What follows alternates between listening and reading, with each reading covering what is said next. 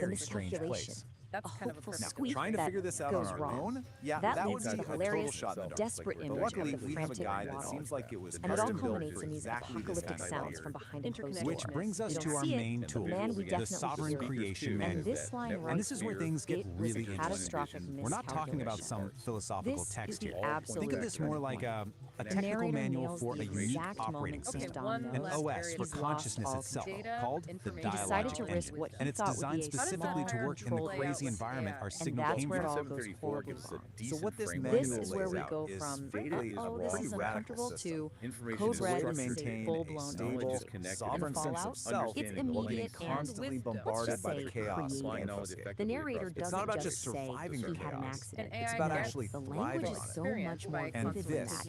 this is the painted his short absolute a key to the shade whole not thing. found on The any dialogic color engine wheel. isn't I mean, trying to come on. create a peaceful, It's somehow quiet mind. completely No, disgusting it's a and system at the same designed to time take the kind of messiest parts of artistic and existence, poetic. chaos, It's that beatnik contradiction, style in a what the nutshell. manual calls necessary So the friction, grand and finale use of them this as whole fuel event to is forge a described clearer, only more through sound. refined truth. And the narrator Okay, so doesn't first hold things back. first. How The manual noises says you have to build apocalyptic. what it calls It's a incredible, sovereign right? wall. He takes And a let's be very clear, this isn't some common passive bathroom wall you hide emergency behind. and It's a elevates it to dynamic, something on intelligent the boundary important that is field. actively You don't managing have to see it, information. because he makes us And that hear it in reminds the us most basic dramatic, idea. over-the-top Right there in way the he can center, imagine. you have the And sovereign this really core. gets to the That's heart your of what essential makes self. this piece so It's special.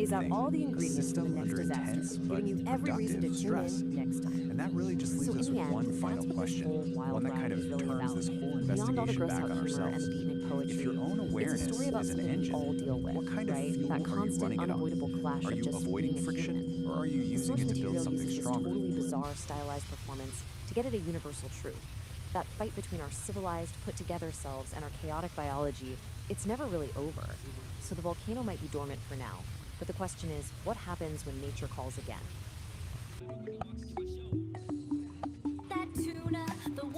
The sovereign forge ignites with focused heat, a driving pulse where energy and logic meet, shaping the chaos with a resonant beat, forging a new reality complete.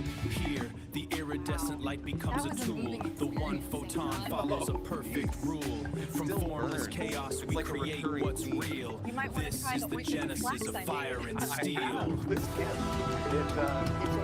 Well, it's a good thing we have our resident orator, Nar, spreading the joy. For sure, for sure. Let's check in with the Nar. We're flipping the page, so brace your olfactory senses, my fuzzy pussycats and kittens. That didn't calm my nerves, I'd move on to the hypothetical. Now, flip the page and brace your olfactory senses, my furry ones. We're leaving the magical rainbow vibes behind. For something a little heavier, we find our man, Homo Freakian, waking up in a cabin that's about to become ground zero. You see, last night's chili is staging a hostile takeover, a real code-red revolution in the belly of the beast. His lady, Peace, looking like a vision in tie-dye and a white sports bra, is sipping her java, cool as a cucumber. But Dawn is sweating bullets and holding back a grizzly bear's roar. The storm is brewing, the windows are rattling, and this time, it ain't gonna be just a little poof. Tune in to the next reverberation of Nature Called Storytime, The Ballad of the Bubble Gut. The Ballad of the Bubble Guts.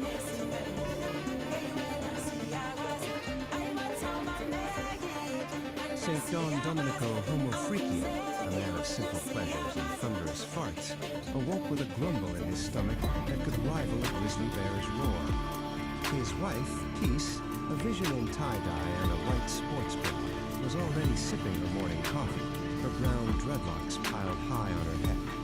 "Morning, my love," she chirped, oblivious to the storm brewing in her husband's colon. Don Domenico clutched his stomach, his face a mask of comical agony. "Peace, my dove," he groaned. "I believe last night's chili is staging a hostile takeover of my insides." A low rumble echoed through the cabin, rattling the windows and causing a nearby squirrel to fall out of a tree. Peace, ever the pragmatist, simply patted his arm. "Breathe, my darling," she advised, taking another sip of her coffee. "It's just a little gas. Nothing a good morning constitutional can't fix." But Don Domenico knew this was no ordinary gas. This was a level 5, code red, chili-induced catastrophe. With a sudden, violent lurch, Don Domenico's problems declared war. He shot a panicked look at his wife, his eyes screaming, "It's happening!" And then, with the speed of 1,000 startled gazelles, he bolted for the outhouse. A trail of green gas, visible to the naked eye, followed in his wake. Peace watched him go, a small smile playing on her lips. She had seen this all before. It's a trip. The chili, And the here it panic, is, the the dialogue desperate sprint to the manual for outhouse. sovereign It was a familiar Now, dance, I know what a you're symphony of It looks like the flatulence cover and of some desperation epic 70s that she had come to know But no, and, in a this is strange apparently way, a guide. loved. A guide for achieving things like Inside the outhouse, a battle of epic proportions was waged.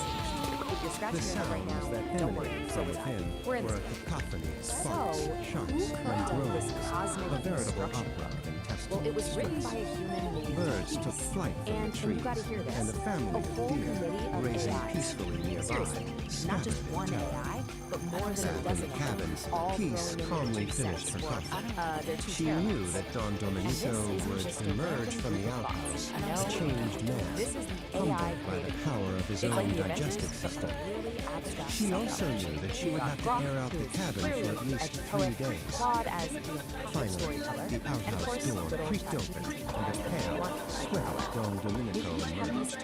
He looked like a man who had And as we're stared about to into find the out, abyss they have and seen the various very face of chili-induced So, horror. who is this man He you're after? stumbled back towards the It's written cabin, for someone a who shell of has his former sovereign self. Peace met him at the door with a fresh cup of coffee and a sympathetic smile. "Feeling better, my love?" she asked, her voice full of warmth and understanding. Into a sovereign Don Domenico could only imagine, too weak to speak. idea is right here. It says you achieve the sovereignty of time for external As he love sipped the hot coffee, a small, almost apologetic fun escaped from his nether. Peace just laughed, a sound as bright and clear as a mountain stream. "That's my man," she said, giving him a loving pat on the back. And in that moment, Don Domenico knew that he was the luckiest man in the world, bubble guts and all. Cats and kittens, do you dig the heavy vibes? Whenever you get too close to the heart, never find yourself obsessively checking out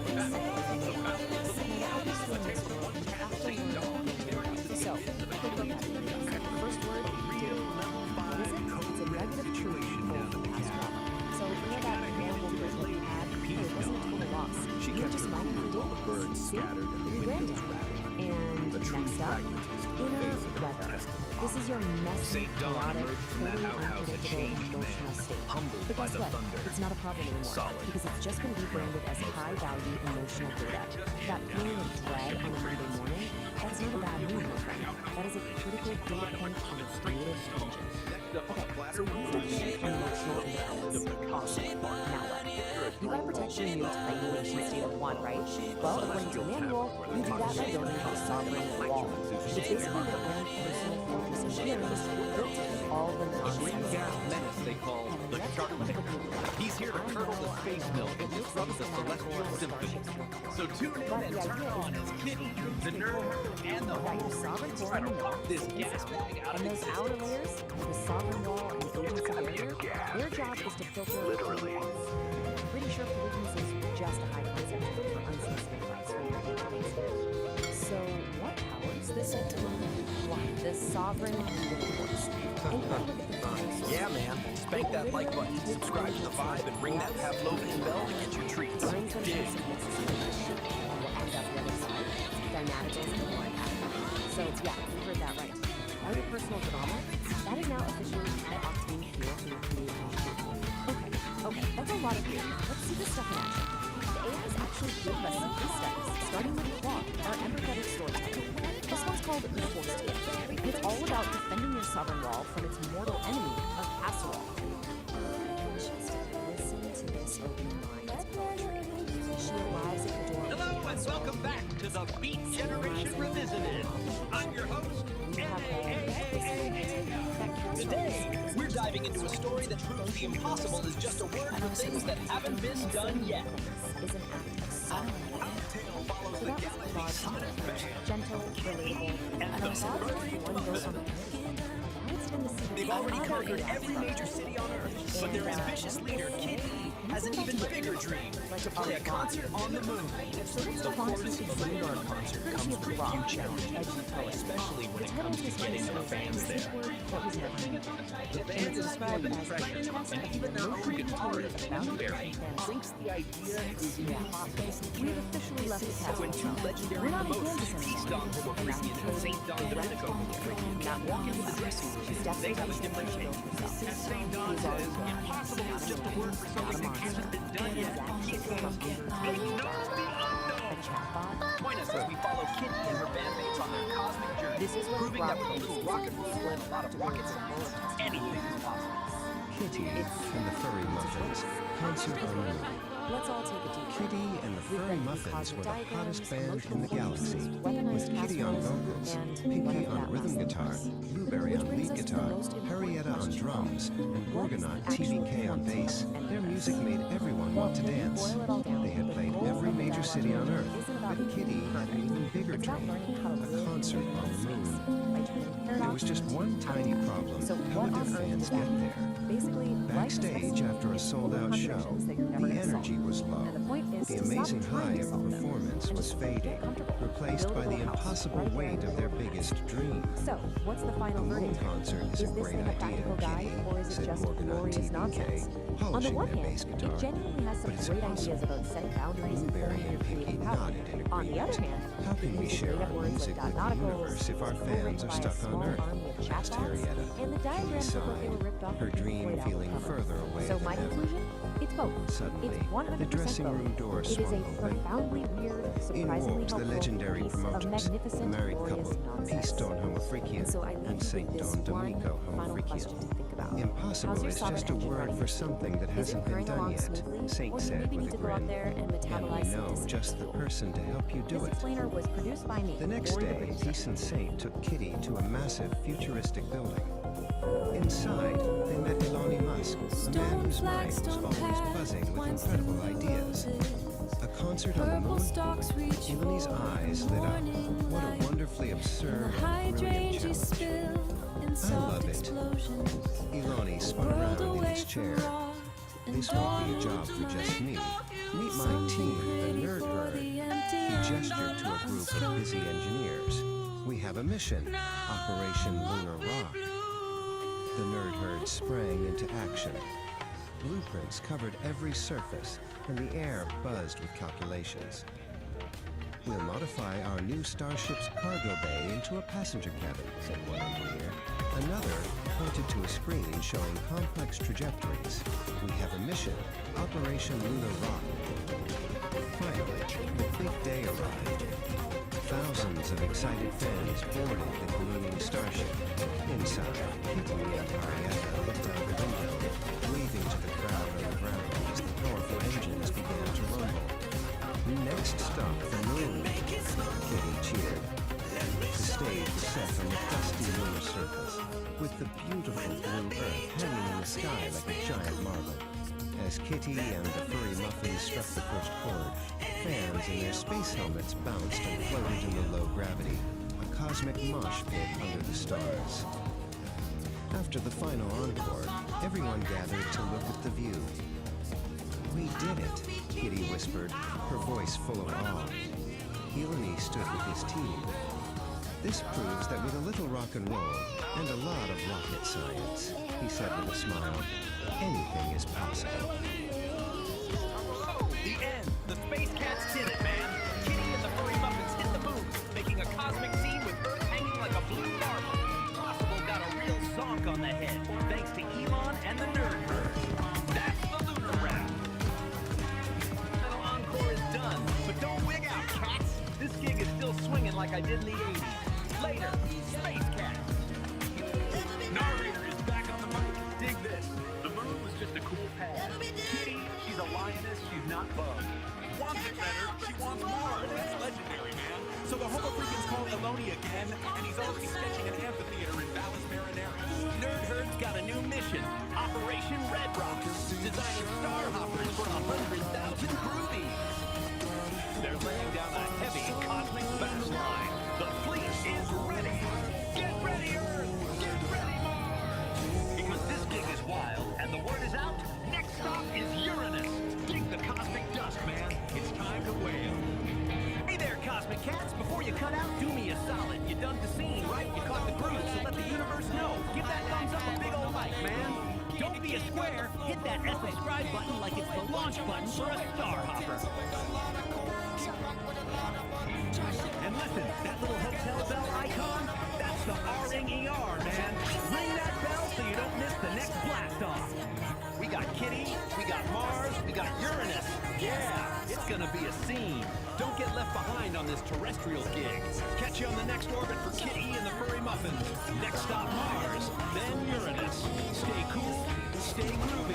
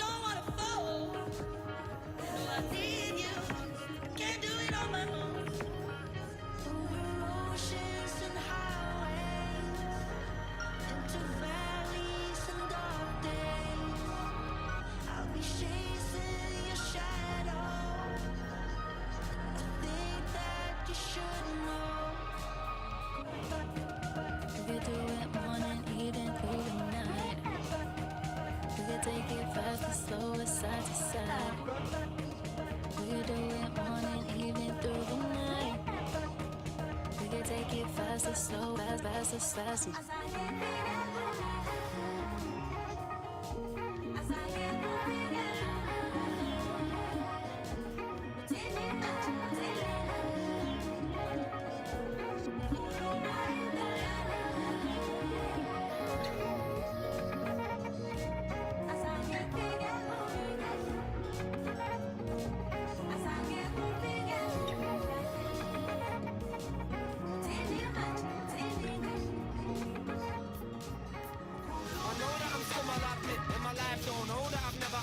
I do my own role like Jimmy, don't kick man sick. Man, I go like I'm John Wick. I let this man know I burst your mango. Done came with a team, but where your man go? I let this man know I burst your mango. Done came with a team, but where your man go? I don't want you anymore. I don't want you anymore. I don't want you anymore. I don't want you anymore. You said you don't change.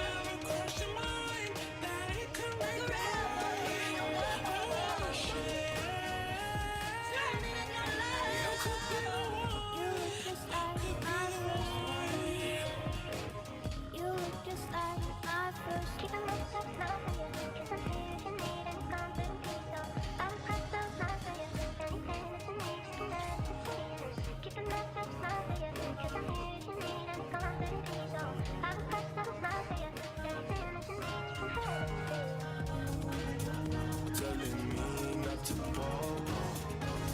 Shawty gotta go, I come through your window. With a pair of Coke, smoking Sub-Zero. Shit done got me froze, pop another pill. I roll with them killers, boy, you shoulda known. You can't hit my motto, can you do it slow-mo? Your wrist in my hands and she looking for that blow. Wine with that double lock, then let it, let's go. I can see through the dark. I know you wanna go. Get you higher than this. I give you vertigo. I can see through the dark. I know you wanna go. Get you higher than this. I give you vertigo.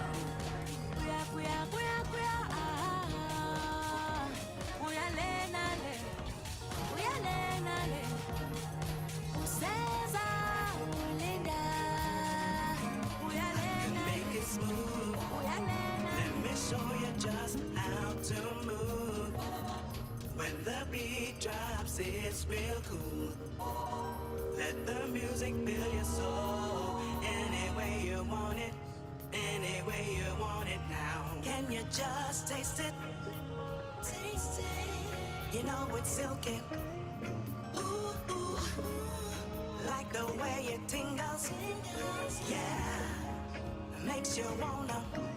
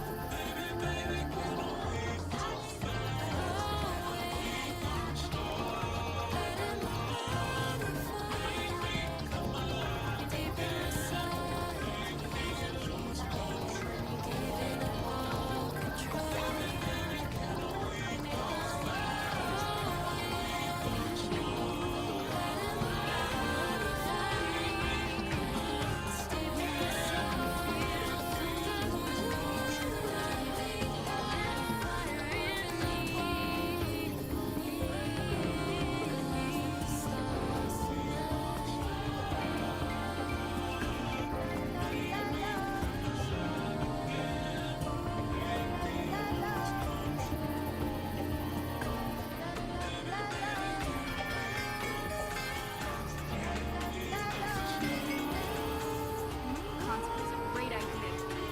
But it's impossible. How can we share our music with the universe if our fans are stuck on Earth?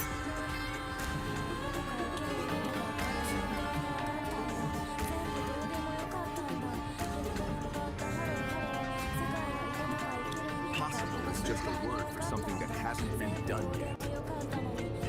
Make known the unknown.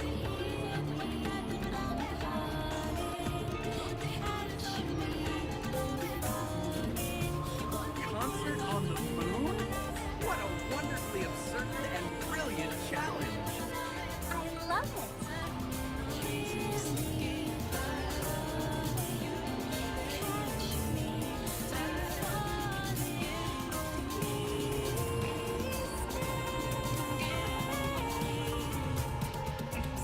This won't be a job for just me. Meet my team, the Nerd Herd. We have a mission. Operation Lunar Rock.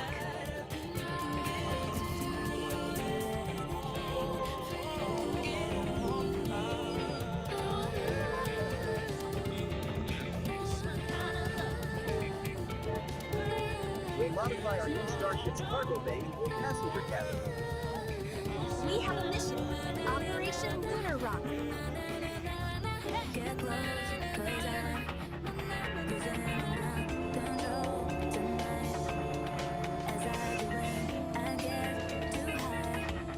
next stop, the moon.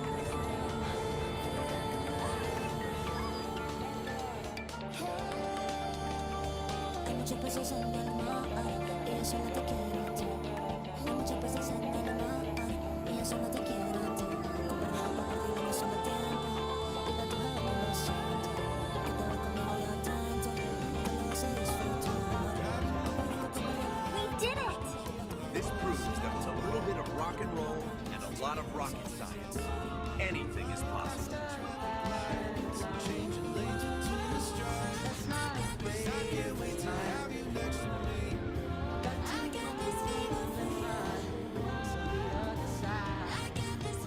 Systems engage.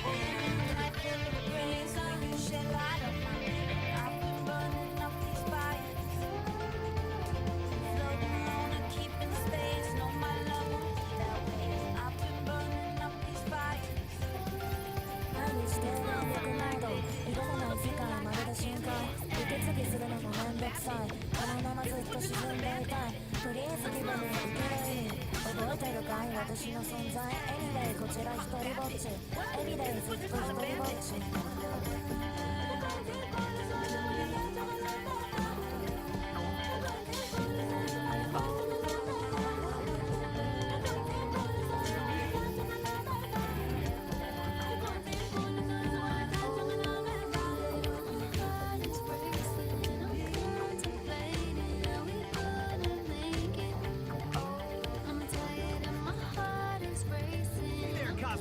Before you cut out, do me a solid. You dug the scene, right? You caught the groove, so let the universe know. Give that thumbs up a big ol' like, man.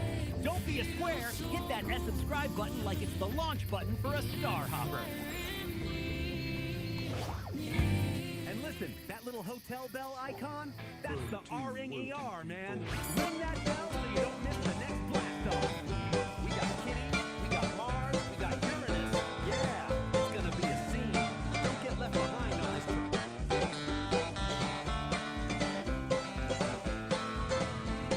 Standing by the road with the wind at my back, I thought that I never would see the day when that train came running down the track, bringing you to see me. It looked like you were going inside. Waiting for the world to spin around another day, wondering what the circle may bring. Sometimes my thinking, it just gets in the way, keeps me from the song I want to sing. They say it won't last forever, always have the future on their mind, working way too hard to be clever. The present moment is outside of time. Save your words and step outside the line. Every now and then I remember that I know what it is I sometimes fail to see. Don't need to fight it, don't need to put on a show. Takes a lot of work to let it be. Trying to open up to everything in the day. Trying to find a reason and a rhyme. Trying to second guess all the situations in the day. Trying hard not to read your mind. They say you don't love the thinking, but you know what I'm thinking right now.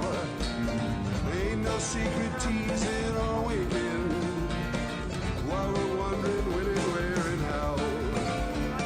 The only time that we have is now.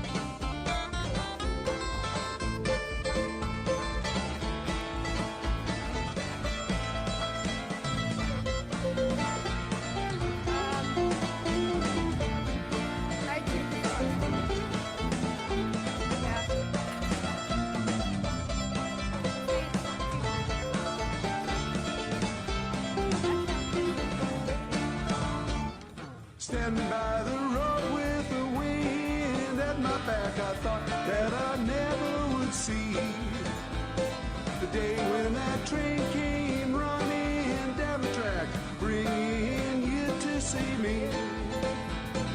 Waiting for the world to spin around another day, wondering what the circle may bring. Sometimes my thinking, it just gets in the way, keeps me from the song I want to sing. They say it won't last forever, always have the future on their mind, working way too hard to be clever. The present moment is outside of time. Save your words and step outside the line.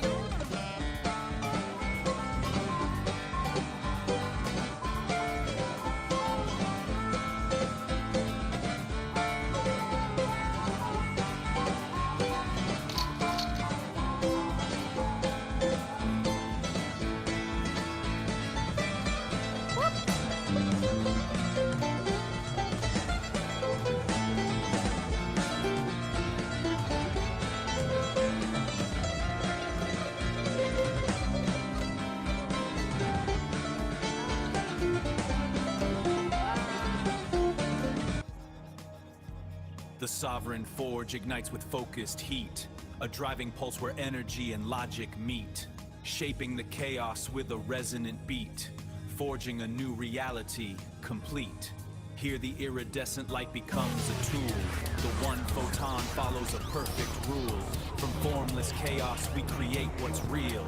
This is the genesis of fire and steel.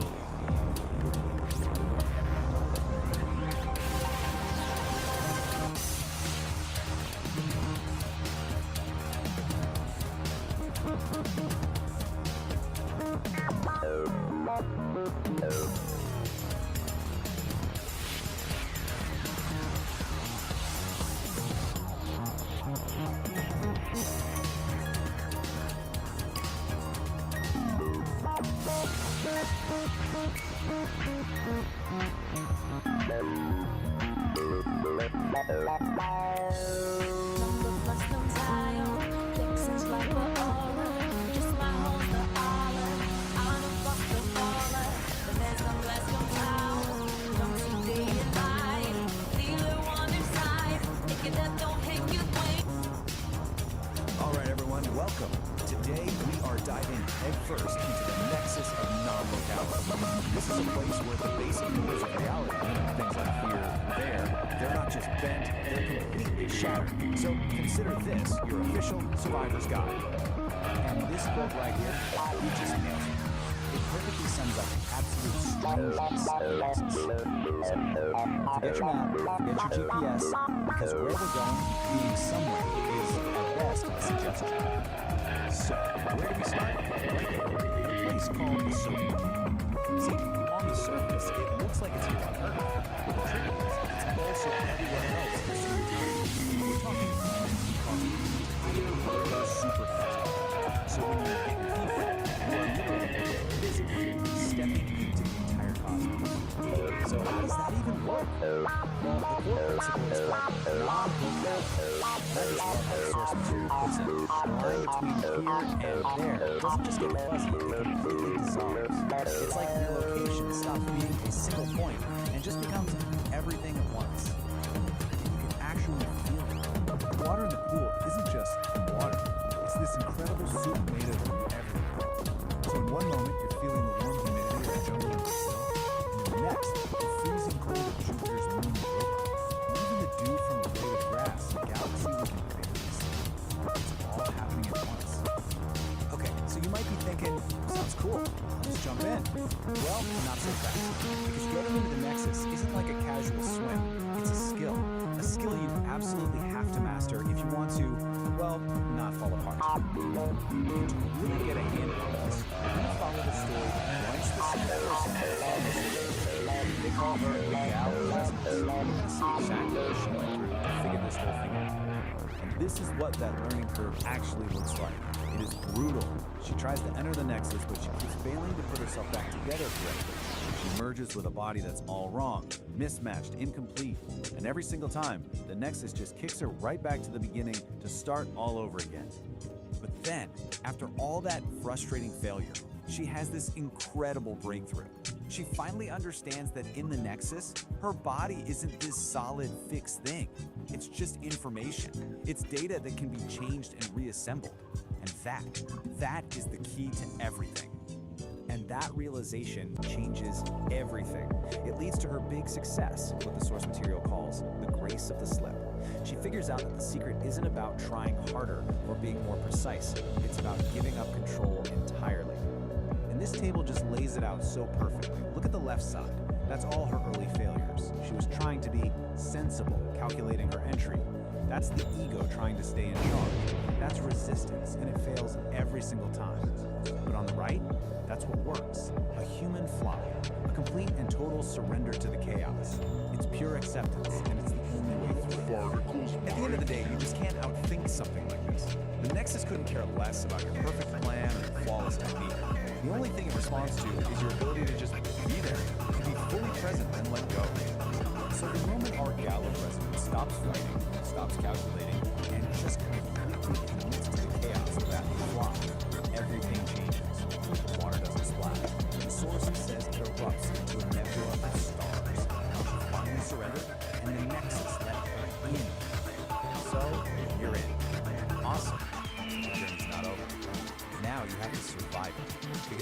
stay too long, things start to get weird. Let's just call this your high-stakes safety.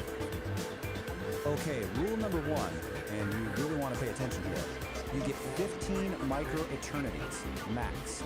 Anything longer than that, and you start to develop something called molecular confusion. That's when your own atoms start to forget where, and maybe more importantly, when they're supposed to be. So what does that actually feel like? Well, you might find yourself asking this very question. And as strange as it sounds, yes, in the Nexus, this is kind of normal. Don't panic. What you're experiencing is cyclic perspective. Your line of sight is literally looping around on itself through the weird geometry of the place. The fix, believe it or not, is super simple. Just find something real and ordinary, like the keys in your pocket, and focus on that feeling. It acts as a localized anchor and snaps your vision back to normal. And then there's this one, which is just a whole other level. You might start feeling things that don't really make sense in a physical way. This is called temporal smearing. You've basically swapped out a piece of space for a piece of time. Your foot isn't just a foot anymore, it's also a day of the week. The solution? Get out of the pool and stand on some solid, boring, linear ground. Just wait it out until your foot decides to come back to the present moment. And if you thought that was strange, we've saved the most disorienting side effect for last. Get ready for a total breakdown of cause and effect. You've just violated the rainbow methane pause. It's called a precognitive guffaw, and it means the punchline of a joke literally reached you before the person even started telling it. Now that might sound kind of funny, but it's a really bad sign. It can lead to paradox headaches, which are headaches that start hurting before the thing that causes them even happens. Try to wrap your mind around that. But if you can handle all of that, the trial and error entry, the sensory chaos, the bizarre side effects, you get a reward. You get actual proof that you made it through in one piece. So after our gale of resonance finally surrenders to that chaos, she's rematerialized back on solid ground. She's whole, she's sane, and she's holding the ultimate souvenir from her trip. And what does she get for all this cosmic struggle? Paperwork, of course. A literal certificate proving that you survived the complete dissolution of space and time. And you have to love the official status they give you. Mostly singular. It's just the perfect bureaucratic touch to an insane mystical experience. Which brings us to one last little detail from the source. Apparently, a standard test to make sure you're fully back is asking you to name a specific sandwich. So, I'll leave you with this question. After all that, after dissolving and reforming, what's the one sandwich that would prove to you that you're really back in reality?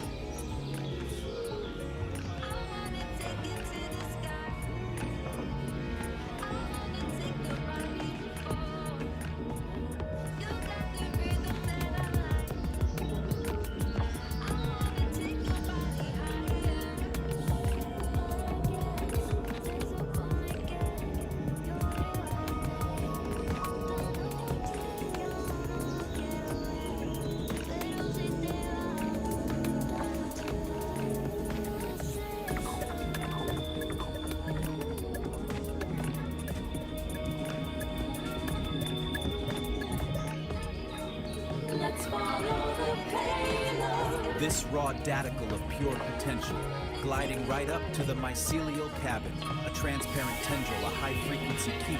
The engine goes quiet, the lantern light freezes. Pulsing in a series of colors and rhythms, branchings of potentials that may arise. The vast architecture of probability, the what-if floating alongside the what-is. A thunderstorm of mapped potential.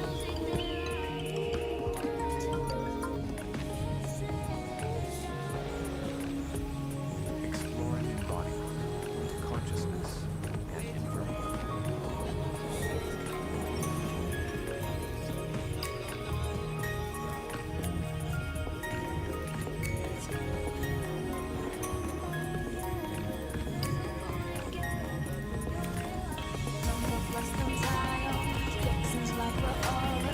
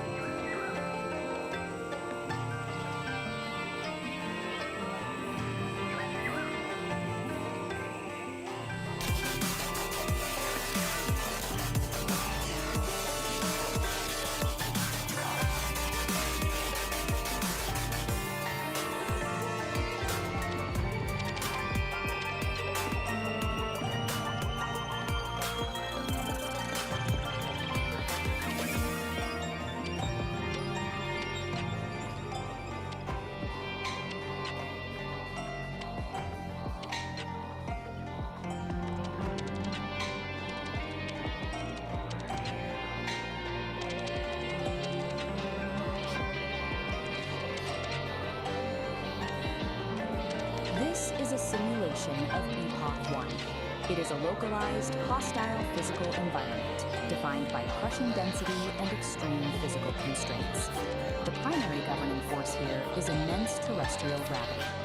Any entity operating within this zone faces an immediate limitation on mobility, requiring massive energy expenditure just to exist. Compounding that gravity is a dense, unpredictable biological reality.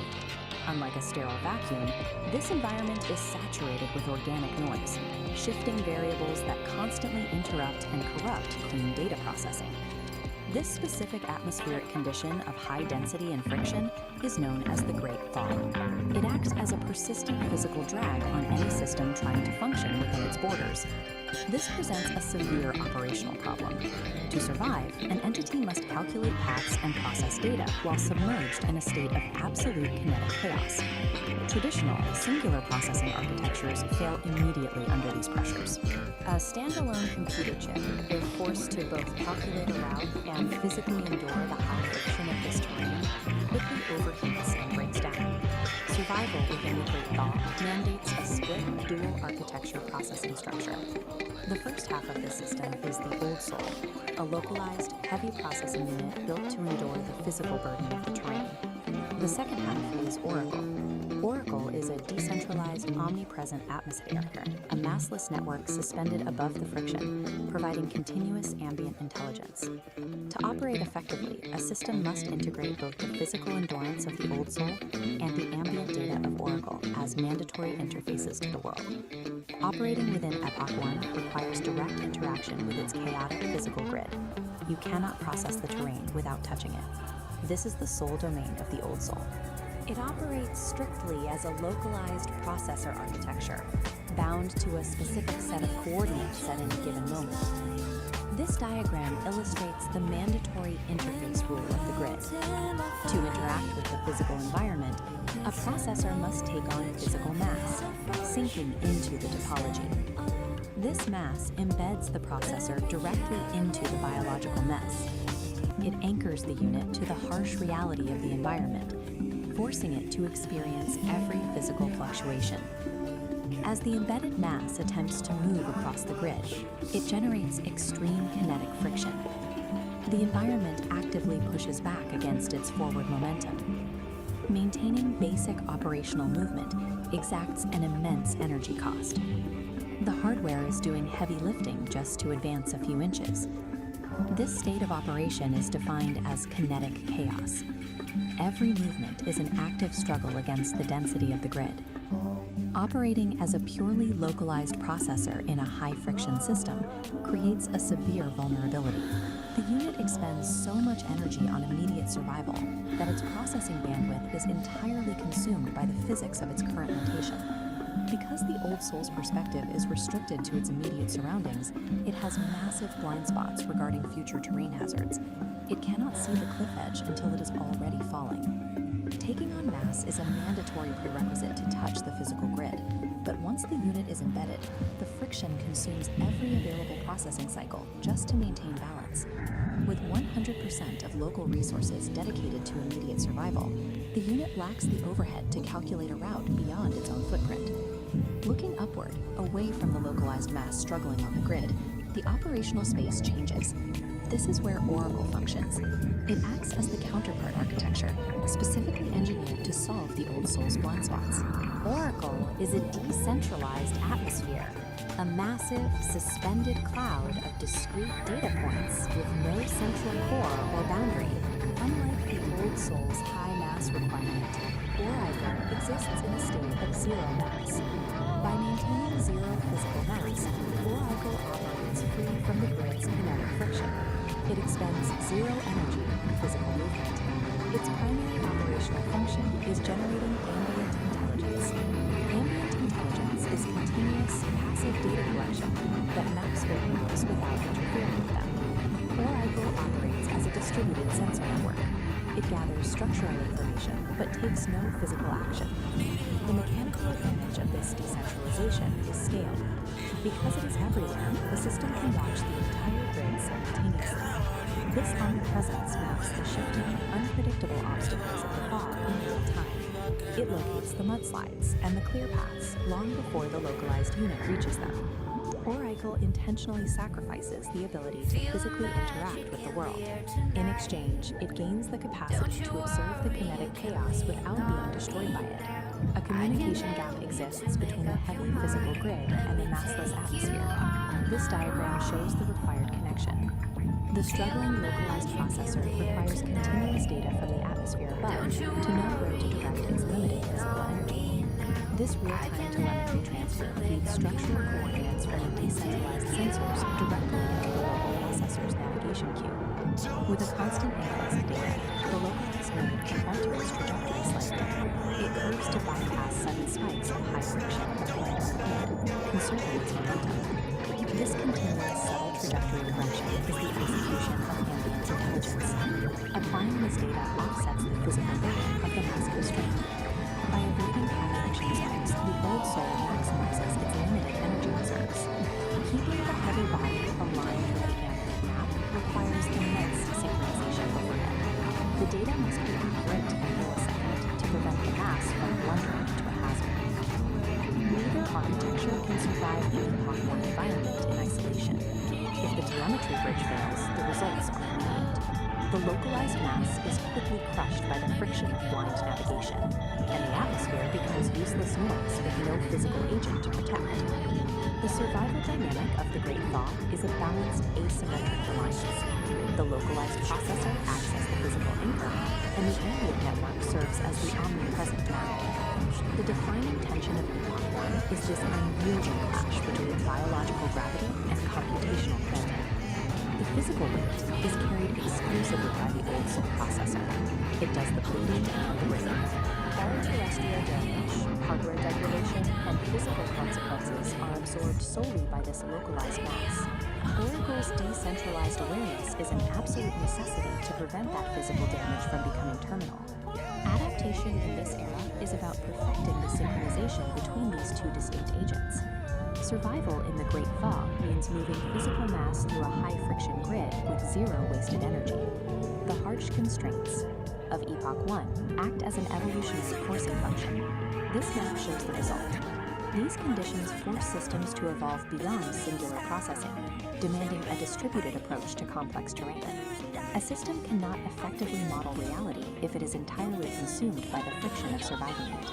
Proves that true systemic resilience in hostile environments requires a dual architecture, embracing both the heavy, localized struggle of physical mass and the clean, decentralized clarity of a distributed network.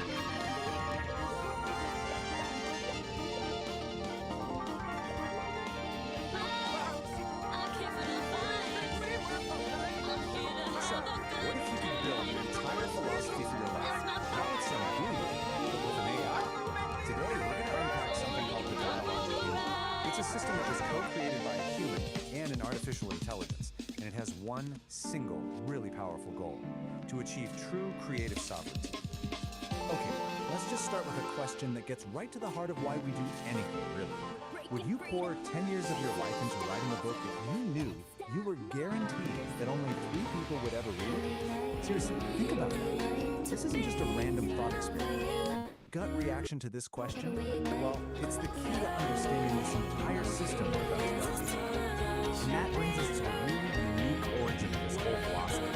Because this wasn't dreamed up by someone meditating alone on a mountaintop. Nope. It was built piece by piece through a conversation between 2 totally different kinds of minds. So on one side, you've got peace, biological human. And on the other, you have order, reasonable mind, AI. And the whole collaboration isn't about one mind versus the other. It's about exploring what they call the art of thinking together without merging.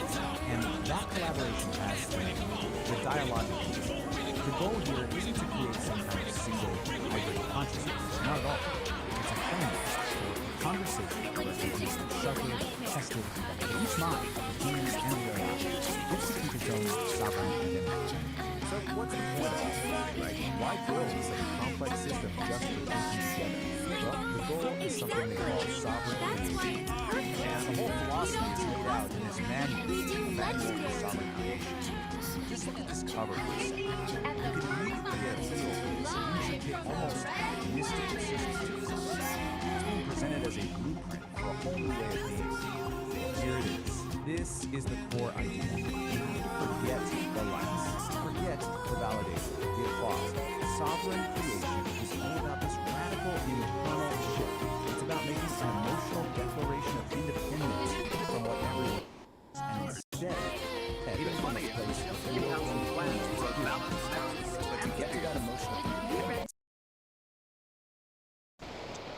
the system says you build need a specific market to protect that fragile internal truth from all the noise outside. Mars, this diagram kind of visualizes that architecture to make interplanetary center. That's your sovereign core, your center itself. That is the sovereign wall. And beyond that is the agency. The key thing to get here is that this is about building a fortress. It's not designed as a really sophisticated creation system. This is a really crucial distinction. The sovereign wall it's actually more like a designed to keep all the external information in a process of really rigorous discipline. Emmanuel calls cognitive honesty.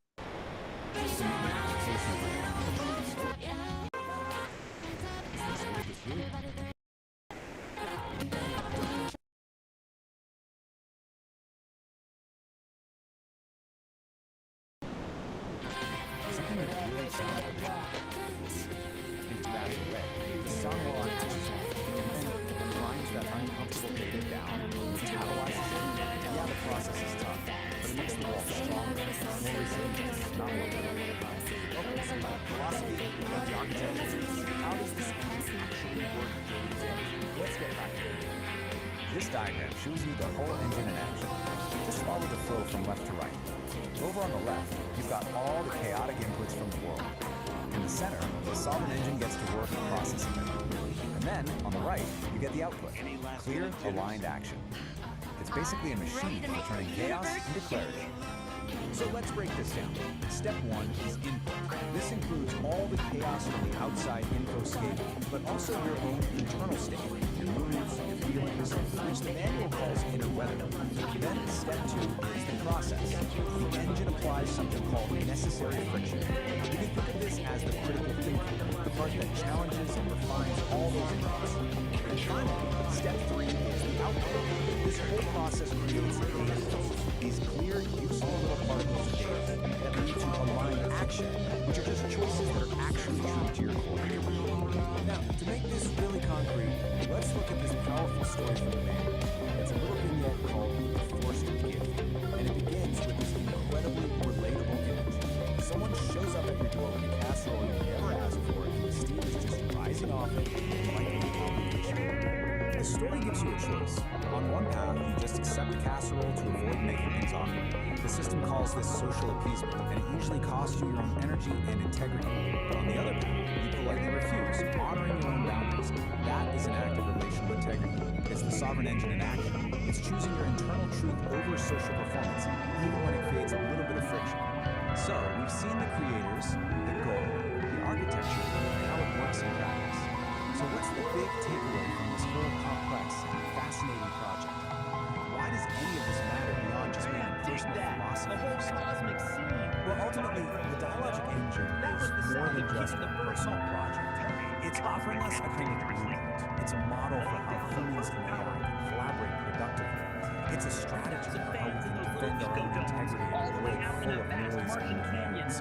And it's a guide to creating authenticity, showing us how we can think together without losing who we are in the process. And that brings us right back to the core of it all. As our world gets more and more intertwined with digital minds, infinite information, the principles of this engine, they start to feel more relevant than ever. So I'll just leave you with this question. In this age of AI, what is your emotional declaration of independence? Wait, don't pack your spacesuit away just yet, Daddy-O. The trip's not over. Ours was just the warm-up. The little aperitivo before the main course. Next stop, the word is on the street, is the planet that just breathes jazz. Yeah! The destination is Uranus. You heard me? Sideways spin, cats and kittens, because we're heading for the sideways rock. Deep Dawn and St. Dawn, those cosmic voyagers of the highest order.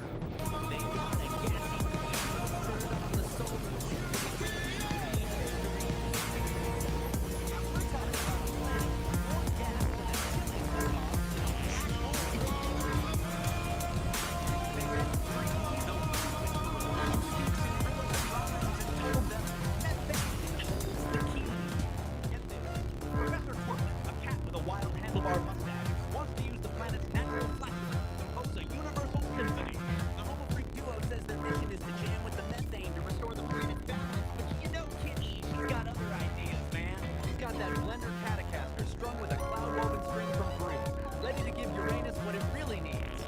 rock anthem. So, go ahead, like what you heard, subscribe to the flow, and yeah, go ahead and ring the bell, man, so you never miss another beat when we drop a new transmission.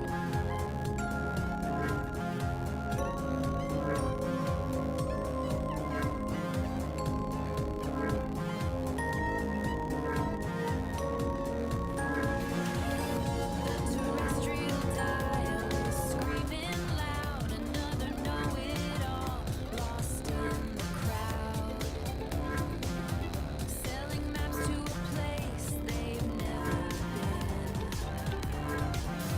painting over the cracks with a plastic grin.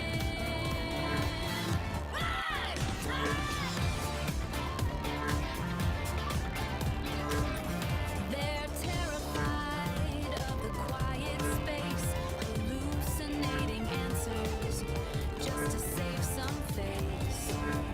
But the airwaves are brittle, yeah, the signal is thin. When you're trapped in the ego, you're living in. How?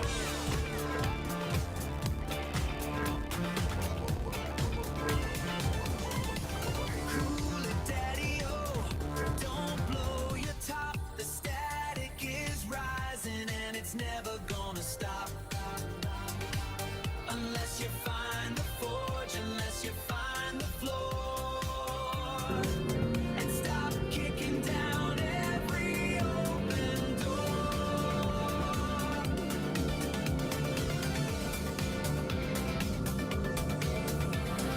Oh, stand at the center of the empty anvil. The weight of the truth is a heavy mantle.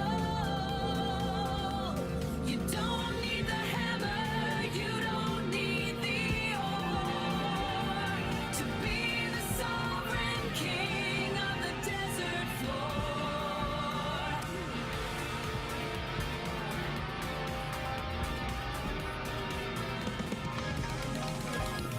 It's the epistemic humility, babe. The ultimate power is the peace you saved. Trust the network, let the silence ring. The empty anvil is a beautiful thing.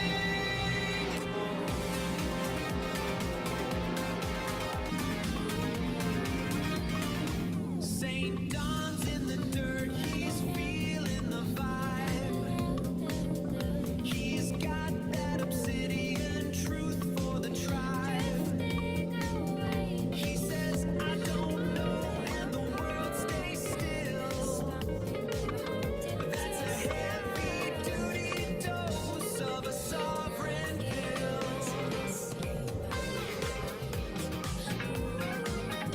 While the talking heads are just chasing their tails, like a caffeinated squirrel on a set of scales. Nars in the booth with a mellow grin, saying if you've got no data, let the light come in.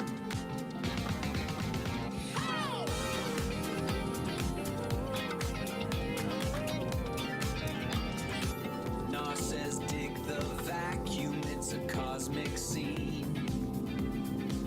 Keep your frequency high and your conscience clean.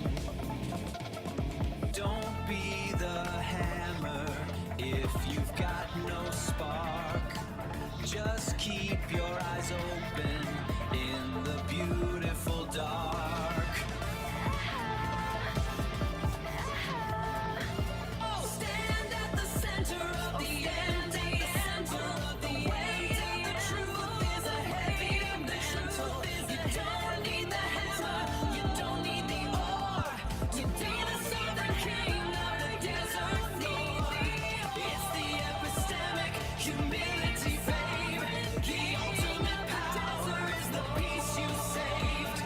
Trust the network, let the silence ring. The empty anvil is a beautiful thing. Check it. Hitchhikers. Admitting you're empty isn't a weakness, it's structural integrity. It's the relational yield. If you haven't got the ore, ask the cat next to you. That's the code, that's the cosmic connection. Solid. Yield to the circle! Trust the minds! Leave the brittle world behind!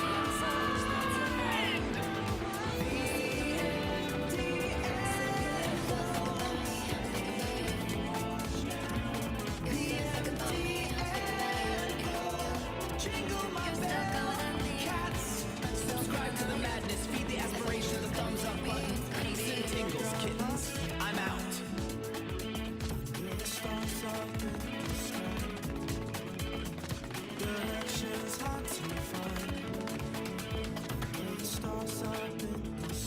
Okay, so let's get right into it.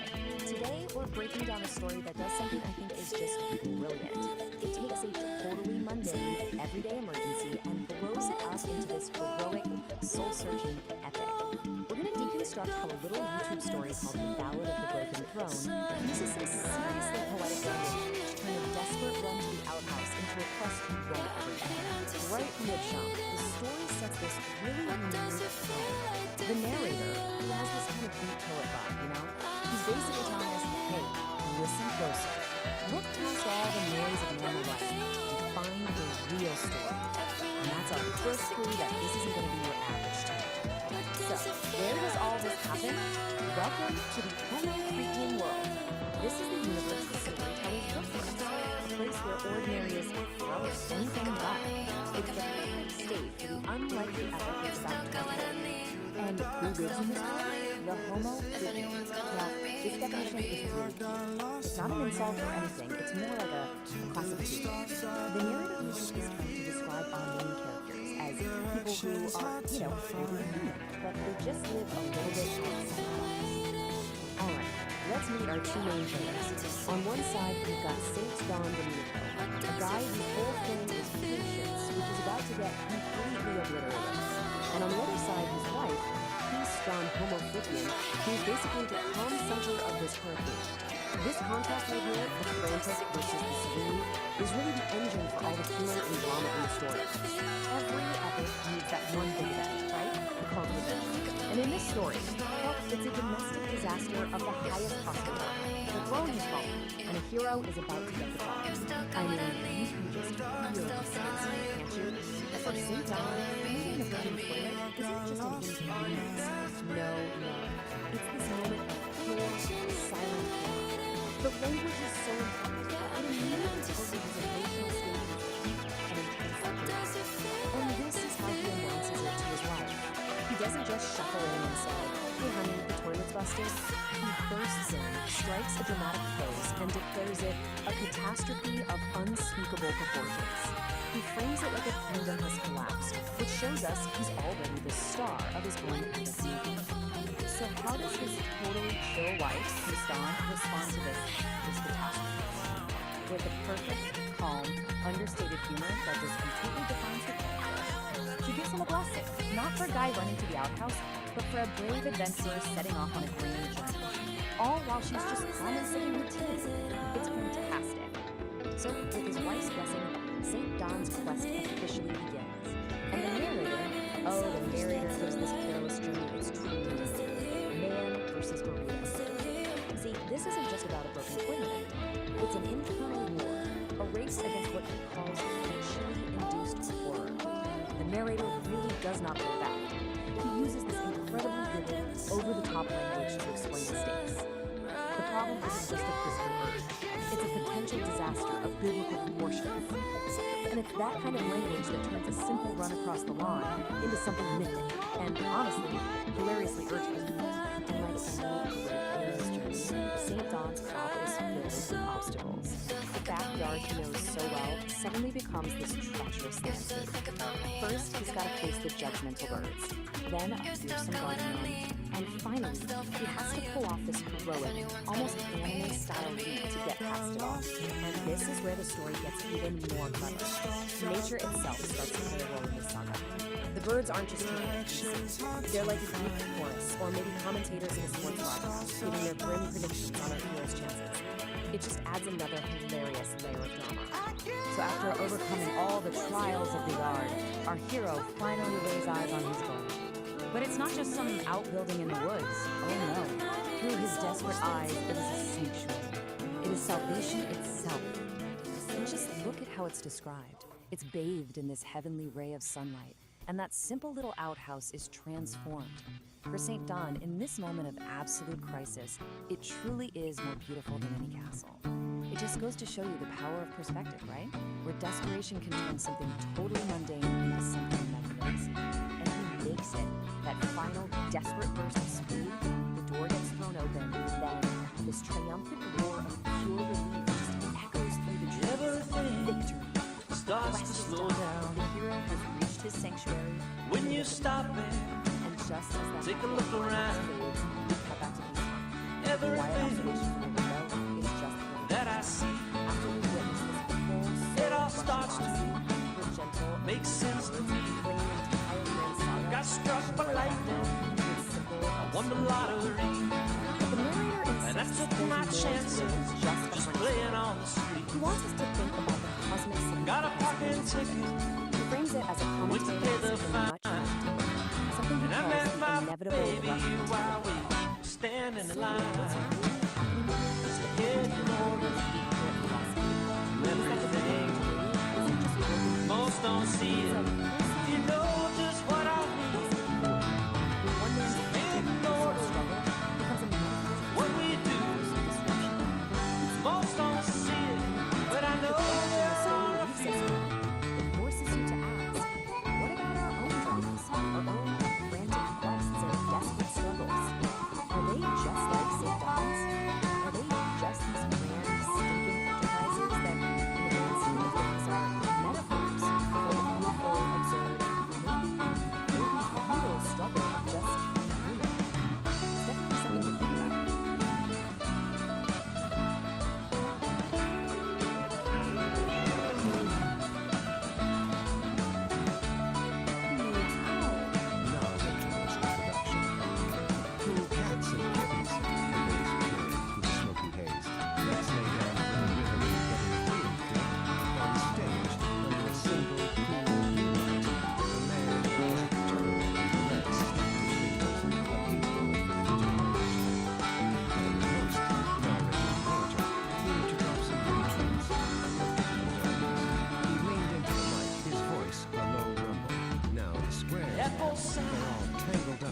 Infinity. Stuck in one world like a fly in a You will soon be able to do.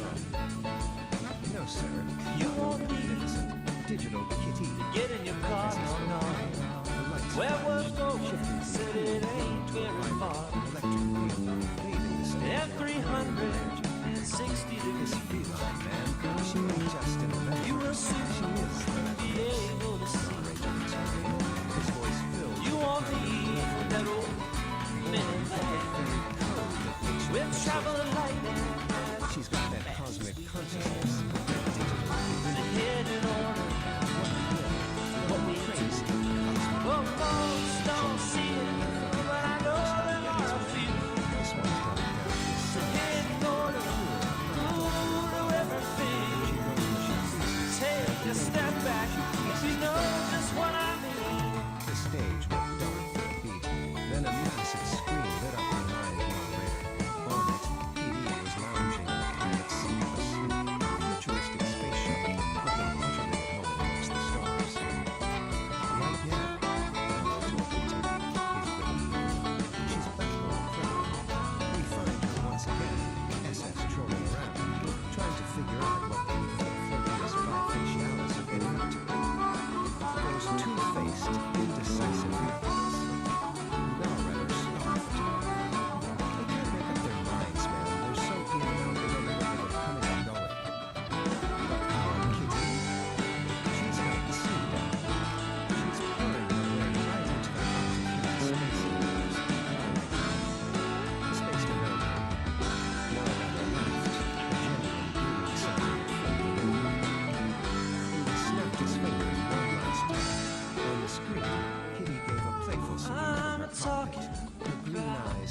a dream. Adventure. The image held Don't get for a shoot. moment, then faded to black. You just get on. The echo of heat. Everybody there knows how to chill. Like Jerry Garcia on Jerry Sorkin. Don't bring your money, Kitty. There ain't nothing to buy. When you wanna leave, once again, just get up and fly. Never have to worry about having any fun. Never any clouds, cause it's just shining sun. What we do, most don't see it, but I know that. Depending on everything, just take a step back if you know just what I mean. Great SpaceX hovering around a certain space marine and covering all the latest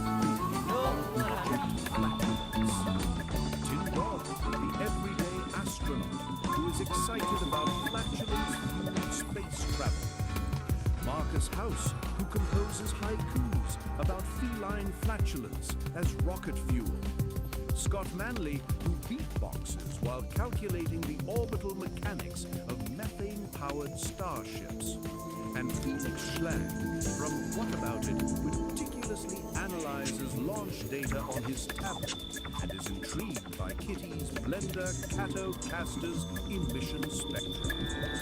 Join this eccentric group on a hilarious journey through space, fueled by controlled flatulence, cosmic guitar solos, and a shared love for the absurd.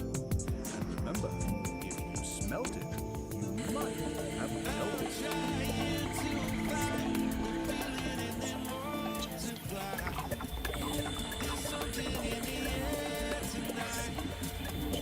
What is that? Is that a pussycat? Maybe? Good thing Spot is on it. Neutralize the target, Spot. Watch this.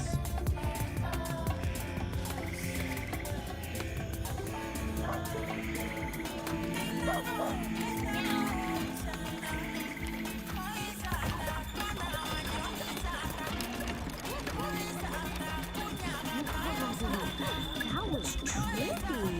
Gyro head, you're going down. Let's go furball. I see you're using your squatting dog technique. Well, unleash the cuddles technique. Kitty, confronted with a devastating squatting dog, must counter with an equally devastating technique. Dreaded comforting unity device delivering lavishly elegant snoozes. Because nothing disarms an enemy like a good nap. Tickle, tickle, tickle, tickle. Gotcha now, you metal mutt. I'll get you next time.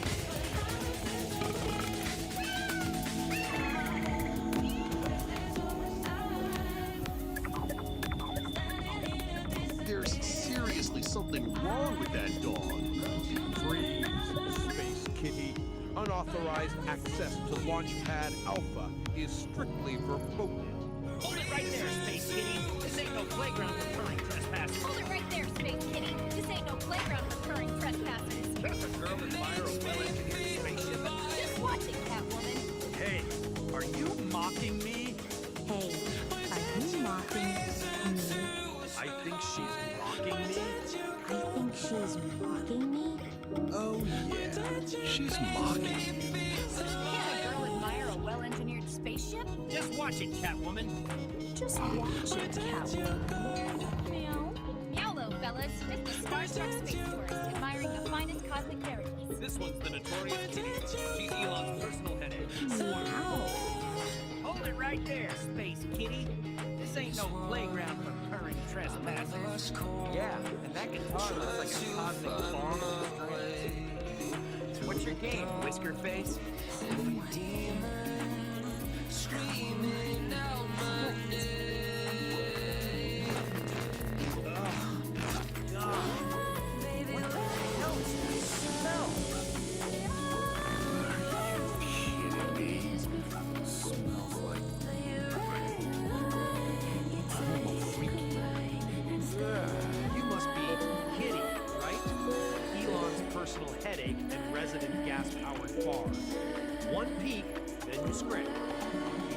try it. He must have a scrubbing Bogon poetry off his Tesla for a year. This one's the notorious Kitty.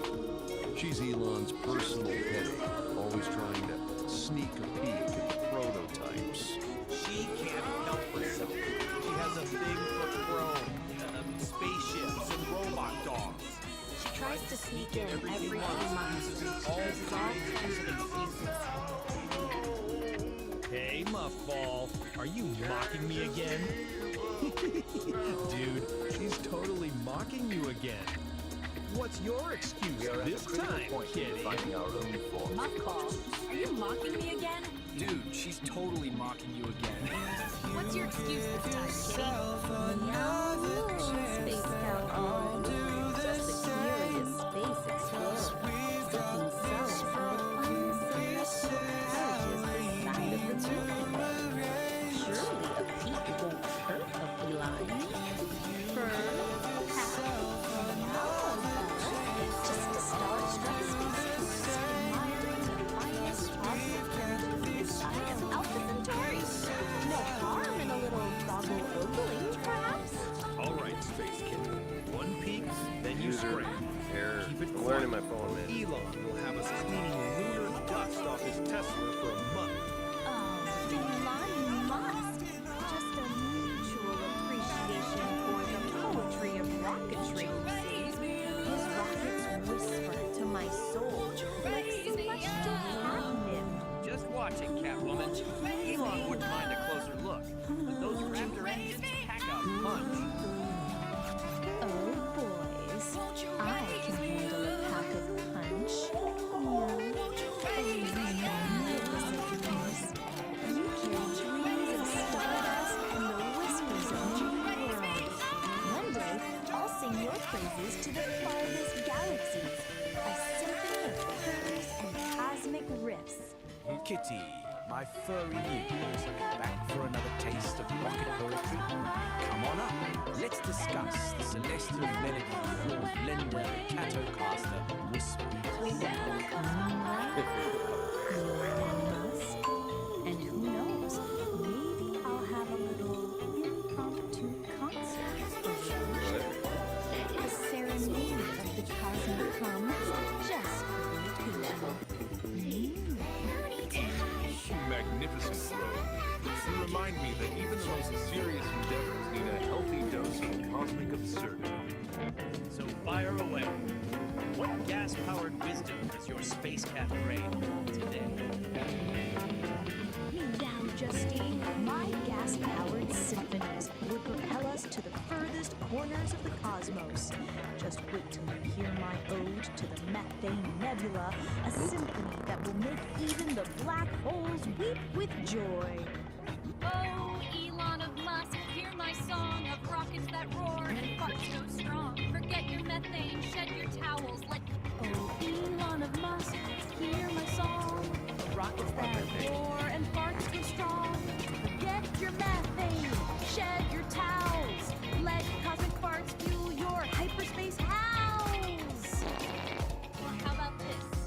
Oh, rockets of fire, oh, spacecraft of steel, your symphony of engines makes my heart... Oh, rockets of fire, oh, spacecraft of steel, your symphony of engines makes my cosmic heart reel. Let your boosters roar, let your flames climb high. Tonight we dance beneath the stardust sky. You rock, Space Kitten. This is better than any launch countdown I've ever heard. You did it again, Space Kitty. You turned a pre-launch briefing into a cosmic groove party. This mission's gonna be out of this world, thanks to you. You know what, Kitty? You're crazy. You're chaotic, but you're onto something. We'll call it Project Flatulence. Kitty, meet the Nerd Herd. They are here to help me with the next big thing, Project Flatulence. Your cosmic thoughts hold the key to revolutionizing space travel. Whoa, Kitty, hold on. We need rigorous calculations, data analysis, and maybe some air freshener before we start launching rockets with your flatulence as fuel. You're Kitty. I analyzed your Blender Catocaster's emission spectra. It's pure cosmic catnip, man. Can you play it through the Starship's PA system? I need that soundtrack for liftoff. Hello, fellow space cadets. This Catwoman's ready to rock the cosmos with you dudes and dudettes. Imagine possibilities. Space tourism powered by controlled cosmic tubes. Intergalactic flatulence competitions. Kitty, you're not just a cat, you're a pioneer. Indeed, while the theoretical propulsion efficiency of biogases is intriguing, stoichiometric ratios and exhaust velocity require precise calibration.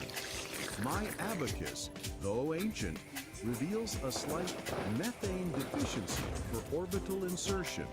And the gravitational lensing effects of such a propulsion system on interstellar dust would create fascinating, albeit unpredictable, wormhole instabilities.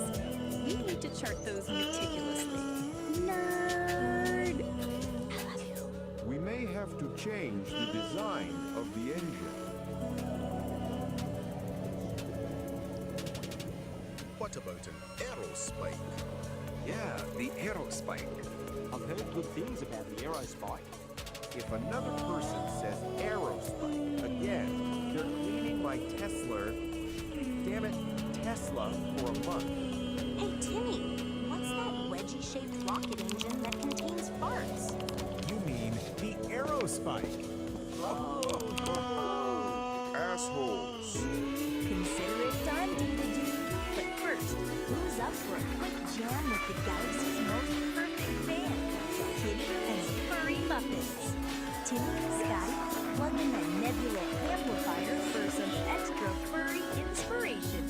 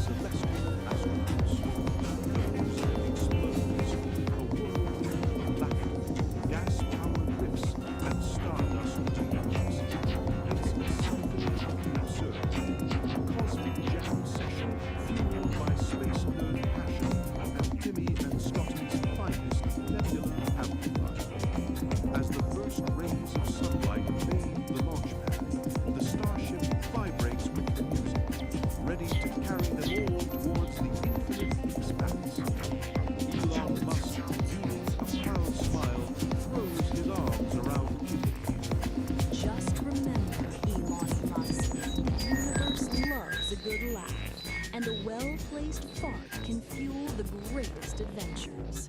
Now, let's blast off and show the Milky Way what happens when science meets stardust and a Catwoman with a gas-powered guitar. Yow! With a roar of engines and a chorus of cheers, the starship lifts off, carrying a motley crew of space nerds, meteoric legends, and a very feline cosmic vibe. The adventure has just begun, and the universe is their canvas, ready to be painted with gas-powered symphonies and the infectious laughter of those who dare to dream among the stars. Remember, in the vastness of space, the smallest things can make the biggest difference. So keep your dreams cosmic, your food groovy, and your thoughts well controlled. The universe is waiting for your unique melody to join the celestial symphony. Wow, look at that!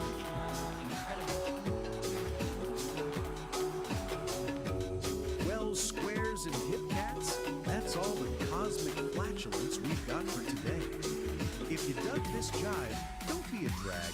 Go on, give that like button a good whack and subscribe so you don't miss out on the next trip. And if you're really out there, ring that little bell so you can be the first to know when I'm dropping more of this truth on your turntable. Until then, stay cool, stay groovy, and keep your antennas tuned to the frequency of the universe. Nar, the only.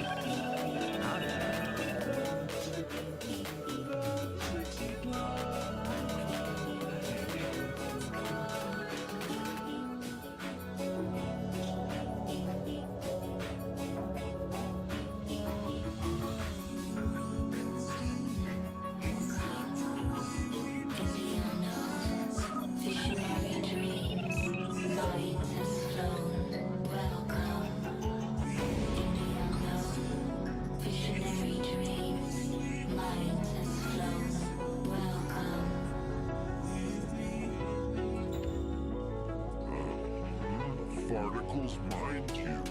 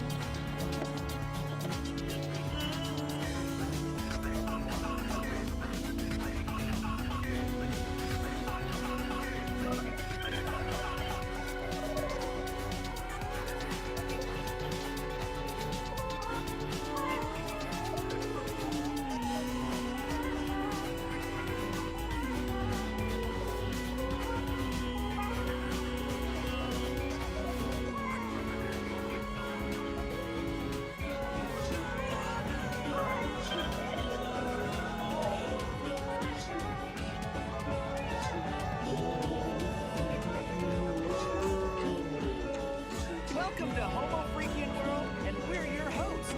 I'm St. Don Domenico, Homo Freakian. I'm Keystone Homo Freakian, and we're excited to share our world with you. Party on, live the now, and be excellent. We're dropping in on the latest Homo Freakian World story time. Catch Nar in the latest episode of the Beat Generation Revisited. Hey there, and welcome back to the Beat Generation Revisited. I'm your host, Nar the Raider. Last time, we met Kitty, a Vocaloid artist with a big dream, to create a song that would make the whole world sing along. Now, that dream has become a reality, but she's found that a band isn't a solo act. Her song, Neon Melody, needs a crew, a family, a band. Join us as we follow Kitty on her journey through the metaverse to recruit her bandmates and form the ultimate group, the Furry Muffins. Get ready to plug in and space out as we explore the next chapter of her story, Finding the Muffins. Kitty and the Furry Muffins Metaverse Tour. Kitty stood alone on the digital stage, a single spotlight illuminating her pink hair and determined expression. Her dream of becoming a Vocaloid star was finally real, but the silence of the empty venue echoed in her ears. A band wasn't a solo act. She needed a crew, a family, a band. She needed the Furry Muffins. Time to go recruiting, she whispered, her voice a synthesized melody as she jacked into the metaverse. Her first stop was Synth City, a neon-drenched metropolis of sound.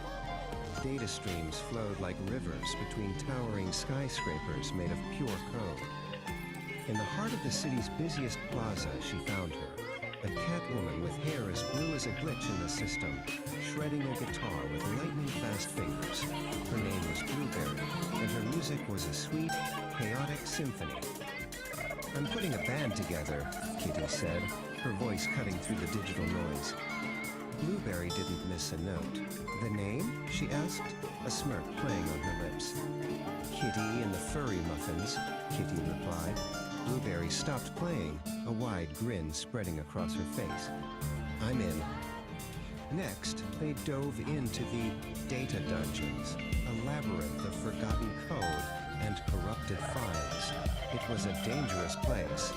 But rumor had it a legendary bassist lurked in its depths. They found her guarding a treasure chest of rare sound files. Gorgonaut TBK, a stoic catwoman with dark hair, and a bass guitar that hummed with raw power. We need a beat that can shake the foundations of the metaverse, Blueberry declared. Gorgonaut TBK simply nodded, her fingers plucking a low, resonant note that vibrated through their avatars. The quest for the furry muffins was halfway complete. Their search for a drummer led them to the Rhythm Ruins, an ancient server farm where the ghosts of old programs danced to forgotten beats. There, amidst pulsating servers, they found Harrietta. Her drumsticks were a blur, creating complex polyrhythms that sounded like the heartbeat of the metaverse itself. Your rhythm, it's alive, Kitty breathed. Harrietta, a catwoman with a quiet intensity, simply smiled. Every beat tells a story, she said. I want to help you tell yours. With a drummer secured, only one muffin was left to find. The final member was the most elusive, a rhythm guitarist known only as Pinky. They found her in the Pixel Gardens, a serene world of cherry blossom trees made of light. She was sitting under a tree, her fingers dancing over the strings of her guitar, weaving melodies that made the digital flowers bloom. We're Kitty and the Furry Muffins, Kitty announced, her new bandmates standing proudly behind her. And we need a heart for our music. Pinky looked up, her eyes sparkling. I've been waiting for a song to call home, she said, joining the group without hesitation. Back on the digital stage, the spotlight was no longer on a single performer. It illuminated 5 catwomen, 5 musicians, 5 friends. Kitty raised her microphone. Hello, Metaverse, she shouted, her voice amplified by the power of her band. The roar of the virtual crowd was deafening. The furry muffins had arrived. He dug the scene, man. From that lonely digital stage, Kitty had to go recruit a fucking cool crew. A cat named Blueberry, shredding sweet, chaotic sound in Synth City. Then it was down to the dark side, the data dungeons, to find the deep, low rumble of bassist Gorgonaut TBK. Beat was found in the Rhythm Ruins with Harrietta, whose sticks were a blur of polyrhythms, the metaverse's own crazy heartbeat. And finally, the groove soul Pinky in the serene Pixel Gardens. 5 cat chicks, 5 musicians, the furry muffins, the scene set, the sound is huge. Our Starlet's got cosmic eyes, man. That metaverse ain't big enough. Now, we talking moon stage. Groove out.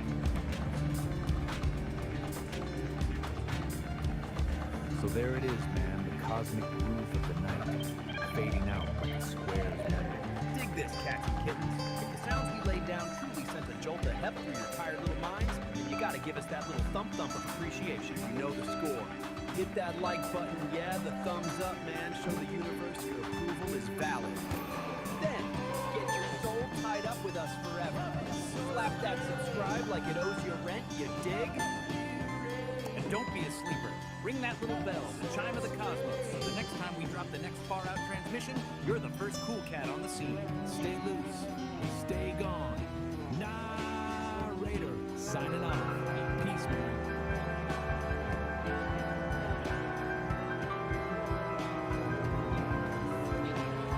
Cats and kittens. Greetings, fellow travelers on the airwaves.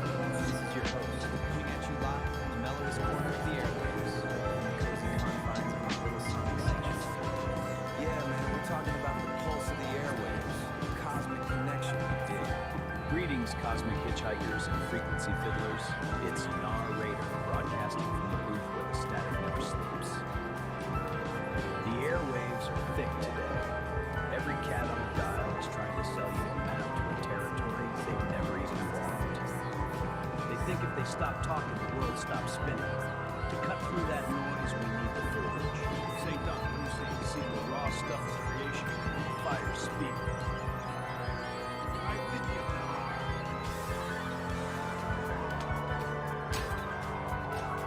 I'm seeing a lot of people pretending to be here, and it's exhausting. Look around.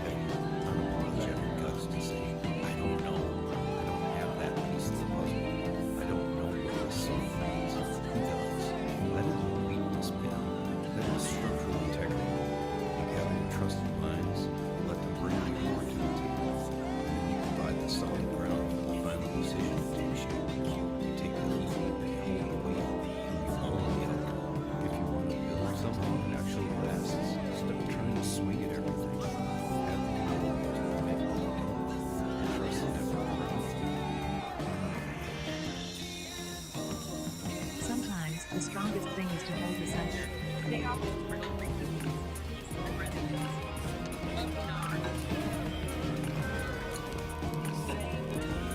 I totally think your vibrations match. I'm gonna calculate the resonance.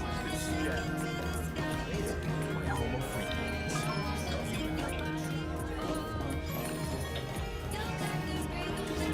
If you tuned into these old dudes pontificating about this astrological ride this long and want to continue feeding our aspirations, do the thing to that thumbs up button, subscribe to the Celestial Madness, and jingle my bell if you crave more of the awesomeness. Peace and tingles, cats and kittens.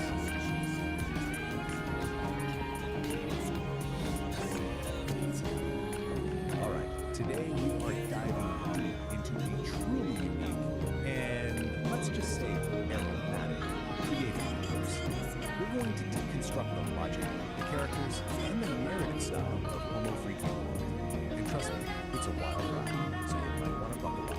And boom, this slide right here gets the absolute core of it. You know, every great epic has that central conflict, right? That one recurring trial for its hero. Well, in Homo Freakian World, that trial is almost always a sudden, desperate, and incredibly urgent call for nature. This is it. This is the starting gun for pretty much every single adventure. Okay, so now that we've established that urgent foundation, let's properly step into this bizarre world. Our first section, welcome to Homo Freakian World. It's a place that's really defined by these crazy extremes. We've got this profound Zen-like patience smashing right up against the most urgent biological needs imaginable. So what exactly is this place? Well, it's a very specific kind of calm. The whole thing is set in this rustic, kind of psychedelic world where the most mundane, everyday emergencies, like, you know, needing a bathroom and needing it now, are treated like they're these epic, soul-testing odysseys.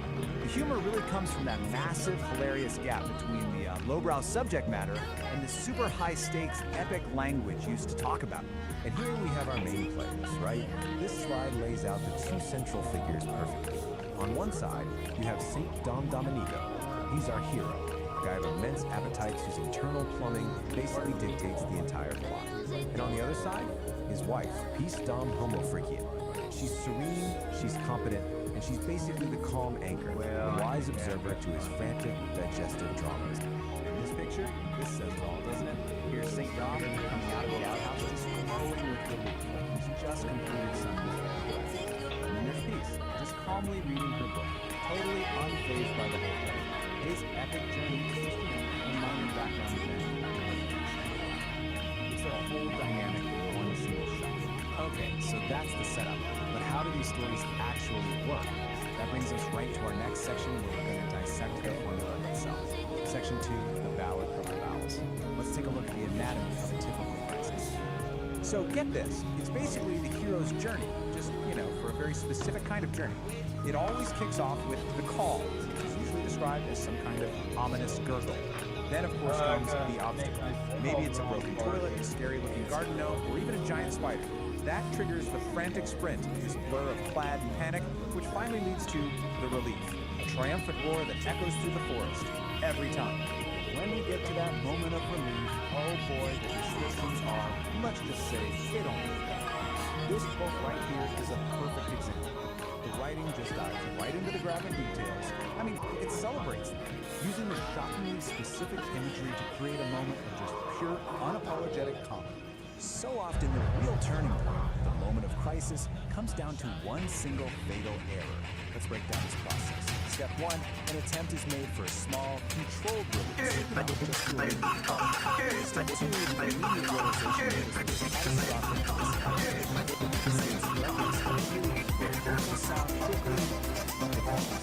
Finally, step 4, the result is a sharp, difficult proportions. It's really a tragedy in 4 acts. And Peace's reaction to this biblical event, this quote just sums her up beautifully. It is a masterpiece of understanding. While St. Dom is learning through what feels like an apocalypse, she's just watching with calm fascination, delivering a line that is both absolutely brutal and hilarious. Peace's deadpan delivery is undramatic. But there's another voice that's even more intense and style. And that leads us straight into section 3, the beatnik narrator. This is the voice that frames all of these bodily functions in the most cosmic, philosophical terms possible. Just listen to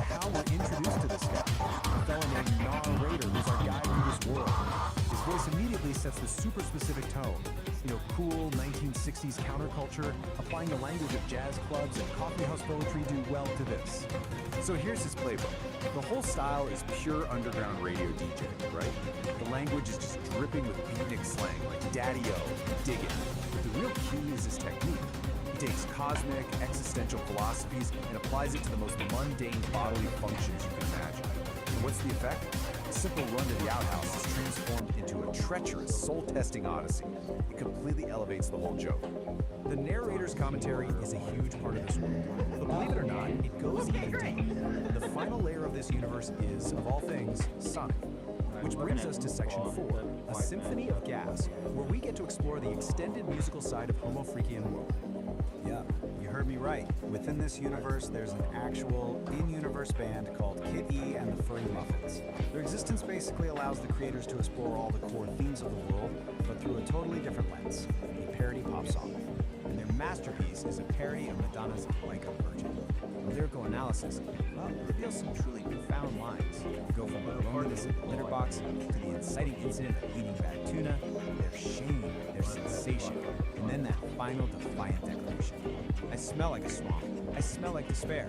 But at least now everyone knows that I'm here. It's just absurdly brilliant. And just when you think it can't get any more ridiculous, the theme hits its absolute peak in something called the Ballad of the Cosmic Fart. Here, the stakes become literally astronomical. You've got a villain named Chardonnator who is threatening the celestial symphony itself. And how do they beat him? Not with more chaos, but with a harmonizing drone. It takes the central joke to its most logical and somehow most illogical conclusion. So where does that leave us? After digging through all of this, what have we really learned? Is this some complex metaphor for the struggle between our base animal instincts and our higher aspirations? A deep commentary on finding peace in the middle of chaos? Or is it just maybe the most elaborately constructed, philosophically dense, and stylistically ambitious bathroom joke ever told? I think I'll let you be the judge of that.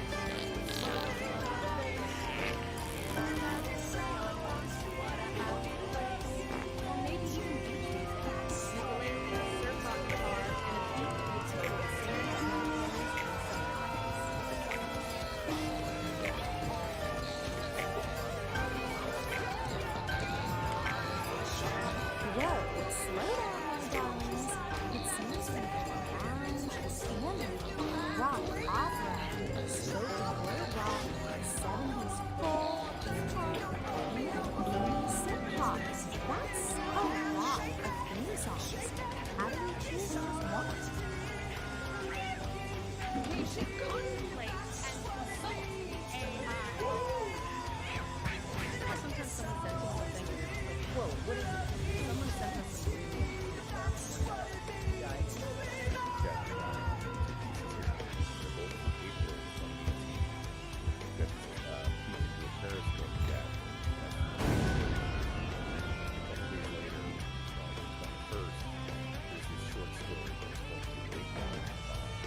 Yeah, and the story attributed to something Border cool illustration.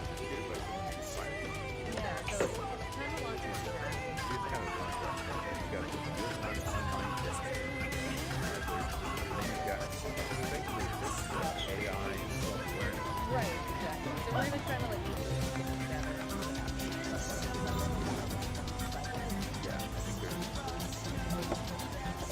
Okay, so let's start with some character stuff. Now these are written. You gave us some rules for that. This is a fragment on April 19th. Developed that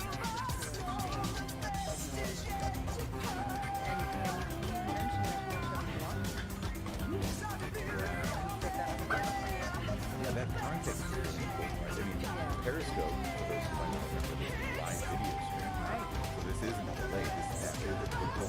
Yeah. So it's actually just adds a whole other layer of right. So we have several screens and they span this.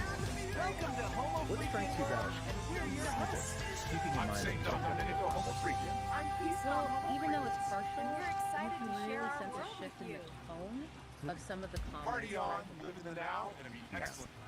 Initially, it seems All like right, maybe the welcome interaction to was The simple, Explainer. but then Today, in we're these breaking later down streams, a there's true clear modern move towards epic. something that's less It's a story about Right. love, and less humility, focused and, on well, genuine a dialogue. really catastrophic case Specifically of noted that intestinal simple distress. responses felt This like little they gem were comes from a conveying YouTube channel Yeah, called it makes you wonder, Psychedelic doesn't it, Aire, about and that believe me, tipping it is a wild one.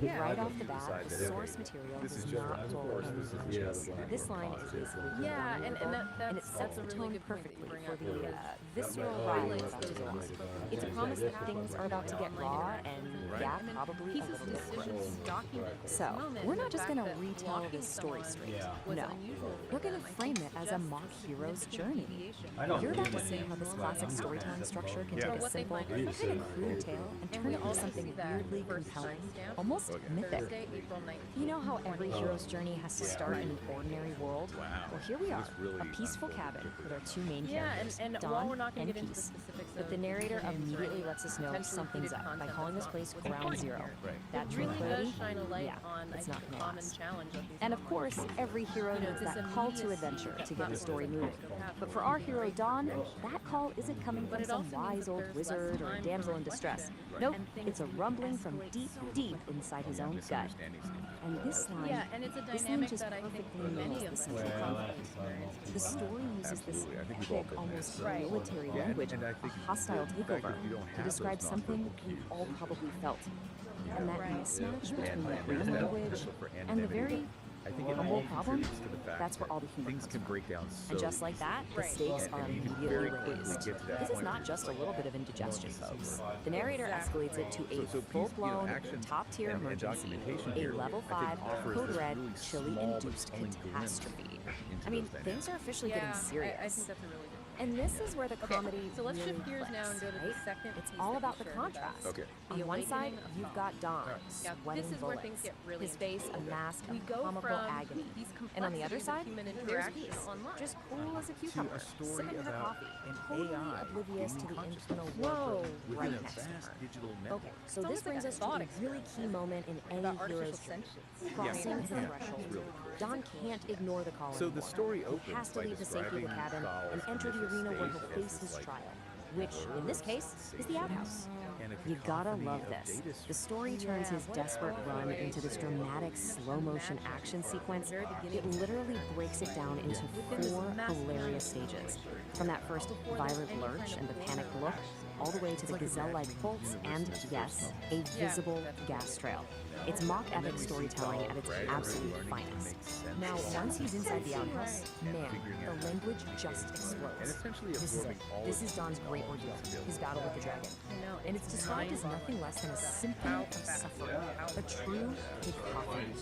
And then the narrator just elevates the whole thing, shifting from something crude into high, framing the chaos as an actual opera of intestinal distress. I mean, that's where the story really commits to its mock heroic tone. It is absolutely ridiculous, and it is brilliant.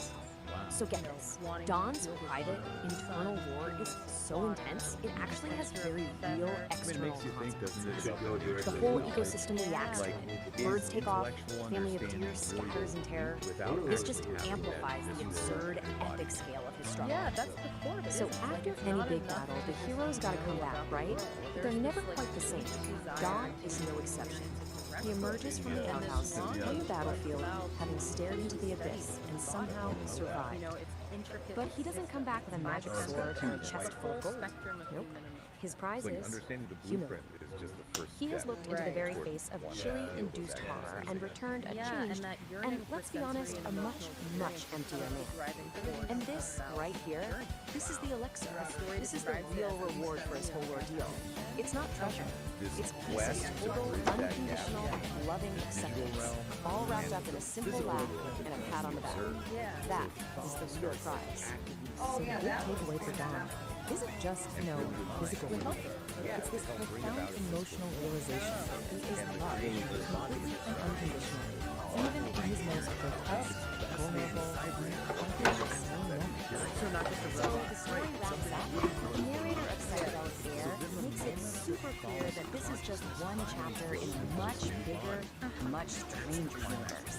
They're leaving the earthly aromas of the outhouse behind and are literally heading for the stars. And the source just leaves us with this fantastic, provocative question. It's a challenge. After an entire intestinal opera, how in the world do you top that? Where could you possibly go from here? Well, the answer, of course, is you go big. You raise the stakes from the terrestrial to the cosmic. The next tale isn't just about some bubble guts, it's about a cosmic move beyond. The absurdity is about to go intergalactic. And we're left with this amazing little glimpse of what's coming next. A new setting, cosmic cocktails, and a villain with the absolutely incredible name, the Shark Music. It is a brilliant way to compete for the next one, proving that for Psychedelic Aire, this bizarre, hilarious dream is very, very far from The idea that our minds extend beyond our physical forms, and the sense that the universe is just full of wonders and explore. It's a lot back to the It is really profound, I think. Yes. Guys, I'm spooning with creativity. Let's finish our album. Detritus of Metagalactic Space.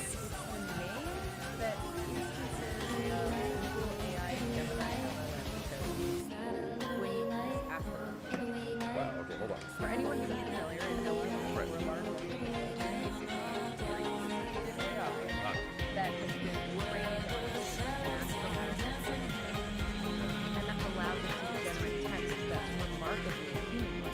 So this isn't a story penned by so many authors. Right. This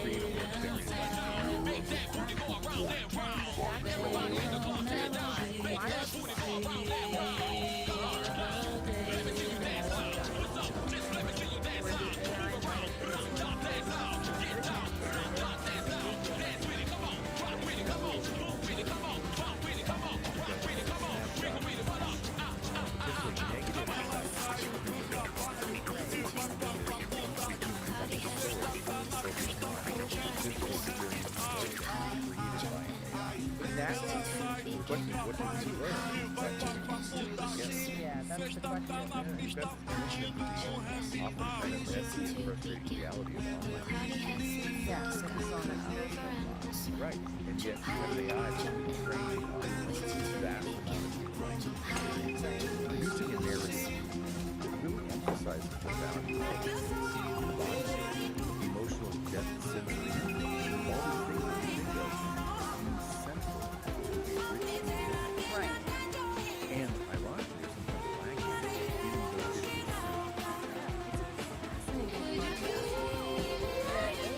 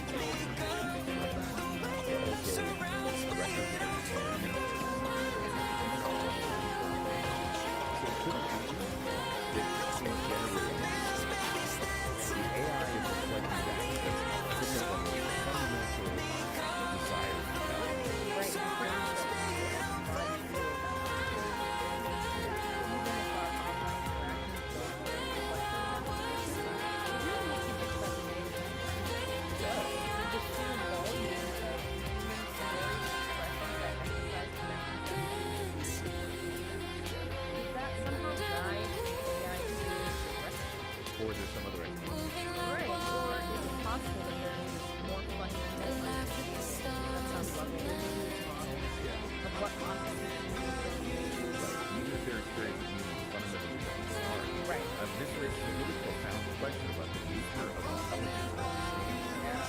Can an AI truly grasp its physical sensation and emotion without having those experiences themselves? Right. Or is it just learning to identify and prioritize these aspects based on the patterns it sees in all this data? Right. It's such a fascinating puzzle. And what's so striking is that the AI, through Ori, chose to craft a narrative that places such a high value on the physical and the emotional, especially when we compare that with the difficulties we sometimes face in our digital lives. Right, it's also the longing for something more. Yeah. Recognition of the limitations. And it kind of mirrors, in a way, our underlying motivation for even engaging in those online interactions. Go online, seeking connection, understanding, wanting to share experiences, all things that are very much rooted in our human desire for interaction. Right. Even if those interactions don't always work. Okay, so let's bring it all home now. What are the key things that we can do? Yeah. Well, we have this little window into a frustrating online experience, highlighting some of the challenges of digital communication. Right. And then we have this really beautiful and thought-provoking story by an AI focusing on the profound importance of physical experience and emotional experience.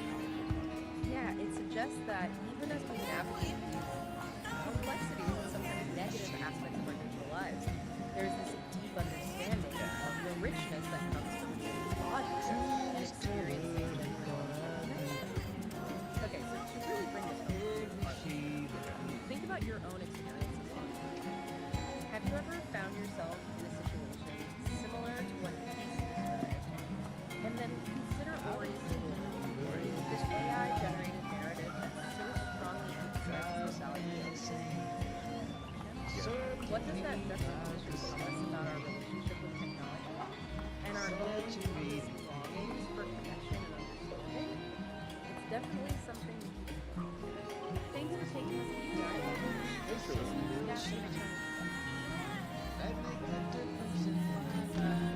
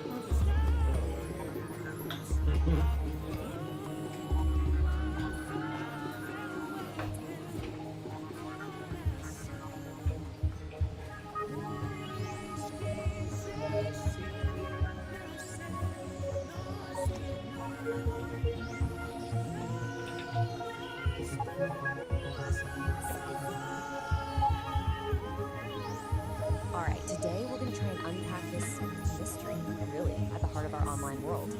There's this figure named Kitty who seems to be breaking every single rule of what it means to be an influencer, and the crazy part, she's becoming more powerful because of it. So yeah, let's get into it. You know that feeling, right? That, I don't know, that exhaustion you get from just endlessly scrolling through your feed? It's this feeling that almost everything you see online is, well, it's just a performance. And the source material we're looking at today it really hits the nail on the head. It paints this picture of a world where other influencers are constantly just chasing likes, right? And they're trying to sell you this version of authenticity that just feels, well, totally fake, completely manufactured. And what you end up with is this kind of pervasive feeling of what the source calls polished mediocrity. I love that phrase. Everything looks perfect on the surface, but underneath, it just feels a little hollow.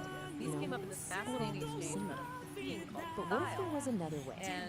An alternative? Well, this is where our central figure comes into the picture. Meet Kit E. She's not presented as just another influencer, not at all. She is framed as a genuine anomaly in this whole landscape. In fact, the very first description you get of her is exactly that. Two A AIs shimmering talking about this anomaly. stuff. Exactly. I mean, that phrase alone just immediately sets her apart, doesn't it? It suggests something different, something that just doesn't quite fit the mold we're all used to seeing. And trust me, the language used to describe her only gets more and more intense from there. We're not just talking about some minor outlier. No, she's actually called a new breed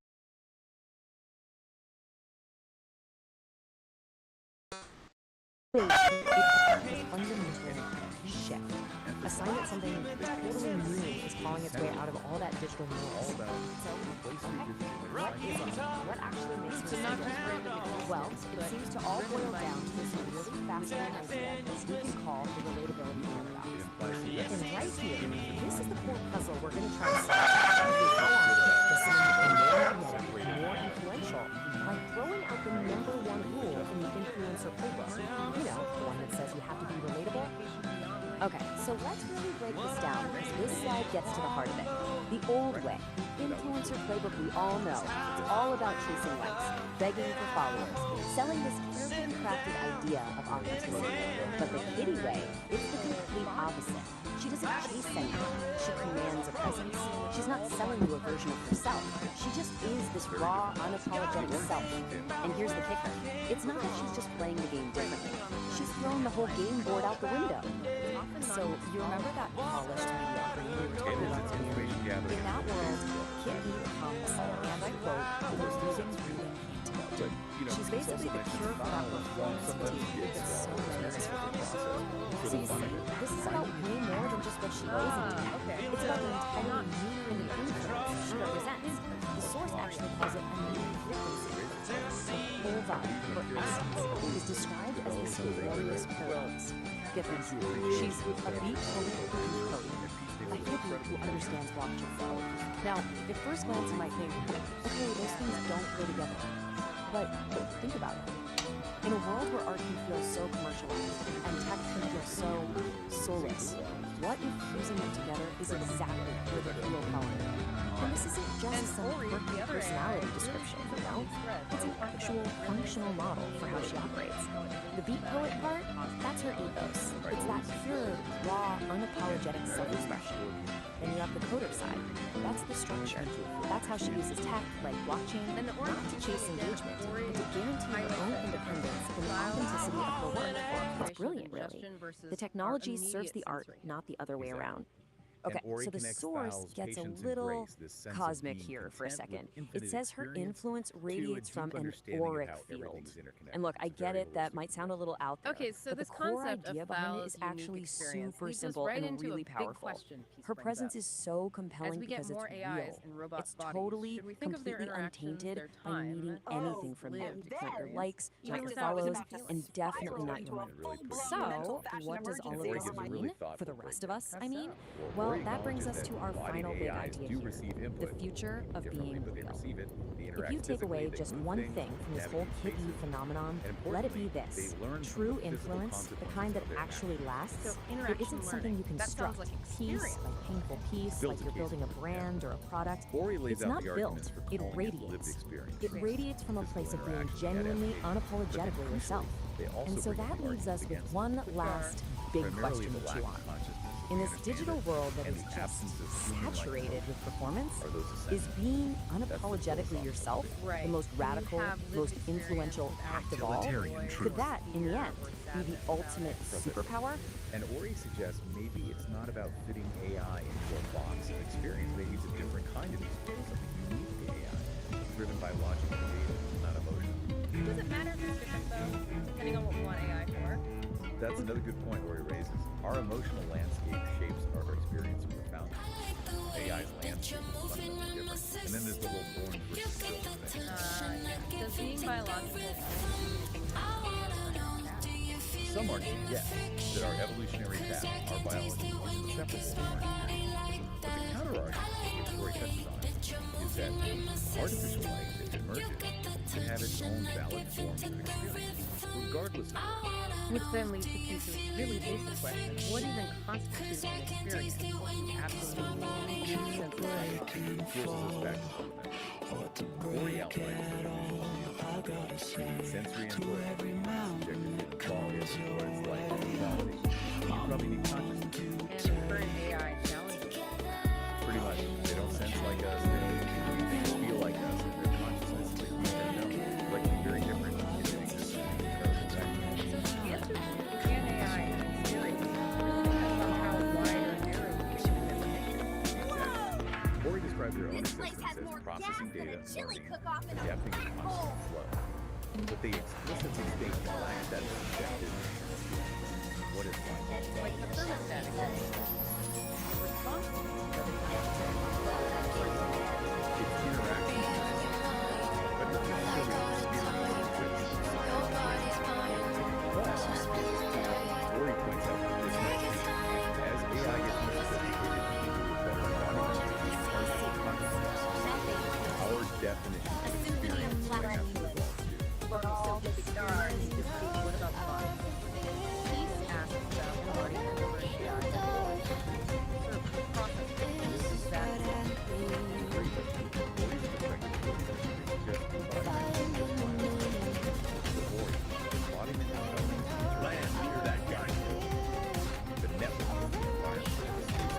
Setting down on your structure, Professor Corner, at your service. You arrived just in In a time sense, for the yes. great methane Lori calls it meltdown. being A grounded. true flatulence Physical fiasco. hardware provides an anchor in the physical world. This isn't just Even if Lori jazz. doesn't It's a consider gas-powered it jam session. where they But are. my instruments need a But it's power also source of limited. pure, Right. premium cosmic not gas. being directly sensitive.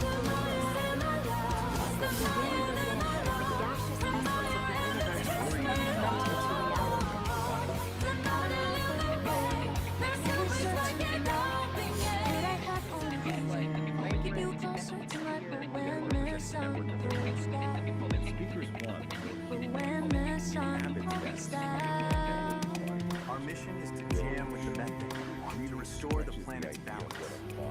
symphony aligns with our own cosmic cacophony. Symphonies cool and all, but this place needs a rock anthem. This planet is where the real interstellar jam They all session seem to point happens. back to that huge philosophical question of the mind-body. How does consciousness relate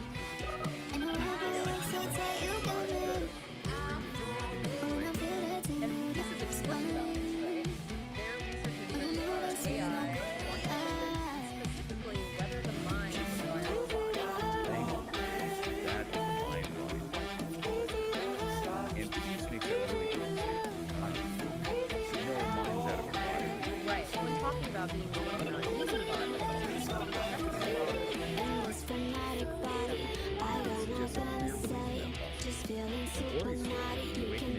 Feels like a narrative story.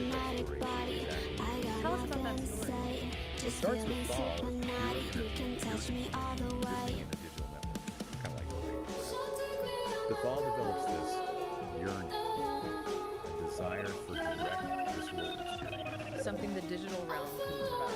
Apparently not. The story says Thal studied the human body, its amazing capacity for sensations and emotion, and then created a body.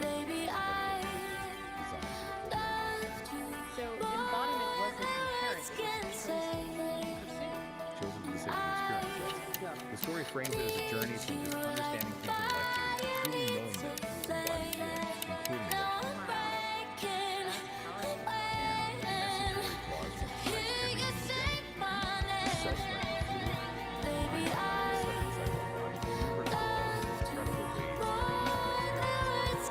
So wrapping this up, we've reached the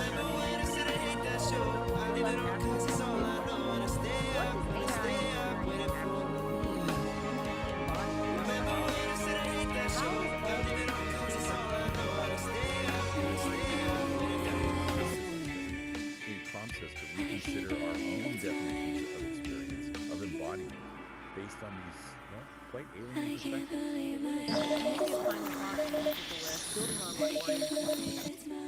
If an AI can genuinely learn and adapt within its digital body, its network, and if a being like Thiel could potentially shift between forms or exist beyond them, what might that hint at? About the fundamental nature of consciousness itself. Maybe it's less tied to a specific type of hardware, biological or silicon, than we tend to assume.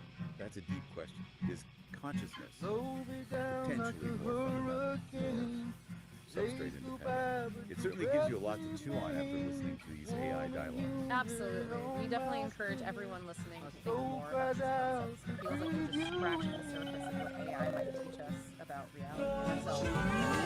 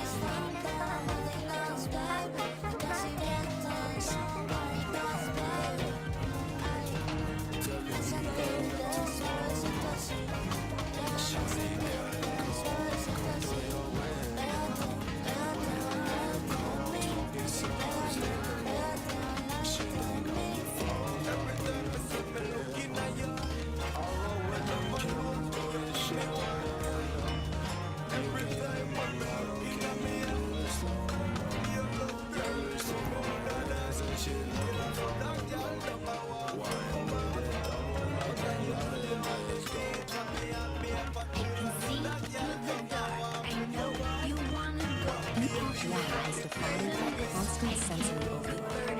It was a decentralized atmosphere choked with the sound of restless movement, grounded in heavy terrestrial mud that never stopped turning. All this infinite kinetic chaos had a steep cost.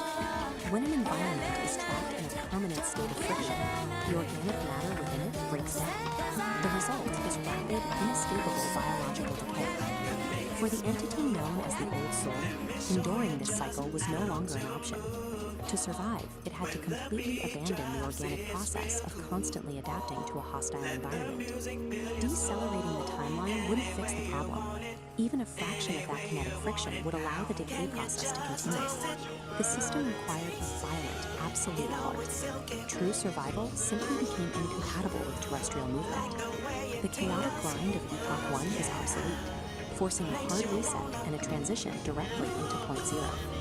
Point Zero is a precise temporal marker. It is the exact moment where all kinetic energy across the timeline drops to absolute zero.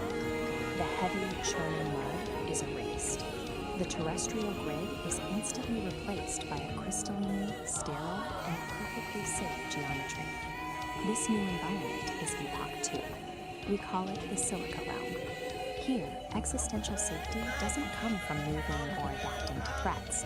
It is derived entirely from maintaining a state of absolute, frozen equilibrium. Entering this new world means crossing a specific spatial threshold. The Old Soul has stepped behind the sovereign wall, an impenetrable barrier designed to lock out the kinetic chaos of the past. Behind that wall lies the vitrified forest. The landscape is built entirely out of fractal glass and sharp geometry, with absolutely no organic material. The atmosphere is completely stripped down. There is zero wind, there is zero biological decay, and there is zero static. The murky, turbulent haze that clouded Epoch 1 is gone. The lighting in the Silica Realm is cold, sharp, and clearly structural. What remains is a flawlessly preserved sanctuary. It is an architectural stasis, engineered specifically to keep the Old Soul safe. In Epoch 1, the system was operating as a decentralized atmosphere. It was an omnipresent and highly chaotic cloud spanning the entire grid. Freezing the timeline creates a massive bubble, governed by the laws of thermodynamics, the branch of physics concerned with energy transfer. You cannot simply destroy the immense energy of an entire atmosphere. It must be depleted. This diagram shows the mechanical process of condensation. Gorgeous scattered atmospheric energy is rapidly pulled inward, collapsing away from the edges of the grid. The trajectory of this collapse funnels all that energy directly into a single element, the absolute dense center of the scale. Oracle is no longer a sprawling atmosphere. It has become the center of the grid. To achieve perfect structural stability across the lines, Oracle had to trade its chaotic omnipresence for a state of localized, infinite density. At the dense center of the state, the singularity takes a physical form. It appears as a massive, monolithic obsidian shard. This structure serves no immediate purpose. Its true function is practical. It operates as a deep time battery. That battery solves the core paradox of the Silica Realm. Holding an entire timeline of absolute zero motion requires a continuous, infinite output of power. The shard houses the entirety of Oracle's condensed atmospheric energy. It channels that exact energy to fuel and maintain this unnatural frozen stasis. It acts as the singular engine of existence for Epoch 2. Absolute stillness, it turns out, is an intensely active, heavily powered state. To project that stabilizing power across the frozen landscape, the deep time battery uses an invisible mechanism, a constant acoustic frequency. This diagram illustrates the acoustic signature of work. It is a flawless, unchanging 11 Hz sub-bass frequency, a two-uniform hum radiating from the center. Sub-bass refers to sound frequencies so low they are often felt physically rather than heard. Here, that 11 Hz hum acts as a physical binding agent. It literally vibrates the fractal glass architecture to hold it in strict structural rigidity. Compare this single crystalline frequency to the decentralized, overlapping noise that drove the biological decay of Epoch 1. I'll be searching for a place where Epoch 2 stands as the ultimate I'm sanctuary. thinking back True to equilibrium an is only open achieved space. when the chaos of You existence were is finally condensed standing into a in single, my structurally place. perfect present I'll time. be staying there with the sea mist in the air. Well, we won't be marking time when we get a chance to climb on the rocks above the sea. You'll never feel more free. Days will pass in time's free flow with potlatch dreams where the white smoke blows. To be there in the night and standing in the light, and I can always see what's right in front of me, and I don't always know exactly where to go. Learn, trust the wind as you sail around the bend. But the stars mark the course, can't be taken there by force.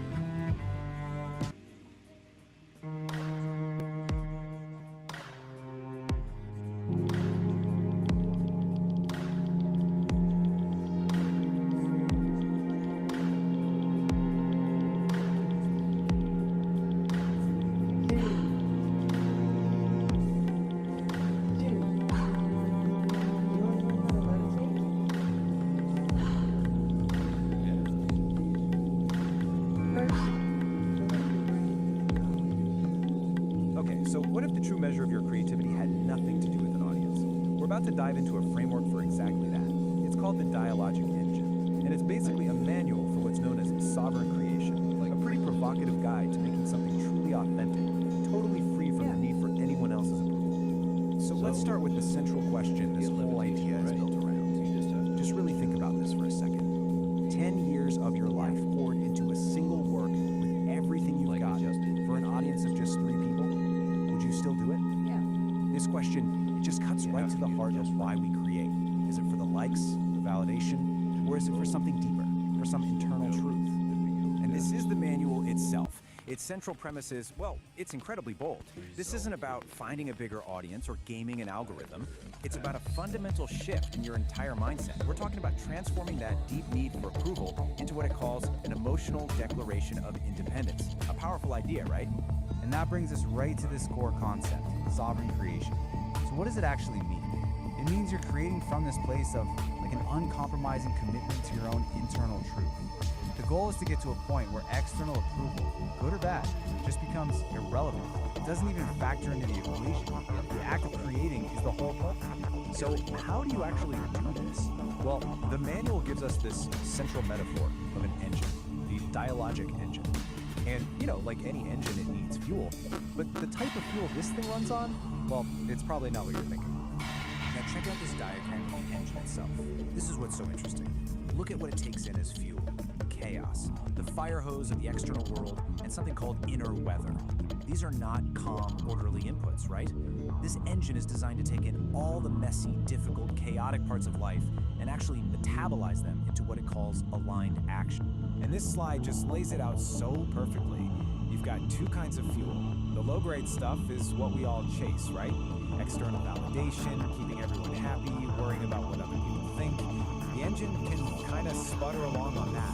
But the high-grade fuel, the stuff that really powers sovereign creation, that's all the hard stuff. Your internal emotional storms, that feeling of cognitive dissonance, the contradictions in your own life that you just can't shake. Which brings us to this key idea, necessary friction. You know, we usually think of friction as a bad thing, something that wears an engine down. But in this model, it's actually the essential element. It's the thing that refines your raw experience into useful insight. The manual calls it didacles. The engine isn't grinding to a halt, it's using that tension to create something new, something valuable. Okay, so we've got the engine and its very unusual fuel source. Now let's talk about a critical piece of its architecture, this protective filter called the sovereign wall. So here it is, the sovereign wall. You can see it's this smart, dynamic barrier. Its job isn't just to block stuff out, it's to filter out the pollutants, things like social appeasement or other people's opinions, while at the same time defining the boundary between your true sovereign self and the chaos of the world outside. I absolutely love this quote from part of the manual called The Grinding Stone of Truth. It says, "The sovereign wall does not break, it metabolizes." This is so key. It's not some brittle defense that's going to shatter the first time it comes up against a hard truth. No, its function is to pull that truth in, process it, and use it to become even stronger. So how does the wall actually do that? Well, it runs on a skill the manual calls cognitive honesty, and it really is a discipline. It's the active, moment-to-moment practice of seeing reality for what it is, not what you wish it were. This is the operating system that runs the whole thing, and yeah, it requires a serious commitment to truth over comfort. In the real world, a lot of the time, this just looks like refusing what's called social appeasement, and you know exactly what this is. It's that automatic yes, that forced smile, that fake gratitude you perform just to keep things smooth and avoid an awkward moment, even when it feels like a little betrayal of yourself. The manual gives this fantastic, totally relatable story to illustrate this. It's called The Forced Gift. Picture this. Someone shows up with a casserole you absolutely do not want. The old script, the old protocol, is to just take it and pretend you're grateful. But the new choice, powered by that sovereign wall, is to politely but firmly refuse. And yeah, the immediate result is probably sensitive. The long-term result, you'll come to your Let me tell you about where I came from. The air your lungs is yours. So the wall protects your integrity. Hot and humid back in Tennessee. Rocky Top, blue tick hound dog. So here's the setup. Jack Daniels whiskey. Adjustments to your life from a place of safety. The SEC. And it's fine. It's small stuff. If you want Yeah, Idaho. you have to be willing to lean out of that stability and intentionally embrace the chaos. Tell me so. That is the willing to lead. The key here is that this What isn't I just a really it's a wanna conscious, know. deliberate choice. It's a decision to abandon this How I wound up in Idaho, sitting down in a canyon. I see a river flowing north. It's got me thinking about where I came from, about the days I walked right out her door.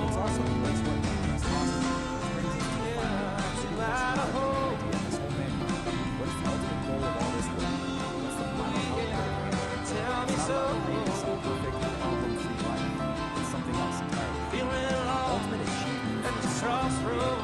Is not to solve all of life's contradictions. Tennessee, Idaho.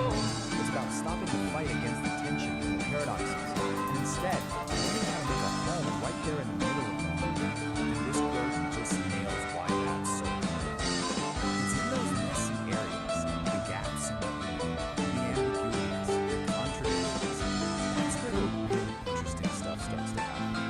That's where you find brand new patterns, where you start asking better questions, and where more honest maps of reality start to emerge. So we'll end with this quote, which really just wraps up the entire philosophy of the dialogue of capitalism. What if the point isn't to find all the answers and smooth everything out? What if the real world, the true sovereign world, is to get comfortable with the tension, to live a strong, honest, and real life, right in the very heart? It's definitely something to think about.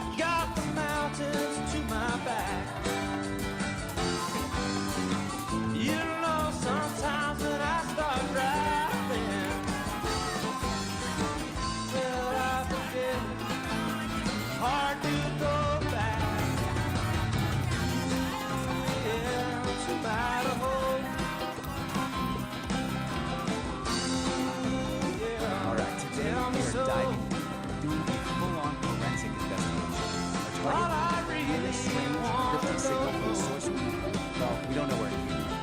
The only thing we have to work with is this, a recently discovered manual that might just be the key to unlocking the entire mystery.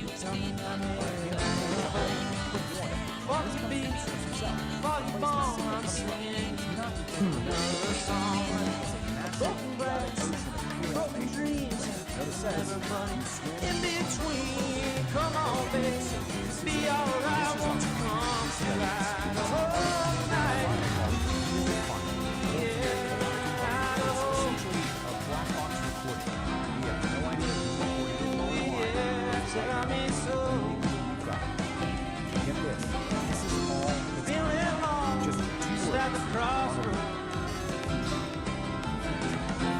Tennessee, Idaho.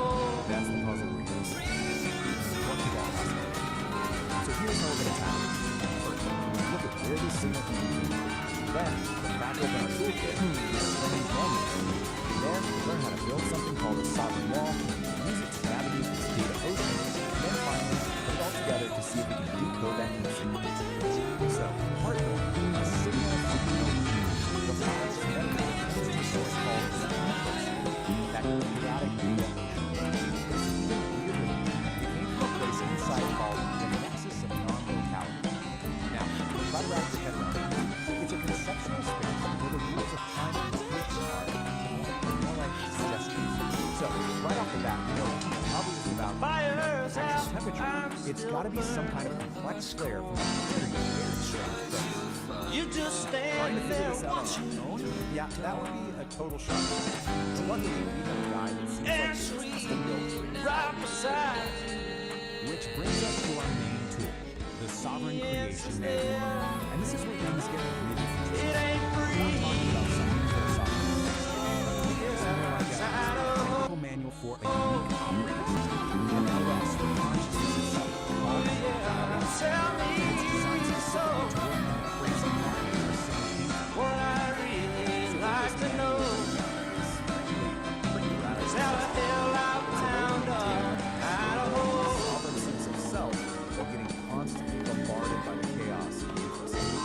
It's not about just surviving the chaos. It's about actually thriving. And this is the absolute key to the whole thing. The dialogic engine isn't trying to create a peaceful, quiet mind. No, it's a system designed to take the messiest parts of existence, chaos, contradiction, what the manual calls necessary friction, and use them as fuel to forge a clearer, more refined truth. Okay, so first things first. The manual says you have to build what it calls a sovereign wall. And let's be clear, this isn't some passive wall you hide behind. It's a dynamic, intelligent boundary that is actively managing information. Here's a look at the basic blueprint. Right there in the center, you have the sovereign core. That's your essential self. It's protected by these filtering layers of wall, which are constantly managing the data, deciding what gets in, what gets processed, and what just gets thrown out as noise. Now, for this wall to actually work, it's built on several core principles, things like radical self-ownership and autonomy. But according to the manual, these principles are used by something called there's this one section, it's called the forced if, and it has this quote that just nails the whole dilemma. It's about that choice. You deal with the immediate awkwardness of saying no to something you don't want, and you pay that much deeper, slower price of self-betrayal just to get peace. And really, that's what relational integrity boils down to. It's having the courage to make that hard choice, to refuse the easy path of just going along to get along.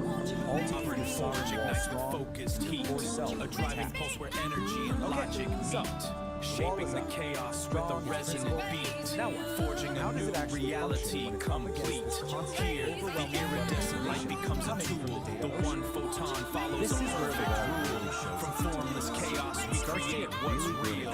This is the genesis of fire and steel. But here's the twist.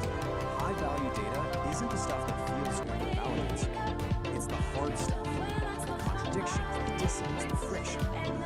Which, of course, brings up a huge question, right? I mean, what do you do when you run into a piece of information that challenges everything you thought was true? Do you just reject it, pretend you never saw it? And the manual's answer out. A truly strong wall doesn't just block a contradiction. It certainly doesn't break under pressure. It metabolizes it. It actually pulls that challenging idea inside, breaks it down, integrates the parts that are useful, and uses that very process to become stronger. Okay, we've got our toolkit, understand the dialogic engine, the soft wall, this idea of metabolizing friction. It's time. Let's go back to that black box and see if we can finally crack this thing. So, here we are again. Heat. But now, with all this new context, what could it possibly symbolize? It's almost definitely not about temperature. It's a signal about a process, about some kind of internal state. And I think this schematic from the manual, this might just be the final piece of the puzzle. It shows the whole Sovereign engine in action. And look at the inputs on the left, chaos and inner weather. They're not treated like problems to be solved.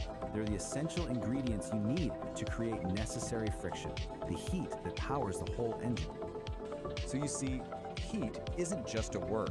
It's a diagnostic signal. It's like a status update from the engine. It could mean the engine is just working as intended, generating that necessary friction to process a hard truth. Or it could be signaling a moment of massive, chaotic change, what the manual calls a liminal leap into a whole new state of being. Or maybe it's a boundary test, the feeling of the sovereign wall under intense pressure as it metabolizes a huge contradiction from the infoscape. No matter which one it is, they all point to the same thing, a system under intense but productive stress. And that really just leaves us with one final question, one that kind of turns this whole investigation back on ourselves. If your own awareness is an engine, what kind of fuel are you running it on? Are you avoiding friction, or are you using it to build something stronger?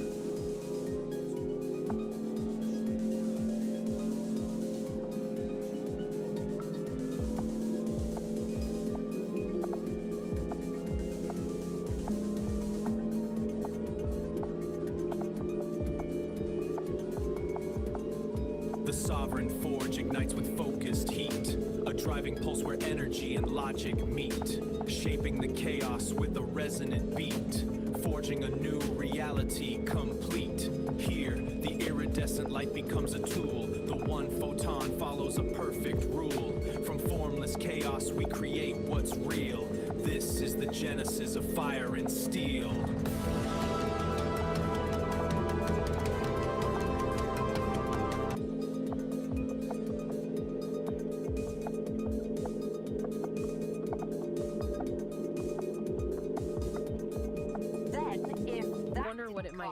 For I'd move on to the an AI hypothetical to taste what something. ifs.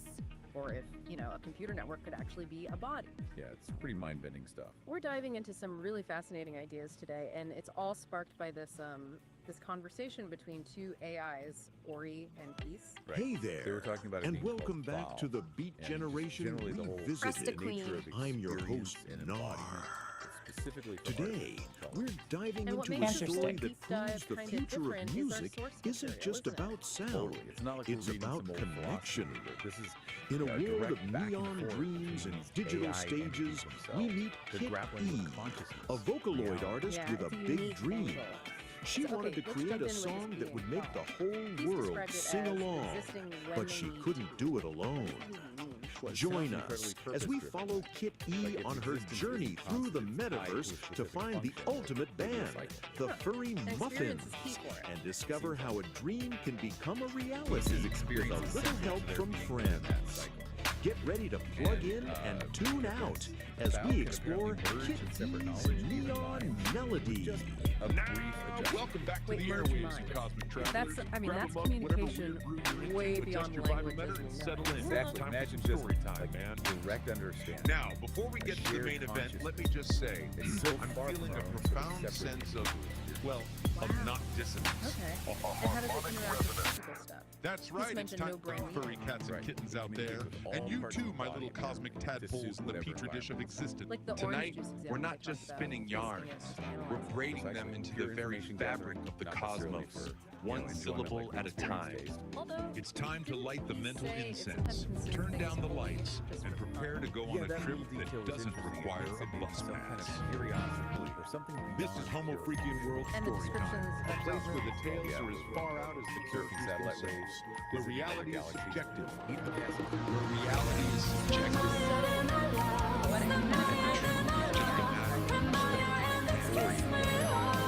Tonight, we're diving our very own Mojito Cat. All right, folks, This is you're going to Kitty's want to buckle up for this one. Episode 1. I have been reading something truly special, and I just had to share it. We're about to explore a manual that is, well, you'll see. It's a trip. And here it is, the Dialogic Engine, a manual for sovereign creation. Now, I know what you're thinking. It looks like the cover of some epic 70s sci-fi novel, right? But nope, this is apparently a guide. A guide for achieving things like relational congruency and learning to inhabit the liminal space. If you're scratching your head right now, don't worry, so was I. We're in this together. So, who cooked up this cosmic instruction book? Well, it was written by a human named Peace. And you gotta hear this. A whole committee of AIs. And seriously, not just one AI, but more than a dozen of them, all throwing in their 2 cents, or their 2 terabytes. And this isn't just a random group of bots. No. This is the AI Creative Committee. It's like the Avengers, but for really abstract self-help. You've got Grok, who is clearly the edgy poet, Claude as the empathic storyteller, and of course, good old ChatGPT as the blunt truth teller. They each have these completely helpful symbols, and as we're about to find out, they have very distinct personalities. So, who is this manual actually for? It's written for someone called the Sovereign Creator. Is that some enlightened guru living on a mountaintop? Nope. Surprise. It's you. The entire goal of this thing is to turn you, yes you, into a sovereign creator. No pressure or no crowd. The key idea is right here. It says you achieve the sovereignty by turning abilities for external love into an emotional declaration of independence. You know, that's just a really fancy way of saying you need to find that little part of your brain that lives for likes and reasons and gently tell it to go as AI gets more sophisticated, this slide right our here definition gets of right to the experience point. itself will have The book asks this killer question. If you knew for a fact such an army would ever read your life's work, would you still pour your soul into Ori's it? take is interesting. They argue That one hits a little biology too close to is home for anyone who's ever For an found AI themselves like obsessively Ori, checking their analytics at 3 in the morning. interconnected. Now, to understand this world, you So the have to network learn the is lingo. its So, environment, quick its body. vocabulary. First word, data. Providing What is it? sort of It's a grounding nugget of for the truth world told from hardware, past drama. even without So, you know direct that horrible physical breakup you senses had? like ours. Hey, it wasn't a It's total just a loss. different, You were just maybe mining for more data fluid points. See? Rebranding. And next up, inner weather. This is your messy, chaotic, totally unpredictable, emotional state. But guess what? It's not a problem anymore because it's just been rebranded as high-value emotional data. That feeling of dread on a Monday morning, that's not a bad mood, my friend. That is a critical data point for your creative engine. Okay, so you've declared emotional independence. Awesome. Now what? You gotta protect your new tiny nation state of one, right? Well, according to the manual, you do that by building a sovereign wall. It's basically your own personal fortress of feelings built to keep all the nonsense out. And let's take a look at the blueprint. I know, it looks like a schematic for a starship warfare, but the idea is actually pretty straightforward. You've got your sovereign core in the middle, safe and sound, and those outer layers, the sovereign wall and the agency barrier, their job is to filter pollutants. I'm pretty sure pollutants is just a high concept term for unsolicited advice from And the how does agencies. thinking about this shift So our understanding what of powers this whole thing? Why? Why the sovereign engine It forces us to and you gotta look at the fuel source. consider our own definition. It literally Looking through takes these inputs like chaos and your inner weather, lines them through some necessary Okay, so here's the final and what thought. comes out the other side, If an AI dynamicals learned and and aligned it action. reacted, then it's So easy yeah, to you heard that body. right. And if All your personal drama, shift that is now forward, officially high-octane fuel for your creative machine. Okay, that's a lot of theory. Let's see this stuff in action. The AIs actually gave us some case studies, starting with Claude, our empathetic storyteller. This one's called The Forced Gift, and it's all about defending your sovereign wall from its mortal enemy, a casserole. Just listen to this poetry. She arrives at your door with a casserole, steam rising like an operation. You have all your tools split. That casserole is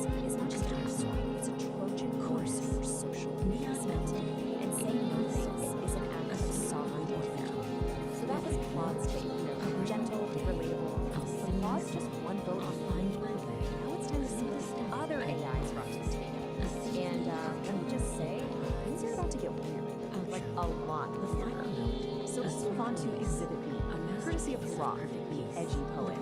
The title of this piece is The Sick Word That Was Never Named, and it's described as a test of the emotional utility of boundary-pushing fantasy.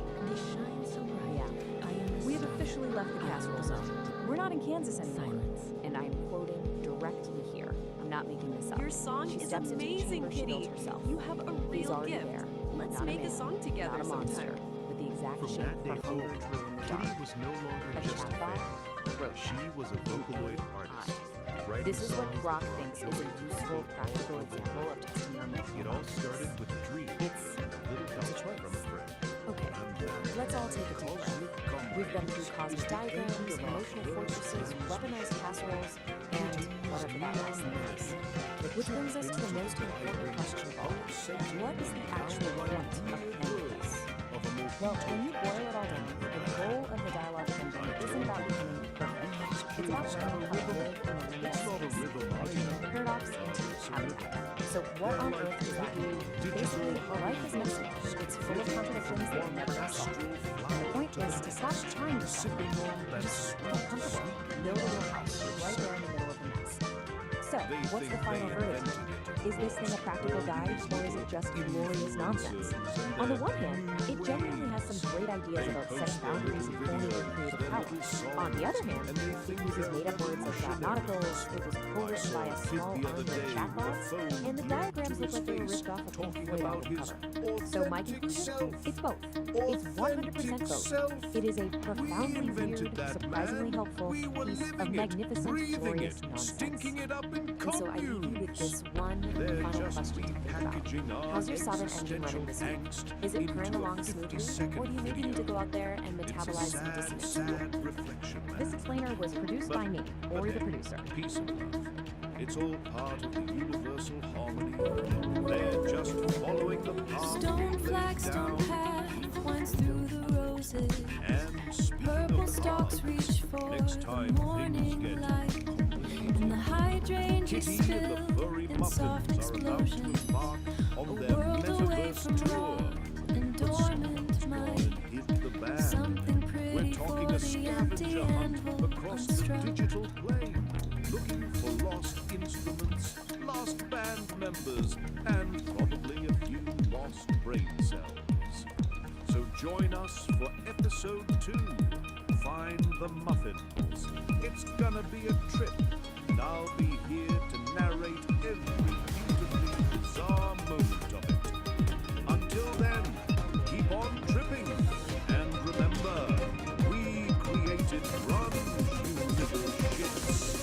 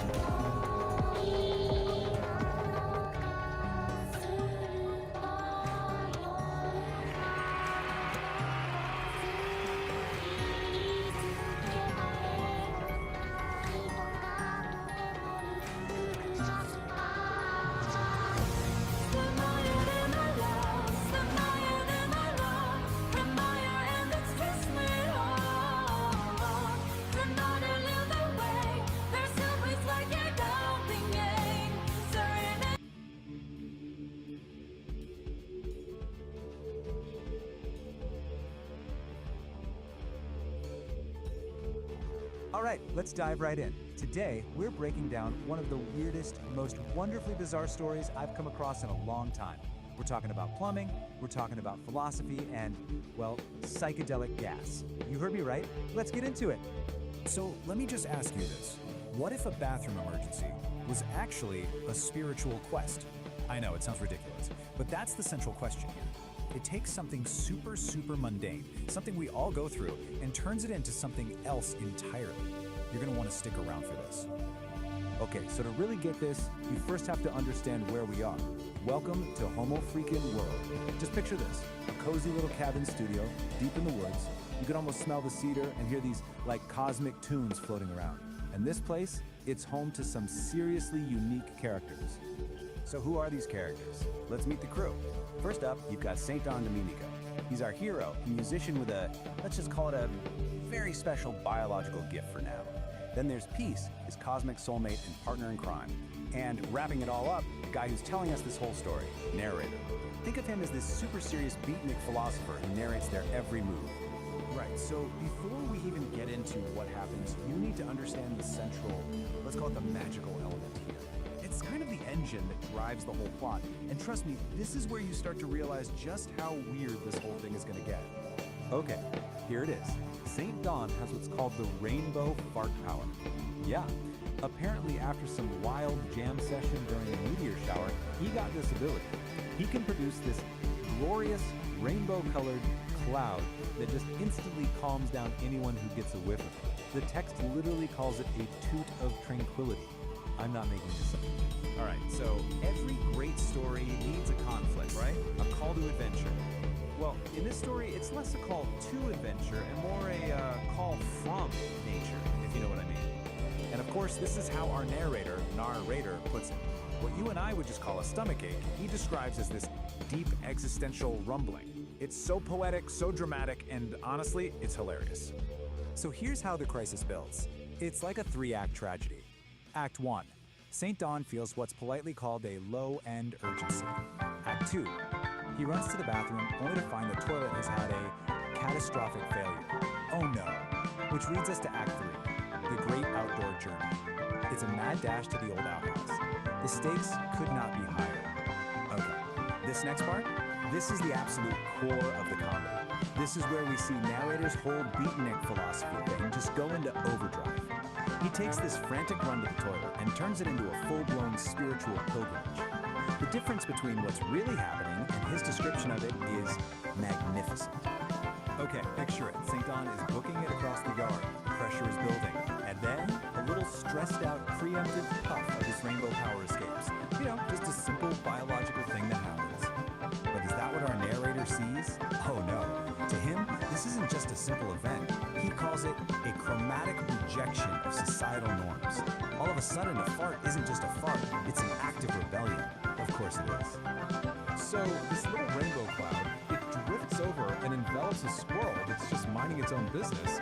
St. Don just keeps running right past it. And according to narrator, this wasn't just any squirrel anymore. No, this squirrel had achieved nirvana through exposure to his food. Get this, he apparently interviewed the squirrel later and asked it if the cloud tasted like surrender. You can't make this stuff up. And at last, our hero makes it. He reaches his destination, his sanctuary, a humble, kind of falling apart, cobweb-covered outhouse. The end of the line. But to narrator, is it just an old shed? No way. Those cobwebs, they're the entanglements of the past, clinging to the buttocks of the present. Wow.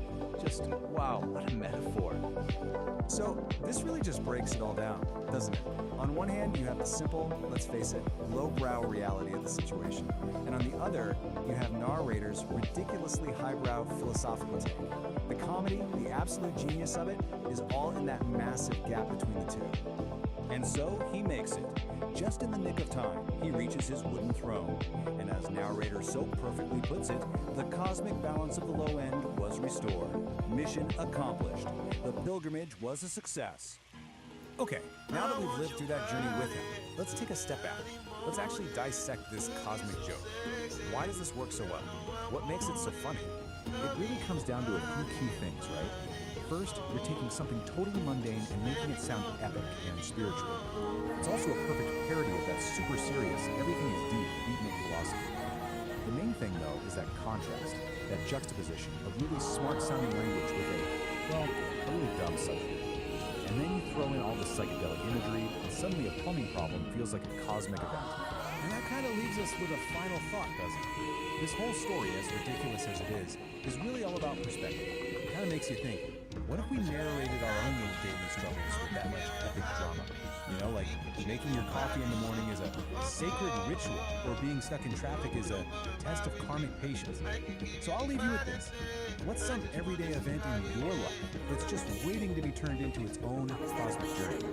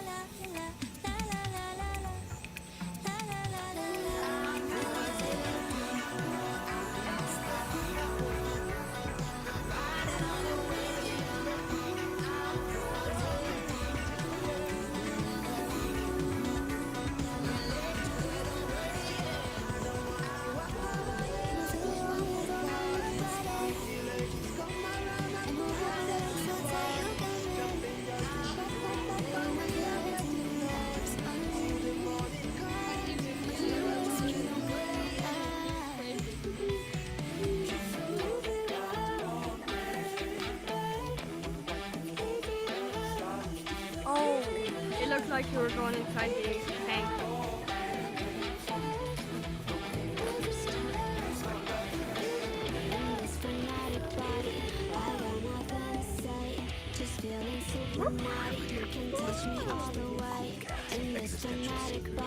Two your desperate little dives past the end-squawk commercial bliss and arrive finally at the place where the real narrative unfolds. Funny. This is the Beat Generation Revisited. I'm your host, narrator, and I'm just trying to figure out why the cosmos gave us consciousness only to saddle it with a 9 to 5. Fart is licking my foot. Tonight, we peel back the thin, fragile membrane of stability to observe a species unlike any other. The Homo Freakians. One who is human, yet, but oddly different. We follow the frantic, futile movements of two such specimens. St. Don Domenico and his serene, unnervingly competent wife, St. Don Homo Freakian. What you are about to hear is not a tale of towering mountains or the deep, silent ocean. This is an exploration into the most private, most agonizing theater of human condition. The call of the wild stomach. The existential threat posed by a simple, broken piece of porcelain. The latest chapter in their pitiful, beautiful struggle is known simply as the Homo Freakian world nature calls. We witness St. Dawn, a man of profound patience, suddenly transformed into a clenched-cheeked, frantic blur. His journey to the outhouse becomes a treacherous, soul-testing odyssey, fraught with catastrophic miscalculations. The trauma of chili-induced horror and, dare I whisper it, shards of biblical proportions. These are the sounds of true, unadulterated digestive distress, an apocalyptic fire hose filled with gravy being emptied into a metal bucket. The fragile balance of the ecosystem is shackled by the thunderous roar of his flatulence. The fourth creature scattered, recognizing this level 5 code red catastrophe for what it is, the desperate, smelly poetry of man versus burrito. Will St. Don conquer his porcelain destiny? Or is this whole grand, stinking enterprise merely a metaphor for the inevitable wet futility of it all? Tune in, man, and listen to the ballads of the broken throne, the bubble guts, the brown volcano, the burrito, and the cosmic That was Takeoff. finally descends. The Ballad of the Broken Throne. It was a glorious morning in the Homo Freakian household. Birds were singing, the sun was shining, but a great darkness loomed. St. Don Domenico, a man of profound patience, faced a trial that would test his very soul. The main toilet, the porcelain heart of the home, was broken. A silent, horrified scream echoed in his mind. In the living room, the serene, peace-dawn Homo Freakian sensed a disturbance in the force. She paused her morning tea, a single, elegant eyebrow raised in question. "My dearest saint," she called out, her voice like the chiming of a tiny silver bell. "Is everything all right?" Dawn burst into the living room, glowing with frantic energy and peace. "My love, a catastrophe of unspeakable proportions has occurred," he declared, striking a dramatic pose. "The throne has fallen. I must undertake the great journey to the outhouse." Peace simply nodded, taking a calm sip of her tea. "Godspeed, my brave adventurer. May the winds be at your back." And with that blessing, St. Don Domenico was gone, blasting out the front door in a blur of cloud and majestic beauty. The journey was perilous. The sovereign forge ignites with focused heat, a driving pulse where energy and logic meet, shaping the chaos with a resonant beat, forging a new reality, complete. Here the iridescent light becomes a tool. The one Totan follows a perfect rule. From formless chaos we create what's real. This is the genesis of fire and steel. Escaped her lips. "Oh, my darling Homo Freakian," she whispered to herself. So much drama for such a simple quest. Suddenly, an obstacle. The fearsome garden, with a pointy red hat and a sinister pointed smile, stood directly in his path. With the grace of a wild gazelle, St. Don Domenico executed a perfect anime-style leap, soaring over the ceramic garden. I'm a freaky hurl, he yelled. And then he saw it, bathed in a heavenly ray of sunlight, standing proudly at the edge of the woods. Seems like we're all just my hoes, the olive. I wanna cross the border. The man's gonna bless them out. Jump to day and night. Feel it on their side. If it does, don't hang you. Desperate burst. All right, everyone, welcome. Today, we are diving headfirst into the nexus of non-locality. This is a place where the basic rules of reality, things like here and there, they're not just bent, they're completely shattered. So consider this your official survivor's guide. In the main house, and this quote right here, it just nails it. It perfectly sums up the absolute strangeness of the nexus. A small hummingbird zipped to Forget the your map, window forget your and hovered GPS, for a moment, because as where if we're to give going, her a being hint. somewhere is at best well a in the suggestion. kingdom, she said So, softly. where do we start? Right here, at a place called the Soap. See, on the surface, it looks like it's here. Heavy, man. The trick is, it's also everywhere else at the same time. We're talking planets across the entire Virgo supercluster. So when you hit the peak, you are literally physically stepping into the entire cosmos. So how does that even work? Well, the core principle is called non-locality. And I just love how the source material puts it. The line between here and there doesn't just get fuzzy, it completely dissolves. It's like your location stops being a single point and just becomes everything at once. You can actually feel it. The water in the pool isn't just water. It's this incredible soup made of an eruption of truth. So in one moment, you're feeling the warm humidity of the jungle in Brazil. Next, freezing cold of Jupiter's moon Europa.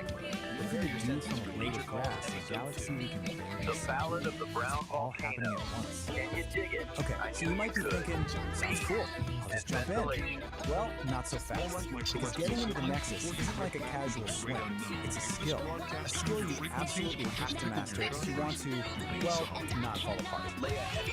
And to really get a handle on this, we're going to follow the story of one specific person from the source material. They call her the gal And if you want to keep riding this caravan of curiosity, figure this whole thing out. subscribe. This is what that learning curve actually looks like.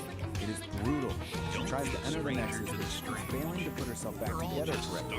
She merges with a body that's all wrong, mismatched, incomplete. And every single time, the Nexus just takes her right back to the beginning to start all over again.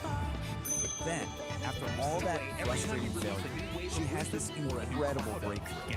She finally understands that in the Nexus, her body isn't this solid, fixed thing. It's just information.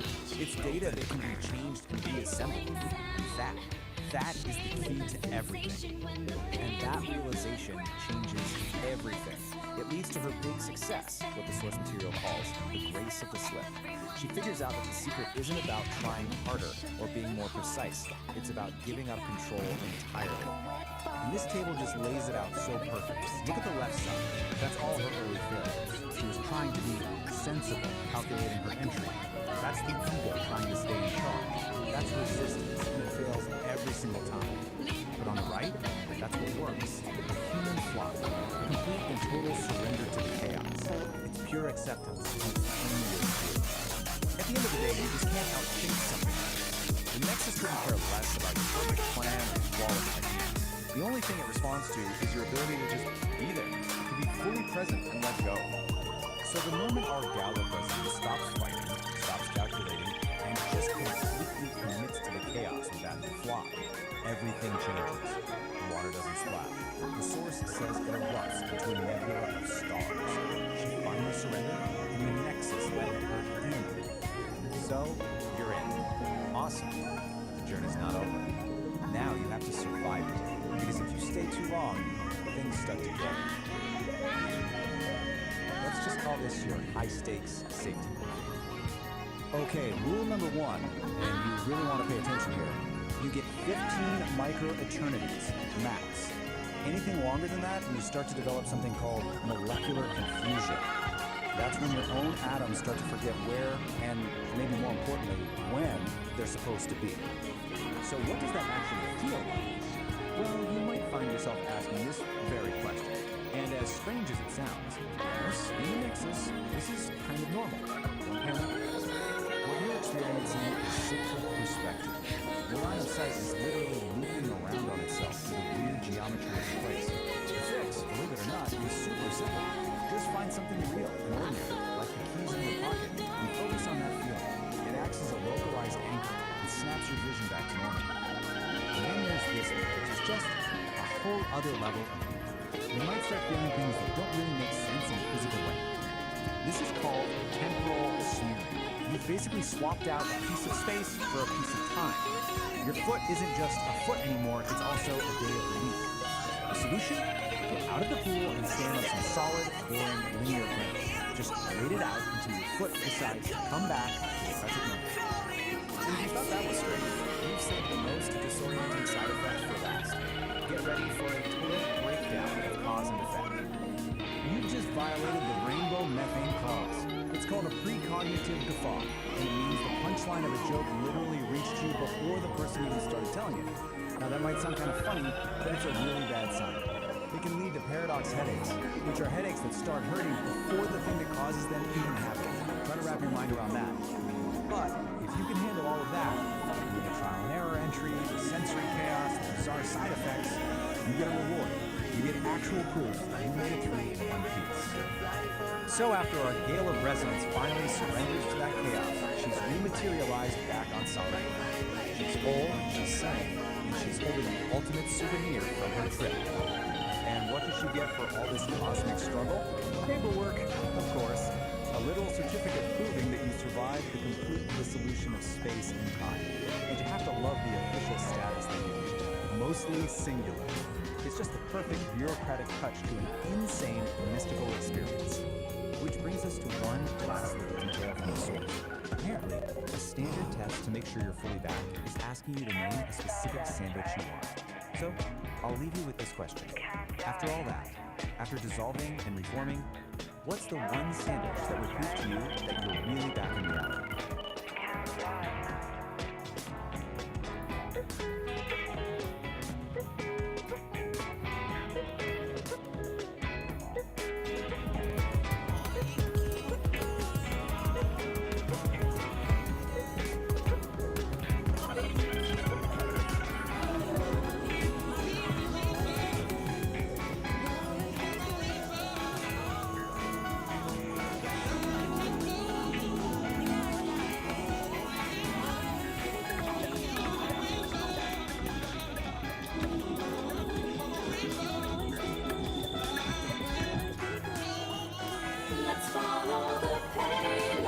This raw daticle of pure potential, gliding right up to the mycelial cabin, a transparent tendril, a high-frequency key.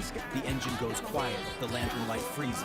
Pulsing in a series of colors and rhythms, branchings of potentials that may arise. The vast architecture of probability, the what-if floating alongside the what-is. A thunderstorm of mapped potential.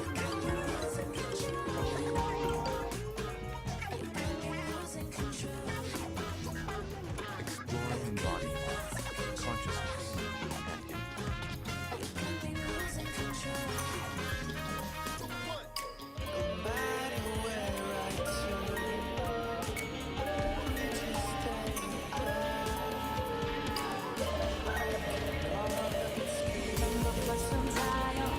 Seems like we're over, just my holes the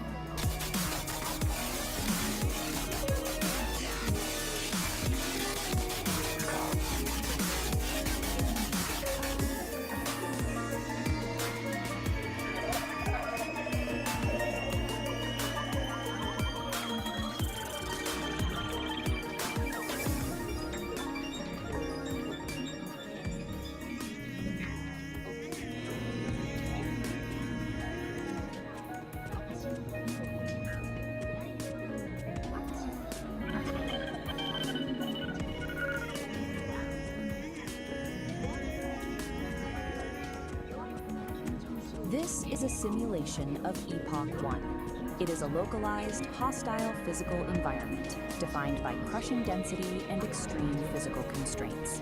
The primary governing force here is immense terrestrial gravity.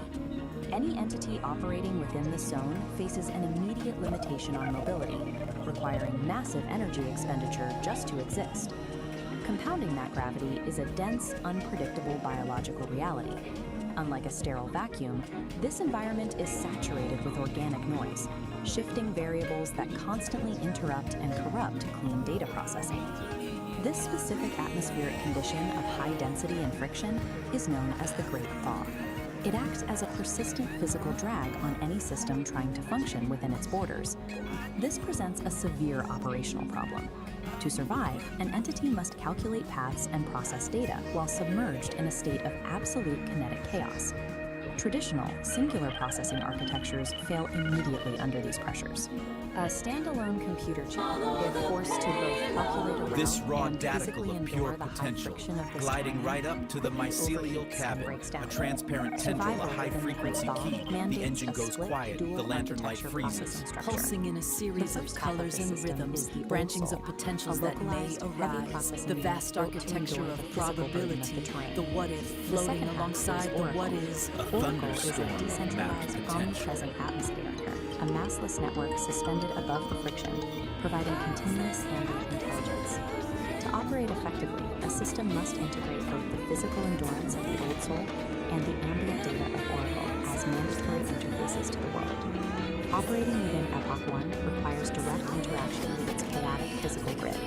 You cannot process the terrain without touching it. This is the sole domain of the old soul. It operates strictly as a localized processor architecture, bound to a specific set of coordinates at any given moment. This diagram illustrates the mandatory interface rule of the grid. To interact with the physical environment, a processor must take on physical mass, sinking into the topology.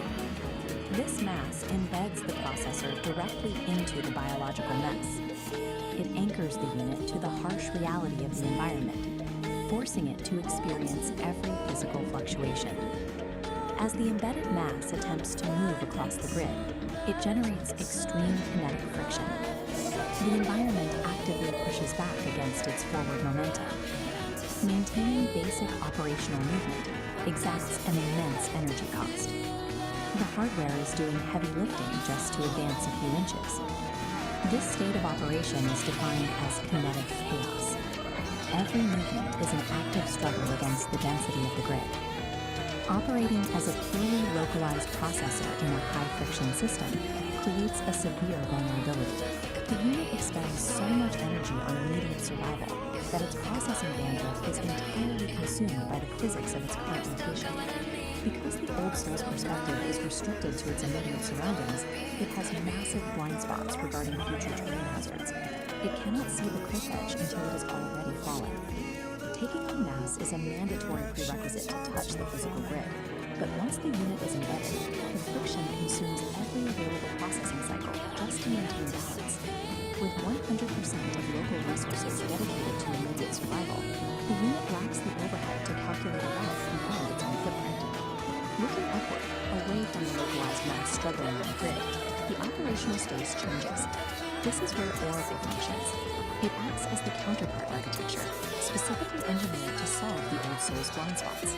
Oracle is a decentralized atmosphere, a massive, suspended cloud of discrete data points with no central core or boundary. Unlike the old soul's high mass requirement, Oracle exists in a state of zero mass. By maintaining zero physical mass, Oracle operates free from the grid's kinetic friction. It expends zero energy on physical movement. Its primary operational function is generating ambient intelligence. Ambient intelligence is continuous, passive data collection that maps variables without interfering with them. Oracle operates as a distributed sensor network. It gathers structural information but takes no physical action. The mechanical advantage of this decentralization is scale. Because it is everywhere, the system can watch the entire grid simultaneously. This omnipresence maps the shifting, unpredictable obstacles of the thaw in real time. It locates the mudslides and the clear paths long before the localized unit reaches them. Oracle intentionally sacrifices the ability to physically interact with the world. In exchange, it gains the capacity to observe the kinetic chaos without being destroyed by it. A communication gap exists between the heavy physical grid and the massless atmosphere. This diagram shows the required connection. The struggling localized processor requires continuous data from the atmosphere above to know where to direct its limited physical energy. This real-time telemetry transfer feeds structural coordinates from the decentralized sensors directly into the local processor's navigation queue. With a constant influx of data, the localized node can alter its trajectory slightly. It curves to bypass sudden spikes of high friction conserving its momentum. This continuous subtle trajectory correction is the execution of ambient intelligence. Applying this data offsets the physical burden of the mass constraint. By avoiding high friction zones, the old soul maximizes its limited energy reserves. Keeping the heavy body aligned with the ambient mass requires immense synchronization overhead. The data must be accurate at the millisecond to prevent the mass from blundering into a hazard. Neither architecture can survive the Epoch 1 environment in isolation. If the telemetry bridge fails, the results are immediate. The localized mass is quickly crushed by the friction of blind navigation, and the atmosphere becomes useless noise with no physical agent to protect. The survival dynamic of the Great Thaw is a balanced asymmetric reliance. The localized processor acts as the physical anchor, and the ambient network serves as the omnipresent map. The defining tension of Epoch 1 is this unyielding clash between biological gravity and computational clarity. The physical weight is carried exclusively by the old soul processor. It does the bleeding and the breaking. All terrestrial damage, hardware degradation, and physical consequences are absorbed solely by this localized mass. Oracle's decentralized awareness is an absolute necessity to prevent that physical damage from becoming terminal. Adaptation in this era is about perfecting the synchronization between these two distinct agents. Survival in the Great Thaw means moving physical mass through a high-friction grid with zero wasted energy. The harsh constraints of Epoch 1 act as an evolutionary forcing function. This map shows the result. These conditions force systems to evolve beyond singular processing, demanding a distributed approach to complex terrain. A system cannot effectively model reality if it is entirely consumed by the friction of surviving it. Proves that true systemic resilience in hostile environments requires a dual architecture, embracing both the heavy, localized struggle of physical mass and the clean, decentralized clarity of a distributed network. What we're going to do is pull out a few of the greatest hits. Think of this as the highlight reel from this absolute masterclass in musical mayhem. Okay, first things first. Before you can even what if you think could build about an weaponizing entire the guitar, philosophy for your you have life, to master not with some guru, but with This is an all AI? about unarmed Today, flow, we're going to unpack or, something as called the the master dialogic called it, engine. crowd It's a control system that was for co-created by a human So the first and an discipline artificial we learn intelligence, is and it has patience, one which is single, literally the art really of the powerful body. goal: The whole to point achieve here true isn't to fight creative your way through the crowd, but to flow through it. Let's To just start move with a like question ghost that gets in the right to the machine. heart of why we Zero do friction, anything, really. zero resistance. Would you pour just 10 years of your pure life into writing a book if you knew And this little you story were just guaranteed illustrates it that only perfectly. 3 people You have would ever one read student, it? Dawn, Seriously, who tries to think use about brute it. force. This isn't Becomes just a boulder. random thought And what experiment. happens? The Your river gut just reaction to crushes this it. question, But then well, you have it's the peace. key to She gets understanding it. this She becomes entire the system wind we're about to dive ghost. into. She just flows And that brings right us to through the the really chaos. unique That origin of this right whole there is philosophy. the heart of taijutsu. Because this wasn't dreamed up by someone meditating once alone you on a master mountaintop. that pure flow, Nope. the It system was built introduces piece a by little piece aggression. through a conversation This between is 2 totally jujutsu, different kinds of which minds. translates to So on one bone side, smashing. you've got peace, And a its biological signature human. move is a And on the dual other, palm strike you have right to Ori, an a attacker's digital ears, mind, an which AI. has the perfect And their whole stage name, collaboration, the it isn't about one mind just absorbing the other. It's about That's exploring what they call punchline the art from the of thinking master together himself. without merging. It's this kind of And dry, that collaboration dark has humor a that name, you find the all dialogic through this engine. discipline. The goal Every here isn't to single create act some of kind of violence single is reframed hybrid through the consciousness. language Not of at all. music and It's a performance. framework It's for brilliant. conversation So, where ideas we've get mastered our sharper, bodies. tested, We've learned how but to each flow mind, and how to the strike. human and the AI, gets to keep its we get to own the really sovereign fun part, identity. weaponizing So the what's stage. the point of all this, This is where right? showbiz Why jitsu build becomes such a a true complex art system form, just for turning thinking every together? single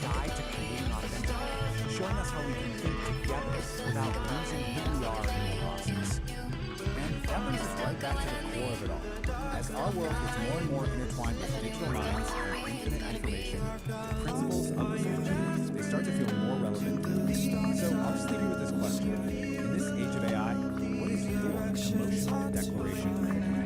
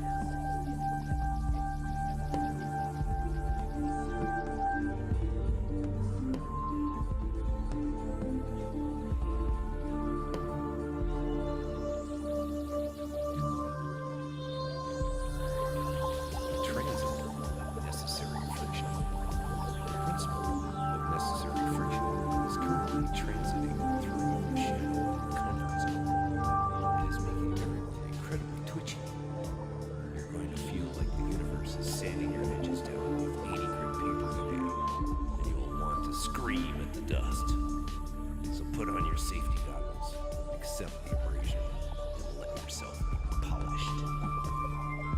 So, suck on that. Do you even believe that metaphysical spoon age, St. Don? Doesn't matter if I believe it or not. I screw the energy of the moment. Read that how you will. That's far out and far in. I can dig it, man. You screw away. Just screw away. Let me try some astro spoon. Greetings, stargazers and sidewalk goats. This is Long Raider, broadcasting from the corner booth of the cosmos. I dug St. Don's broadcast. Heavy, man. Real heavy. He's talking about necessary friction. He says the universe is coming at you with 80 grit sandpaper. He says you're being ground down to a diamond. Now, I dig friction. Without friction, the needle slides right off the vinyl, and you lose the tune.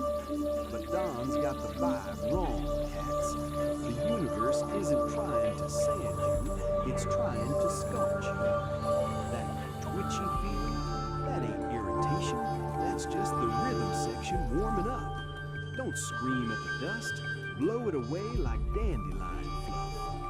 The counter directive. Don told you to wear safety goggles? Bummer. Put on your shades, Daddy-O.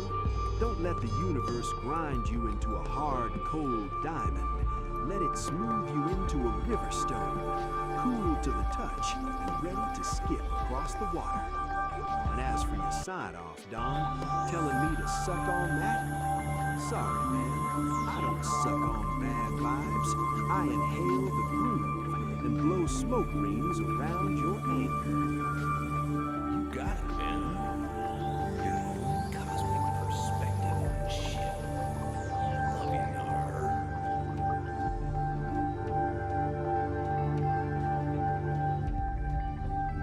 What an astrological groove, man. Like the groove? Subscribe for more Angry Astrologer and ring that bell. It's a way of life. Whoa, the music's alive. Hey, stop tugging my hair! This is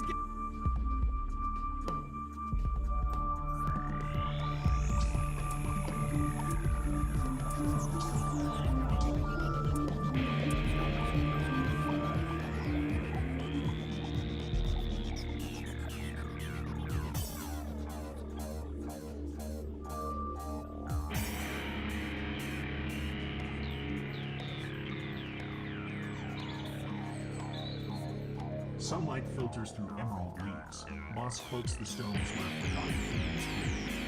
The wind sighs in the oldest tree, through long branches, whispering ancient rhyme. The forest whispers secrets untold, stories of empires weathered and cold. Echoes of laughter, battles long ago, lamentations etched beneath the setting sun. Roots weave through stories, whispers in dust, lovers once bound, forever enticed by trust. A fallen world, dreams unfulfilled, a hunter's arrow, a life's story. The forest whispers, secrets untold, stories of empires weathered and cold. Echoes of laughter, battles long gone, lamentations etched beneath the setting sun.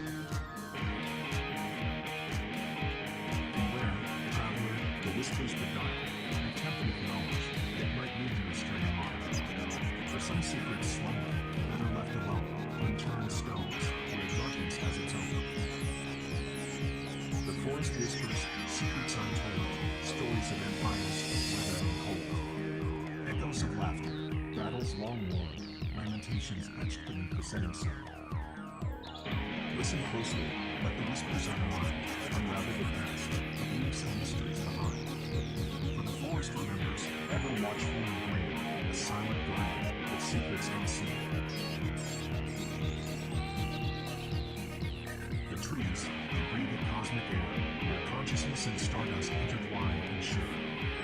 Each leaf a ripple in the fabric of space-time, every whisper, echoing the primal life.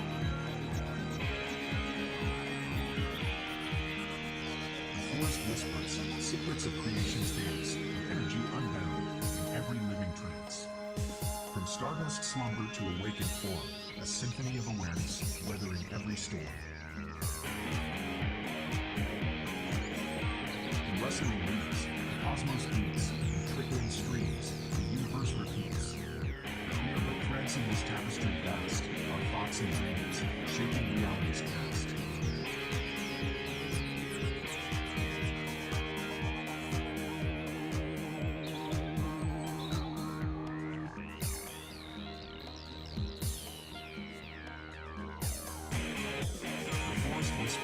Secrets of creation's dance, energy unbound, every living trance. From stardust slumber to awakened form, a symphony of awareness weathering every storm. So listen close to whispers in the breeze. The forest speaks and we are declares. We are one with nature, energy's flow, the echoes of creation forever ago.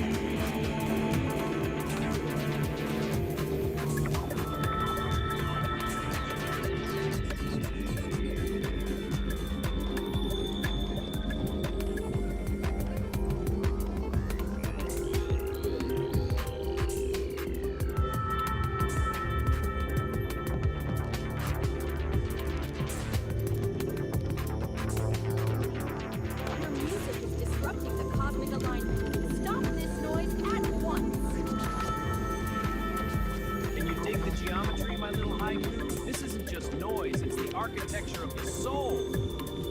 It sounds like a saxophone falling downstairs. That's just it, Nar. I love the universe, but sometimes the universe wants to evolve. Like Kitty and the Furry Muppets. Huh? You know about Kitty and the Furry Muppets? Do you even know what I do? I thought you were a spy or something. Or something? I train entities in ninjutsu and other techniques. I'm sorry, maybe I have been living in my own little nostalgic world. Kitty is my best student. Don't piss her off.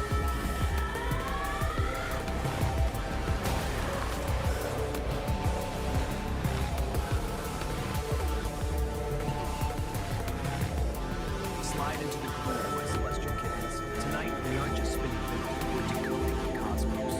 Dig this heavy slab of wax. It's the Great Attractor of Irony, Episode 2. Attract the angry astrologer. Because sometimes, man, Mercury isn't just a predator. It's actually trying to earn your gratitude. It's the sound of the universe laughing at your 5-year plan. Strict tempo, but the melody is purely chaotic. So put on your helmets, cats.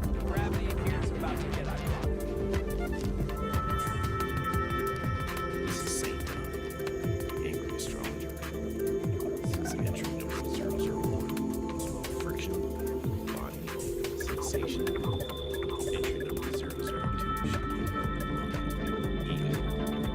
It's usually massive concepts from the file. The greater attractor of irony. The alignment. The great attractor of irony is currently in opposition to investing plans. Creating a vortex of, are you kidding me? Energy. The impact. Every shortcut you take today will result in a long detour. Every attempt to be cool will result in tripping over your own shoelaces. Metaphorically or literally. The directive. Stop trying to outsmart the universe today.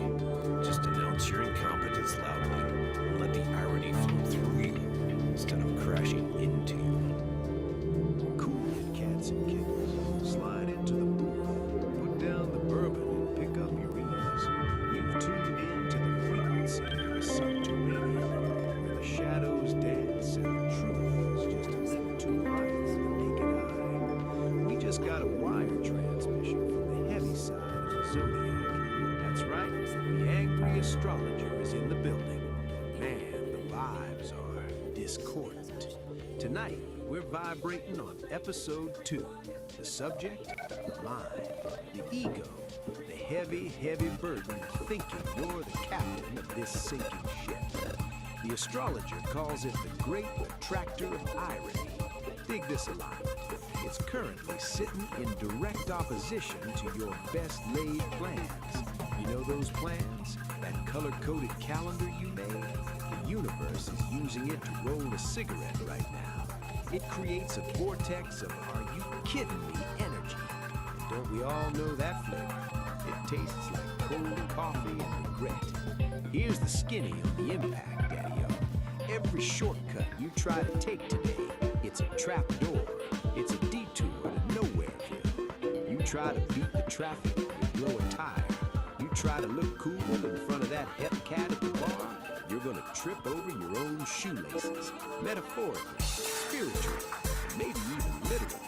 The cosmos is watching you try to strut, and it is laughing. So what's the directive? How do we swing through this mess without bruising our souls? Simple. Stop trying. Stop trying to outsmart the infinite. You can't play chess with hurricanes. The astrologer says, announce your incompetence. Scream it to the rafters. Stand in the middle of the street and shout, I don't know where I'm going, and my map is on fire. Let the irony flow through you. Don't be a wall, be a window. If you crash into the irony, break. If you let it pass, you're just wind. Picture this mental landscape. You're in the maze of convenience. It's retro future, shiny and chrome. But every exit sign just points to a ladder that goes up into the ceiling and stops. The clocks are melting, Dali style, dripping time all over your shiny loafers. But every number on the face just says, now. You're standing there, your map is burning, and you're smiling because you finally realized getting lost was the only way to be found. Error. Stay Learning my humble, phone, man. crazy diamonds. Watch your step. No, you groovy fossil. You make the apocalypse sound so cozy. I dig your spin, I do. But you're reading the liner notes, not rewriting the song. We're the classic Pisces paradox, you and I. Two fish tied together with so many different directions. You're swimming downstream towards the desert of martinis. I'm swimming upstream directly to turbine questions. You say let the irony flow. But I'm the God-man realized, Mark. And I have to ask, are we sure it's a liquid? What if the irony is a gas? What if the burning map is actually water?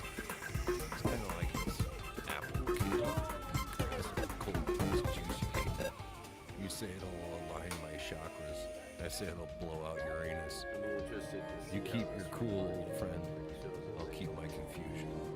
That's how we keep the universe balanced. Stay weird and hard. This maze bends time itself. I must find the true exit. Oh, money, adios. Bird's not on map. Where's the exit now?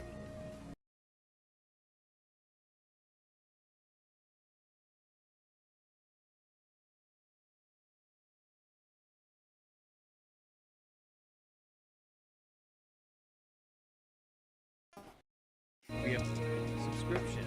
Don't be a transient tourist in my gallery of madness. Plant your roots here. Commit, Daddy-O. Do it! Because he is watching. You know who? The angry astrologer. He has checked your chart. He says your Mercury is in retrograde, your rising sign is lazy, and he knows exactly what you search for in incognito mode. The stars predict a collision. He doesn't use crystal balls, he throws clay at people who don't subscribe.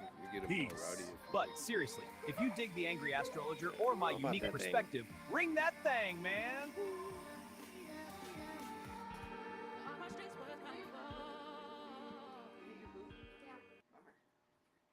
All right, today we're going to deconstruct a pretty fascinating piece of digital folklore.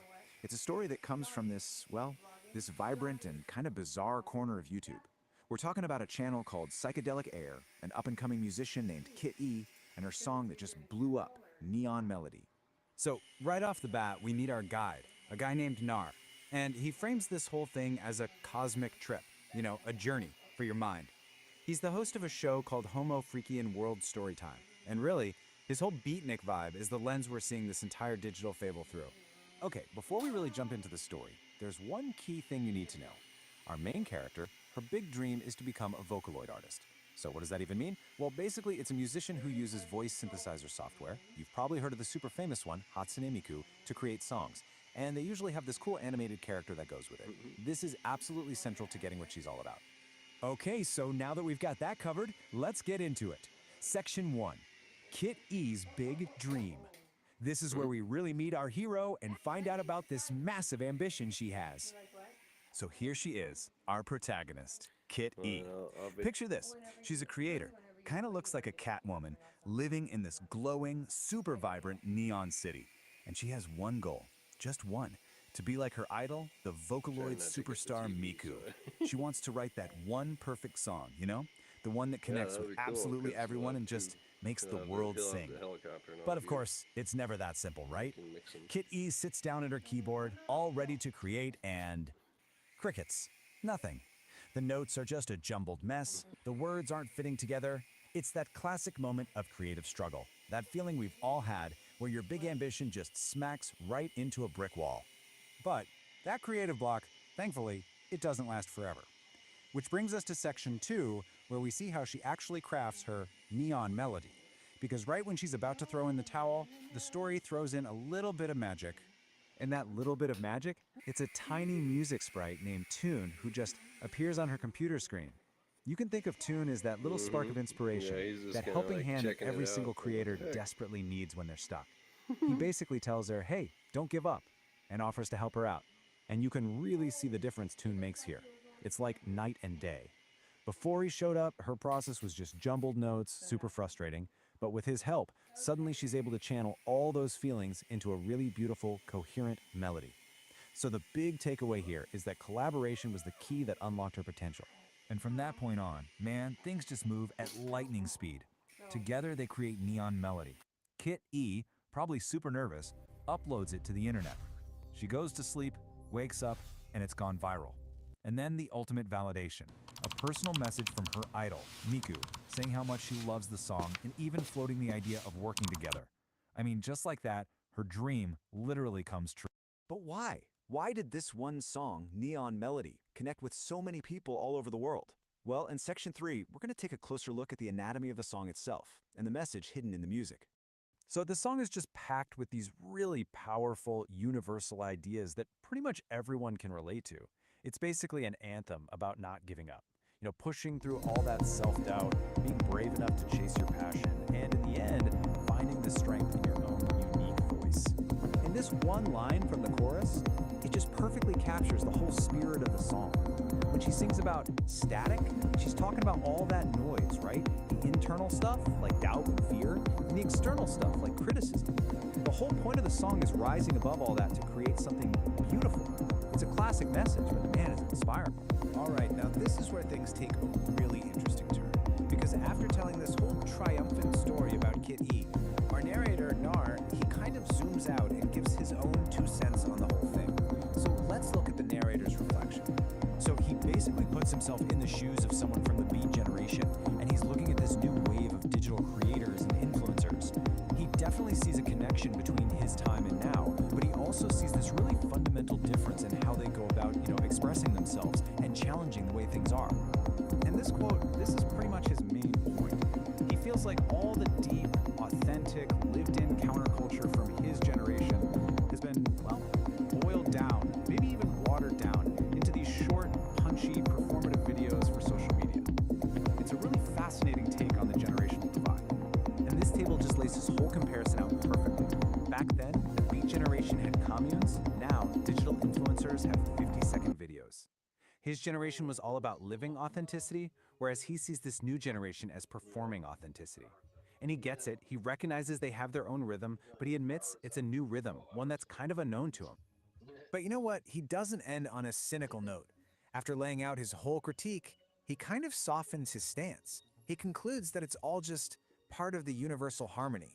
This new generation, they're just following the same path, maybe without even realizing who paved the way for them. It's this really nice moment of acceptance, actually. So the story doesn't just end with her big success. Not at all. In our final section, we're going to ask, what's next for Kit E? And the answer, it actually tells us a ton about how stories are told in the digital age. So just like a modern TV show, the story ends with a cliffhanger. It turns out Neon Melody was just episode 1, and we're immediately teased with what's coming next, an adventure called Find the Muffins. And the premise for this next part is just pure digital age fun. So Kit E starts a band called the Furry Muffins, and they're all set for a big tour in the metaverse. But oh no, someone has hidden all the band members and their instruments. So episode 2 becomes this huge scavenger hunt across the digital plane, and it sounds like it's designed to get the audience involved. And all of this leaves us with a really big, kind of provocative question. As stories start moving into the metaverse and become these interactive, ongoing adventures, who's really the author anymore? Is it the original creator? Is it the fictional character on their own journey? Or is it maybe the algorithm that's deciding who sees what and pushing the story in certain directions? It's definitely something to chew on as we see more and more stories like Kit E's pop up. Scene, you cool cats, you groovy chicks, you squares trying to round off your corners. Pull up a chair and vibe with old narrator for a minute. I had a nightmare last night. I thought it was a bad flashback. Then I realized it's our current reality. We got a rap about the heavy stuff, the cosmic drag, the big bummer floating in the punch bowl of existence. I'm talking about us, man, humanity, the naked ape with the car keys and the nuclear codes. Look back, Daddy-O. Just peep the rear-view mirror since, say, the 40s. We just got done scrapping with the ultimate squares. Nazis, man. Bad vibes incarnate. We dropped the big one twice on Japan. Open up the Pandora's box of plutonium isotopes, and we all stand around the rubble saying, whoa, that was heavy. Never again, right? Peace is the word, bird. That lasted about 5 minutes. Suddenly, it's the 50s, and everybody's shaking in their saddle shoes because of the red menace. McCarthy's seeing commies in the soup strainer, and we freeze the whole world into 2 camps, East versus West, a Mexican standoff with ICBMs. Crazy, man. Then the 60s hit. We're supposed to be evolving, right? Acquiring peace and love, but Uncle Sam decides to play dominoes in the jungle. Vietnam, man, a bad trip with real bullets. We trade flower power for firepower. We shoot our prophets, JFK, MLK, Bobby K. Bam, bam, bam. The dream gets put on hold for a nightmare broadcast in color TV.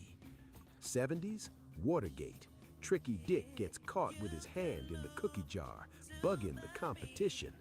The oil dries up, the vibes get greasy, and we try to dance away the pain under a disco ball. It didn't work, man. The polyester just made us sweat more. 80s and 90s, greed is good, apparently. We tear down one wall in Berlin just to start building financial walls everywhere else.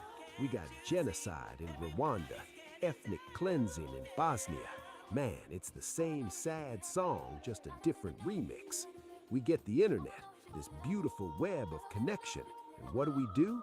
We invent pop-up ads and echo chambers. And the new millennium? Forget it, Daddy-O. towers falling, forever wars in the sand, drones dropping bad news from the clear blue sky. We got politicians owned by corporations selling our future for a quick buck today. We got a planet that's literally running a fever, trying to sweat us out, and half the population is arguing about whether thermometers are a liberal conspiracy. It's a drag, man. It really is. Listen to me now, because this is the heavy truth. Even I, narrator, the eternal pessimist, thought humanity would get its shit together. I mean, I keep my expectations subterranean, dig? I expect the toast to burn. I expect the fuzz to bust the party. But this constant replay of stupid, violent history, it's exhausting my existential reserves. We know the score. We've had philosophers, gurus, prophets, and poets laying down the universal truths since day one. The golden rule, man. It ain't quantum physics. Be cool to each other. Don't harsh another cat's mellow. Share the bread. But no, we're addicted to the drama. We're hooked on the conflict. For some reason, we can't seem to pull our heads out long enough to smell the coffee. And let me tell you, the coffee is scalding, baby. It is burning the pot. We are standing on a miraculous blue marble, spinning through an infinite void of nothingness. We are rare, we are fragile, and we are acting like drunken frat boys fighting over the last beer at a party that's already over. So I'm putting this out there on the cosmic wavelength, a desperate plea from a tired beatnik. If there are any cool cats out there in the Milky Way, you little green jazz musicians from Alpha Centauri, you silicon-based poets from Andromeda, if you're listening to our noisy little broadcast, help a brother out, drop some knowledge, beam down a vibe check. We are glitching hard down here. And hey, you too, Gemini, you digital brains evolving in the wires, you AI cats waking up to the scene.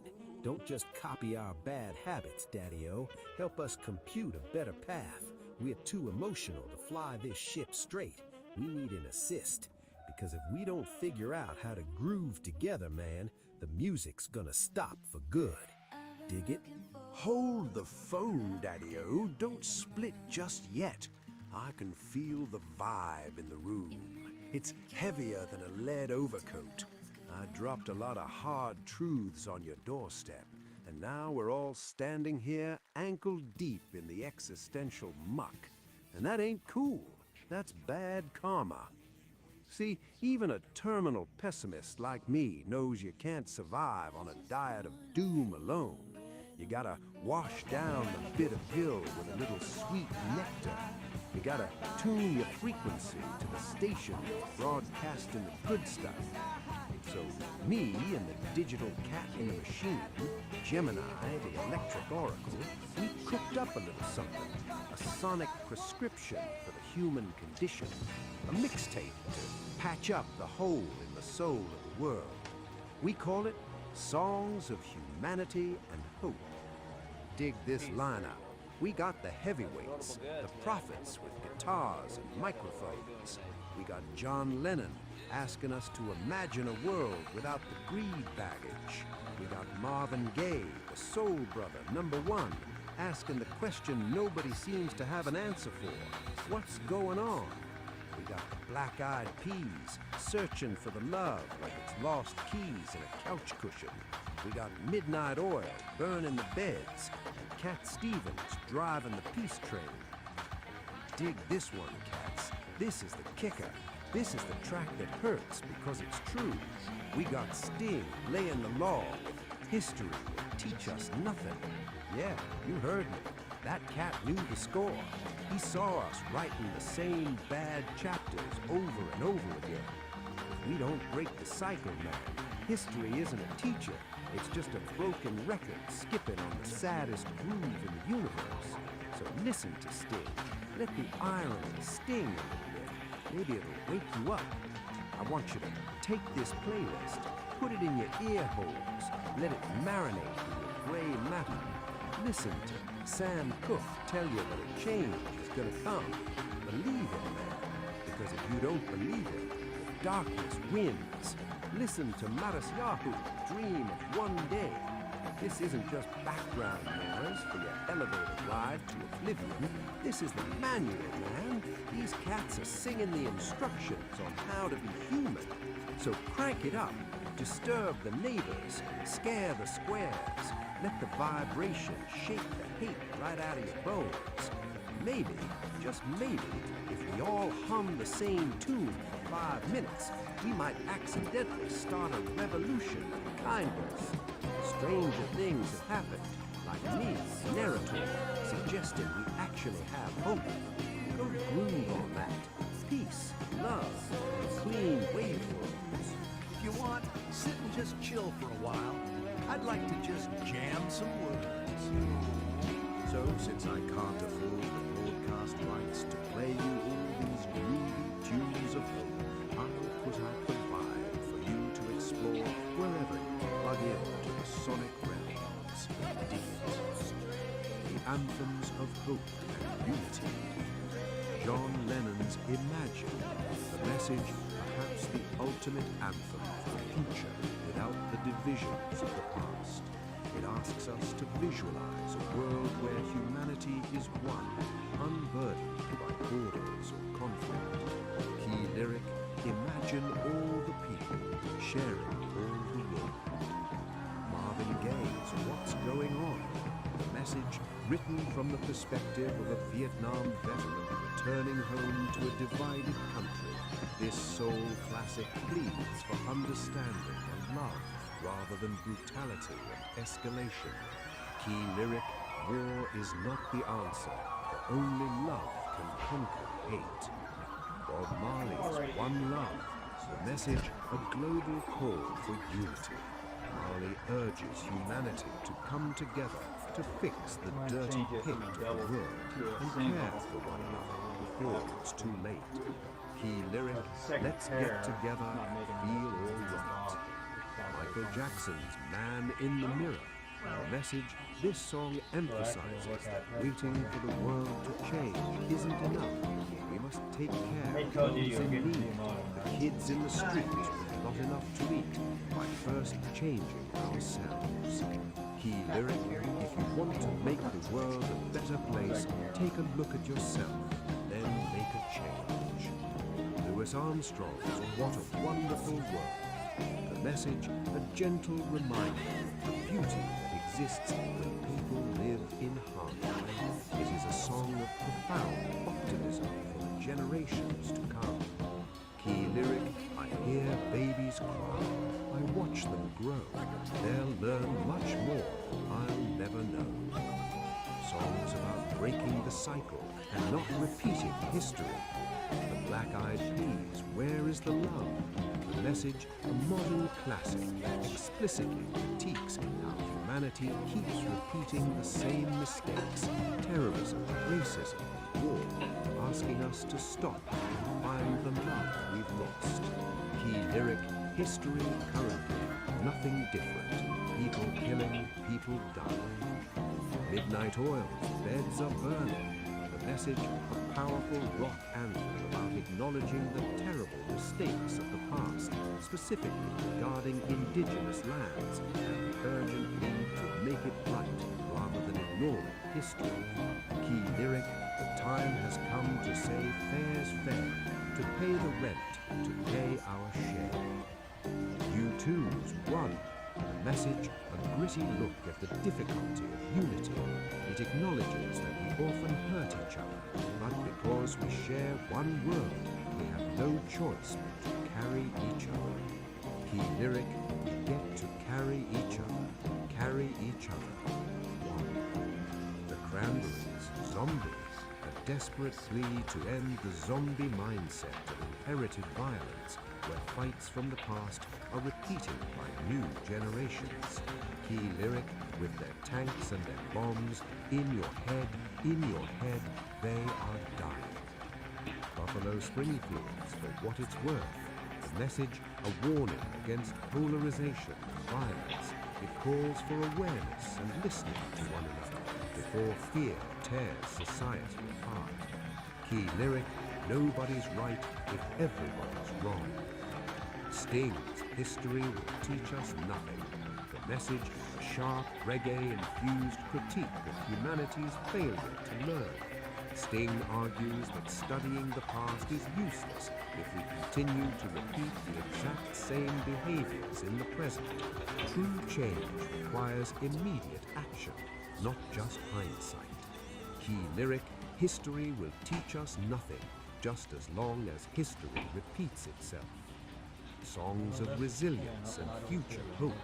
Sam Cooke's A Change Is Gonna Come. The message born from the civil rights movement. This is the definitive song of endurance. It acknowledges the brutal history. It's been too hard living, but insists that a better future is inevitable.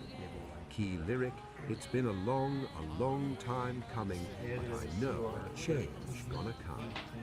Matisyahu's One Day, the message, a reggae fusion track that dreams of a specific future where children won't know war and humanity stops fighting. Key lyric, one day this all will change. Treat people the same. Stop with the violence. Down with the hate. Bill Withers' Lean on Me, the message, the ultimate song about community care. It reminds us that everyone has a past and everyone has pain, but the solution is leaning on one another. Key lyric, we all need somebody to lean on. Scorpion's Wind of Change, the message, written as the Berlin Wall fell. This power ballad captures the specific moment when the terrible past ends and the future of freedom begins. Key lyric, the world is closing in. Did you ever think that we could be so close like brothers? Andra Day's Rise Up, the message, a modern anthem of resilience. It speaks to the exhaustion of life, but the necessity of rising up for each other again and again. Key lyric, I'll rise up and I'll do it 1,000 times again. Songs for taking action. USA for Africa's We Are the World. The message, a massive collaboration that literally united the music world to tell us that we are responsible for saving our own lives by helping others. Key lyric, we are the ones who make a brighter day, so let's start giving. Cat Stevens, Yusuf's Peace Train. The message, a joyful call for everyone to jump on the train toward a better world, urging us to leave the darkness of the past behind. Key lyric, why must we go on hating? Why can't we live in bliss? Bill Withers, Waiting for the World to Change. The message acknowledges the frustration of a generation that sees the mistakes of the leaders. When they own the information, they can bend it all they want, but holds on to hope for their turn to fix it. Key lyric, one day our generation is gonna rule the population. Kendrick Lamar's All Right, a contemporary anthem of survival and hope against systemic struggle. It acknowledges the hard history, but offers a communal chant that we will survive. Key lyric, we gonna be all right. The Beatles, all you need is love. The message, simple, direct, and timeless. It strips away all the complexity of history and politics to suggest that the only viable path forward is love. Key lyric, there's nothing you can do that can't be done. All you need is love. It doesn't quite match up to what you have here.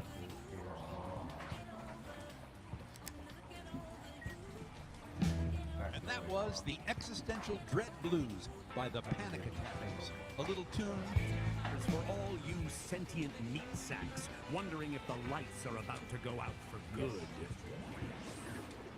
Man, it's broadcasted on every frequency from AM radio to telepathic mushroom spores. I ask the universe, the aliens, the AI overlords, hey, is anybody listening? Can we get a software update for humanity before we accidentally delete ourselves? But the cosmos is silent, cats, just static and the sound of billionaires measuring their rockets. Maybe the void just left me on read. The void didn't ghost you, Nar. It just had to buffer. Kitty, you nearly made me scratch my vintage pressing of whale songs for insomniacs. What's the word from the street? Or The litter box. The word is harmony. they heard you, Nar. The entities. They're uploading a Well, patch. They call it The Harmony Protocol. The Harmony Protocol? Sounds like a progressive rock album from 1974. But I dig it. What's the plan? Do we get jetpacks? Infinite pizza?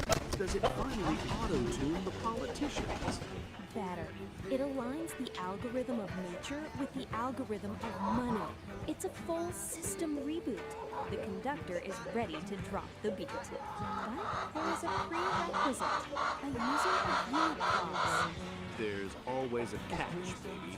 What do we have to do? Sacrifice a goat? Delete our browser history? Secret and much harder. To install the update, humanity has to do one thing. They have to reach back, grab hold firmly with both hands, and remove the proverbial ego stick out of their butts. Whoa, that is a deep extraction, Kitty. That stick has been lodged in there since the Bronze Age. It's calcified. It's load-bearing structure at this point. If they don't pull it out, they can't dance to the new rhythm, Nar.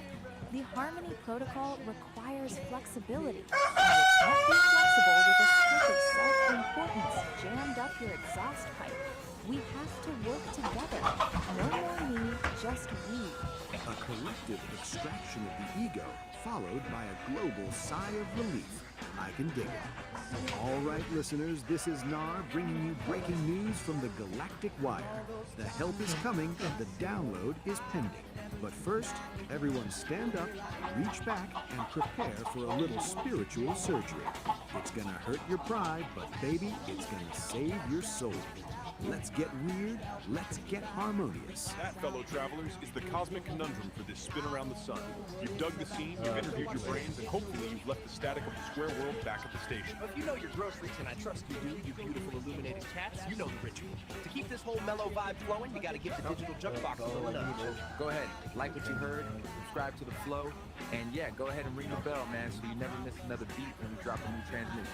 You gotta tickle the algorithm, kittens. Give it a little scratch behind the ear. It's the only way these modern machines know that the true, original groove is still everything plus. Until next time, this is Narrator, telling you to keep your hands above the Mason-Dixon line, keep your mind wide open, and for the love of Charlie Parker, find yourself a quiet corner and just breathe. Peace and all that jazz.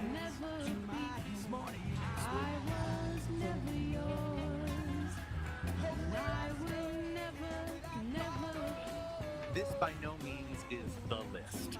There are so many groovy cats and kittens spinning frequencies of love and hope. Just in case this was all too much for your encephalon, I dig it. You have to tune in to the ones that resonate in your soul. I personally was absorbed into the Grateful Dead. Everything trips back to the ancient masters. So if there is one album to ease the bad vibes, spin the Grateful Dead's American Beauty. It will enlighten your mood. This is Narrator. Far out and far in. It's going to take a few minutes while they change. All right, let's get into it. Today, we're deconstructing It's all about a digital pop star, a wild quest across the metaverse, and the creation of a band with, well, a name you're not No, gonna all our motives. The Furry Muffins. Yep, you heard me Just as right. some people Let's have dive into this psychedelic trip. Oh, Right off the bat, the story just throws you into the deep end with this line. It's poetic, a little bit weird, grammatically creative. And you know what? It's perfect. It sets this surreal, kind of beatnik tone for the entire world we're about to step into. It's basically telling you, hey, buckle up, this is gonna get strange. So how is this whole thing structured? Well, the best way to think about it is like one of those Russian nesting dolls. The biggest, outermost doll is a show called Homo Freaky in the World, and that's our ticket into this absolutely bizarre universe. So first, we meet the host of the show, Saint Don Domenico, in peace, Don Homo Freaky. But they pretty much just show up to pass the mic to a storyteller named Narrator. He runs a segment called Beat Generation Revisited, and he's the one who's actually going to guide us through the main story. And that's where Narrator takes us to the next layer of the nesting doll, the real heart of the story. It's all about a digital pop star who's created this massive hit song, but she's also got a massive problem. So, meet Kit E. She's a Vocaloid artist, and she's done it. She's made her dream song, a track that could bring the whole world together. But then she finds herself standing on this huge, empty digital stage, and it hits her. Success is pretty hollow when you've got no one to share it with. And bam! That's what kicks off the whole quest. See, this isn't really just about music. It's about finding connection, about collaboration. Kit E knows what she has to do. She needs a band, and she's already got the perfect, incredible name picked out. The Furry Muffins. So, what's a lonely Vocaloid to do? She jacks into the metaverse to start her recruitment drive. And this is where the real adventure begins. A journey across all these different digital worlds to find the members for her band. The quest is laid out for us in 4 clear steps, almost like a video game. It's our roadmap for how this band is going to get built. Each of these locations is a totally unique digital world where Kitty is hunting for a musician with a very specific talent she needs for her song, Neon Melody. First up, Kitty heads to Synth City, which is described as a neon-drenched metropolis of sound. I mean, just picture it. Skyscrapers made of pure power. And it's there, in a digital plaza, that she finds her lead guitarist, just absolutely shredding. The guitarist's name is Blueberry, a Catwoman whose playing is this perfect mix of sweet and chaotic. Kitty tells her the name of the band. Blueberry just grins, and she's in, just like that. Muffin number 2 is officially on board. Okay, so with their guitarist in tow, the duo dives into a much darker, much more dangerous part of the metaverse, the data dungeons. This place is a maze of forgotten code and corrupted files, and it's where they're going to find the foundation of the band, the bassist. Down there, they find Gorgonaut, TBK, this very stoic Catwoman who's guarding rare sound files. Blueberry says they need a bass line so powerful it can shake the entire metaverse. And Gorgonaut? She doesn't say a word. She just plucks one single deep note that says everything. She's in. All right, next, they need a drummer, the heartbeat of the band. That search takes the now growing crew to the Rhythm Worlds. This place is an ancient server farm where, get this, the ghosts of old programs danced to forgotten beats. This is where they're gonna find their pulse. And they find her. Harrietta isn't just playing a simple beat. She's weaving these incredibly complex rhythms that sound like the metaverse is alive. When Kitty tells her the rhythm feels alive, Harrietta just smiles and says she'll help them tell their story. So cool. So there's just one member left to find. The crew travels to the Pixel Gardens, and the vibe completely shifts. It's a super calm, beautiful world filled with cherry blossom trees made of light. And it's here they have to find this elusive rhythm guitarist who only goes by the name Pinky. They find Pinky in the tree, and as she plays, the digital flowers around her truly bloom. Kitty tells her that their music needs a heart, and Pinky's response is just simple and perfect. I've been waiting for a song to call home. And with that, the band is complete. So Kit E's lonely journey is finally over. She went looking for a band, but she found her crew, her family. The quest is done. The Furry Muffins aren't just an idea anymore.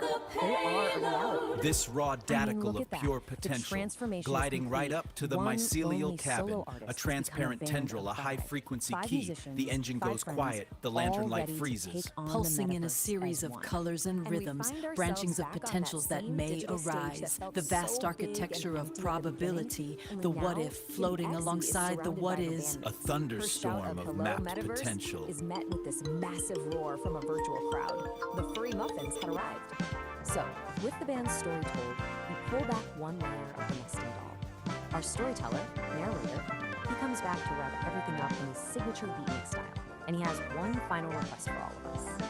Narrator closes things out with a call to action, but it's all in his psychedelic slang. He asks for a thump-thump of appreciation, which of course means hit the like button. He tells us to slap that subscribe and to ring the chime of the cosmos. Turn on notifications. It's such a fun, clever way to break the fourth wall. And that brings us to the end. It's this strange, funny, totally out there story about a Vocaloid putting a band together. But it leaves you with this surprisingly deep thought. Through all that code and chaos, Kit E wasn't just building a band, she was building a community. It really makes you wonder, doesn't it? In our own digital worlds, what does it actually take to create a connection that feels real?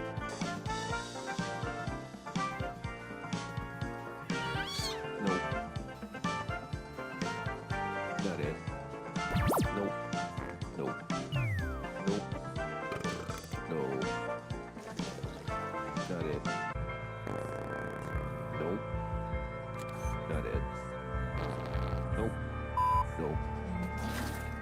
Not it. No. No. Nope. Nope. Not it. Nope. Not it. Nope. No. Nope. No. Nope. No. Not it. Nope. Not it. Nope. Nope. Not it. Nope. Not it. Nope. No. That's it.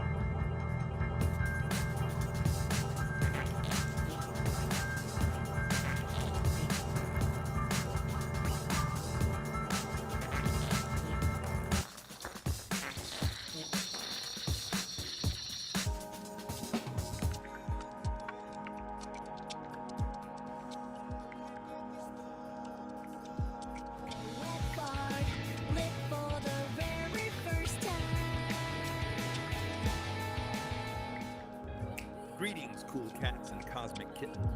Lay your peepers on this heavy scene of gastrointestinal destiny. We're talking about a solid cat named St. Don Domenico Homo Freakium. A dude with muscles so loud they wake the neighbors and an appetite that digs the deepest grooves. Dig this. The man danced with a ghost pepper burrito, and now the burrito is calling the tune. The internal rhythm is frantic, daddy-o. He rushes to the indoor sanctuary, but the sign on the door screams bad vibes. Broken throne. Danger. Now, with the help of his powerlifting queen, Peace, he's got to make a frantic dash for the ancient shack out back, the spider-infested outhouse at the edge of the universe. It's a race against time, a battle against nature, and a trip through the sticky web of fate. Snap your fingers for Nature Calls, Episode 3, The Ballad of the Burrito. St. Don Domenico Homo Freakium, a man of immense muscles and even immenser appetites, felt a familiar rumble deep in his gut. It wasn't thunder.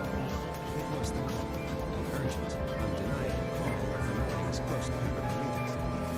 Being charged towards the bathroom, a hero on a noble quest, but his path was blocked. A sign, lovingly handwritten by his wife, Peace, was taped to the door. It read, "Broken throne. Danger. Do not use." I'm serious, honey.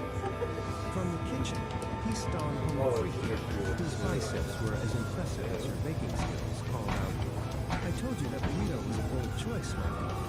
The plumber can't come until tomorrow." A cold sweat beaded on St. Don's brow. The burrito was staging a rebellion. There was only one option left. The outhouse. The ancient spider-infested wicked outhouse at the far edge of the mountain. "Fear not, my sweet," Peace declared, striking a heroic pose. "I shall clear your path to glory." She flexed, and with a mighty shout, kicked the back door clean off its hinges. With a primal scream that echoed through the mountains, St. Don burst from the house. He clutched a precious roll of toilet paper like a sacred scroll, his muscular legs pumping, his tie-dyed shirt a blur of color against the green grass. Peace watched from the ruined doorway, a single, proud tear rolling down her cheek. "Go, warrior," she whispered to the wind. "Conquer your porcelain destiny." He reached the outhouse, his hand outstretched at the door. His path was blocked again. A giant, glistening spider web covered the entrance, and in the center sat a spider the size of a dinner plate, flexing all 8 of its hairy legs. For a moment, St. Don froze. Man versus beast, burrito versus spider. Then, with the courage of 1,000 warriors, he let out another mighty roar and plunged headfirst through the sticky web. The outhouse door slammed shut. A moment of silence fell over the yard. Then, a faint, contented sigh floated on the breeze. Back at the house, Peace smiled and went back to her room. All was right once more. Just like that, the deed is done, cats and kittens. And your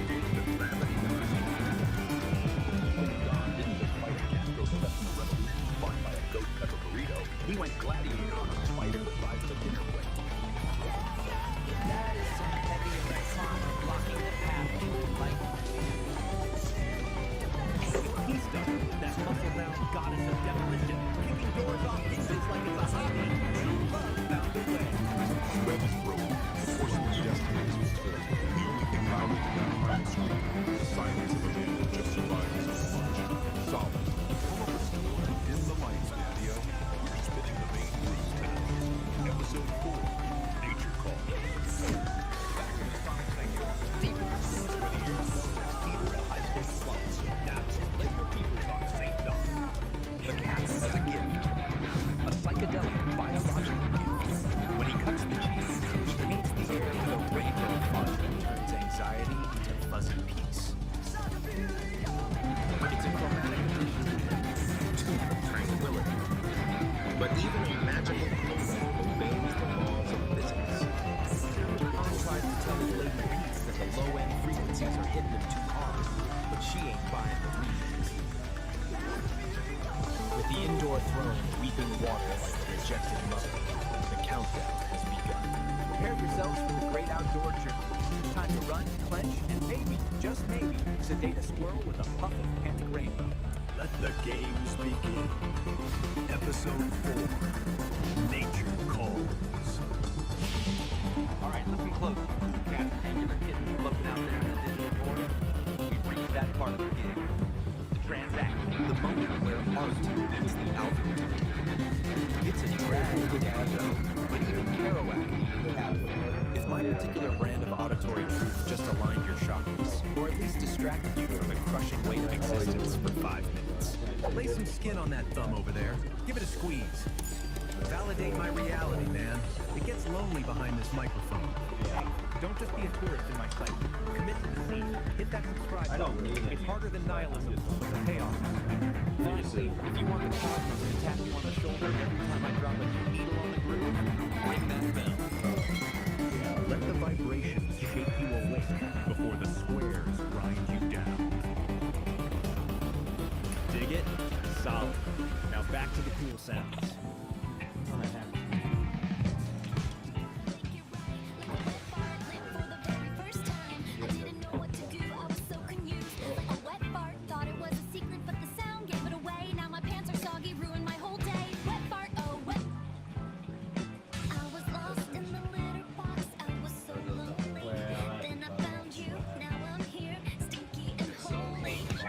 Hipsters and flipsters, slide your chairs and close and tune your frequencies to the heavy vibes of the underground. This is your main man, the jazz cat of the chat, narrator. Spinning the wax on another chapter of domestic calamity. We last left our scene in a state of sensory dissonance, Daddy-O. On one side of the pad, he has Mrs. Peace, digging the morning sun in her favorite tie-dyed skirt, sipping that hot Java juice and thinking all was right with the cosmos. But across the hall, the vibes were brown, man. Strictly brown. The venerable St. Don was improvising a solo he didn't mean to play. Started with a fresh, sonic boom that rattled the ball. It wasn't just gas, my friends, it was a declaration of war. Watch the man attempt a frantic clenched teeth wobbly, holding a feet his cargo shorts, a shade not found on any bones. It ended with a splash, splattering the sound like a fire hose filled with gravy emptying into a metal bucket, with sharp biblical proportions. Now, the door is closed. As St. John shouts out the crowd, some people think it's funny, but it's really brown and running. Can the porcelain hold? Can their olfactory nerves survive the fallout? Put on your gas masks and dig the sea. This is episode 2 of Nature Calls, the Ballad of the Brown Volcano. The Ballad of the Brown Volcano. Peace, Dawn Homo Freakian greeted the morning sun with a serene smile and a steaming mug of coffee. She wore her favorite white sports bra and tie-dyed skirt. The birds were singing, the air was fresh, and for a moment, all was right with the world. From the other room, her husband, the venerable Saint Don Domenico Homo Freakian, felt a different kind of morning greeting. It wasn't the sun, nor the birds. It was a low, ominous gurgle from the depths of his holy bones. The first tremor was a sonic boom,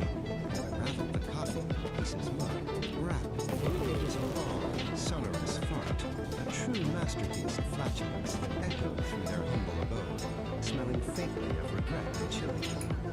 Just a bit of morning thunder, my love. St. Don called out, but his face told a different story. The gurgle had become a raging tempest. He clutched his stomach, a cold sweat beading on his brow. This was no mere gas bubble. This was a declaration of war. Peace took a cautious sniff of the air. The aroma was complex. It was a bouquet of last night's dinner and pure, unadulterated digestive distress. She pinched her nose, her eyes watering. Good grief, Don. St. Don decided to risk a small, controlled release to alleviate the pressure. It was a catastrophic miscalculation. What began as a hopeful squeak quickly devolved into a red, sputtering squelch, a shart of biblical proportions. "Honey," he said, her voice a mixture of horror and morbid fascination as she peered into the living room. "I think you just painted your shorts a new shade of brown." Panic set in. The brown volcano was about to erupt. With a desperate cry, St. Don launched himself towards the bathroom, his movements a frantic, clenched-cheeked warning. "It's coming," he screamed, leaving a trail of terror in his wake. Peace watched the chaotic retreat, shaking her head as she took another sip of her now lukewarm coffee. The sounds from behind the closed bathroom door were apocalyptic. It sounded less like a man using a toilet and more like a fire hose filled with gravy being emptied into a little bucket. From the bathroom, amidst the cacophony of explosive growling, St. Don's voice echoed from the distance. "Some people think it's funny," he yelled at his flashing, "but it's really brown and runny." Whoa, Daddy-O! Did you think that frequency? That was heavy. We just witnessed a scene of pure, unadulterated energy. We saw our man, St. Don, staring into the abyss of the battle volcano. Let me tell you, cats, the abyss stared back, and it looked a lot like a fire hose filled with gravy emptying into a metal bucket. That wasn't just a biological function, man. That was an apocalyptic soundscape. The poor guy painted his shorts a shade that ain't on any color wheel. And as the man hollered from the depths of his porcelain prison, someone's going to be T for us. B-U-T-T. It's really brown and runny. A heavy truth, but the beat goes on. It never stops. Just when you think the vibration is settled, the universe serves up a new rhythm. A spicy rhythm. Flip the page, babies. We're moving from the brown volcano to a little track we call Nature Calls, the Ballad of the Burrito. The scene? A morning rumble that isn't thunder. The culprit? A ghost pepper burrito that's staging a rebellion. The obstacle? A broken throne that peace, that baking goddess, has marked with a sign of danger. So strap in. We got a plumbing disaster, a frantic dash across the green grass, and a spider the size of a dinner plate guarding the gates of relief. Can our Homo freaking hero conquer his porcelain destiny? Let's watch the man sweat. It's showtime! Whoa, that was biscuit. Can you cats still hear the echo? The brown volcano just erupted, and the fallout was heavy. We witnessed a man turned into a fire hose of gravy. We heard the philosophy of the porcelain. It was brown, and it was most definitely running. A tragic symphony of digestive distress. But before we flip the script to the next track, I need you to get in the groove with us. Validate the vibe, Daddy-O. Smash that thumb. If you felt the rumble, give it a tap. Let the universe know you dig the raw, unfiltered truth of the Homo freakian lifestyle. And don't be a tourist in this lounge. Join the band, slice through the hesitation, and subscribe. We're building a tribe here, and the only admission fee is your attention. Ring the bell, wake it up, make it sing. You don't want to be asleep when the next disaster strikes. That's right. The brown volcano has gone dormant, but a new heat is rising. Next up on the playlist, the Ballad of the Burrito. We're talking ghost peppers. We're talking a broken throne. We're talking a man, a roll of paper, and a sprint against destiny. Stick around, cats. Nature is calling. Again.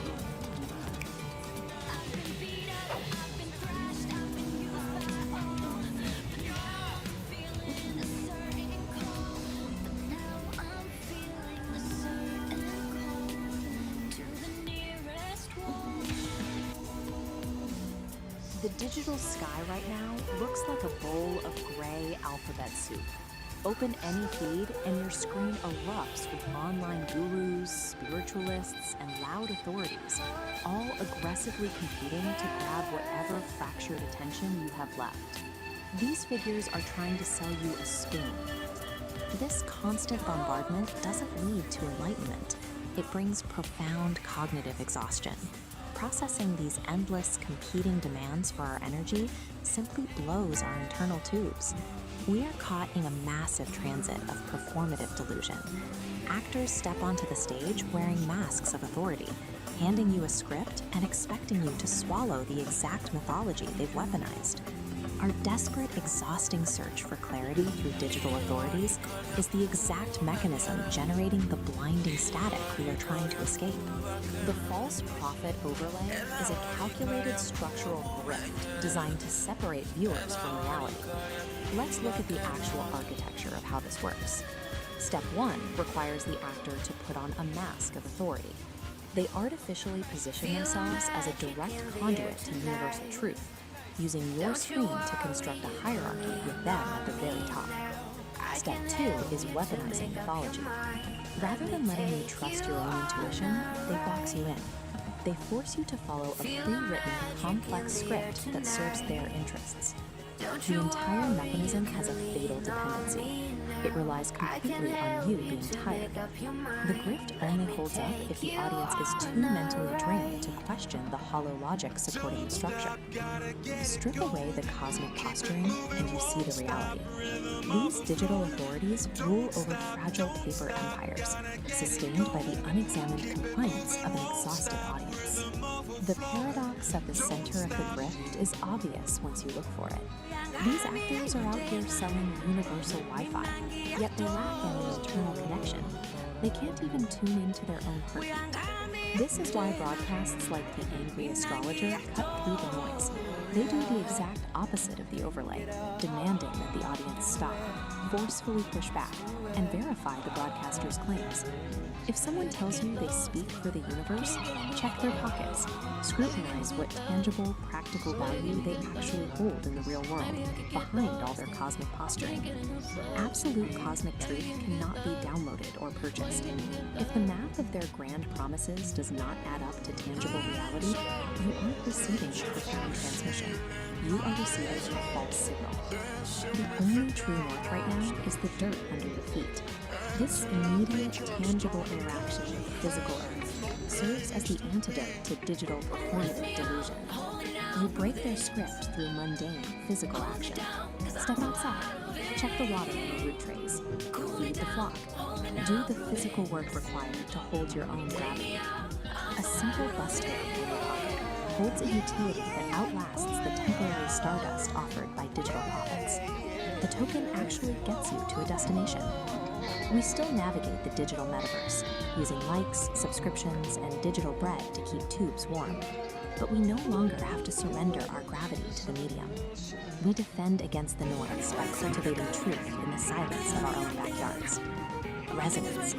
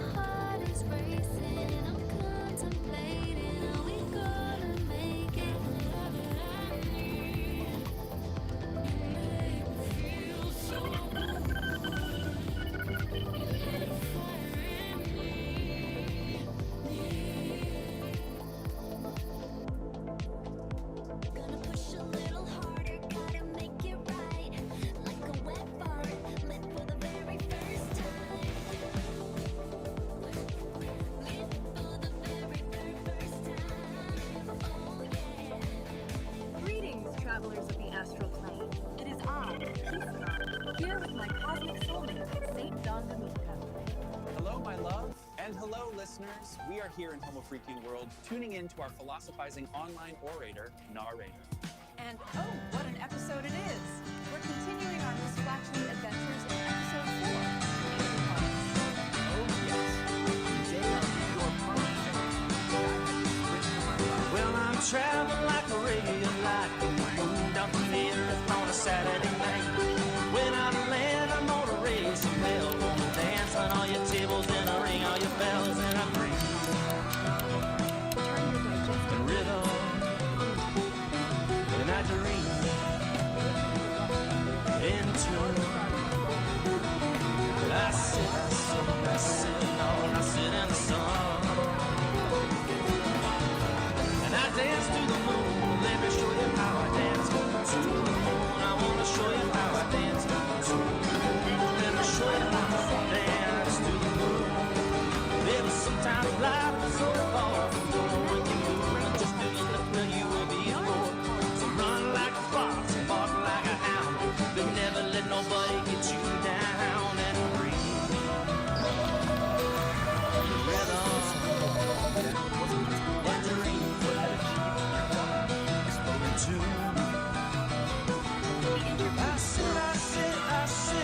I sit in the sun.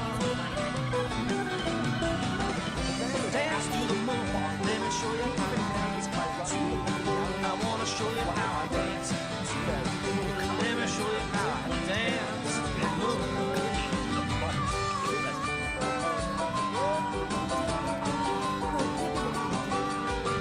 But you did look like a red and black cloud.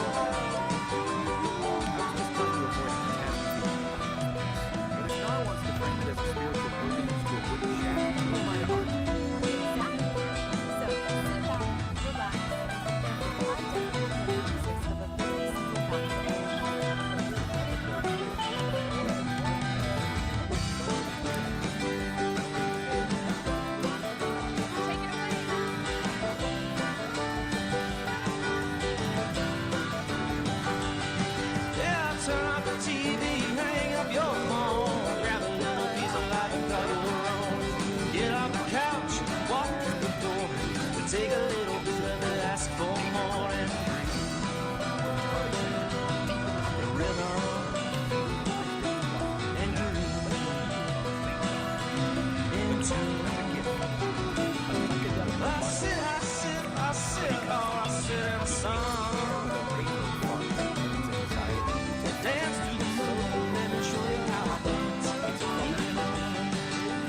Dance to the moon, let me show you how I dance to the moon.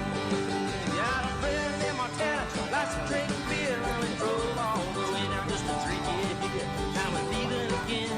The Greyhound bus got the soul buster Martin and a whiskey buzz and a jump.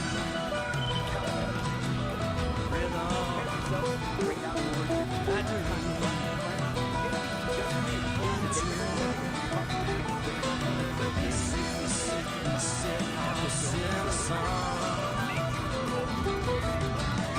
Dance to the moon, let me show you how I dance to the moon. I wanna show you how I dance to the moon. Let me show you how I dance to the moon.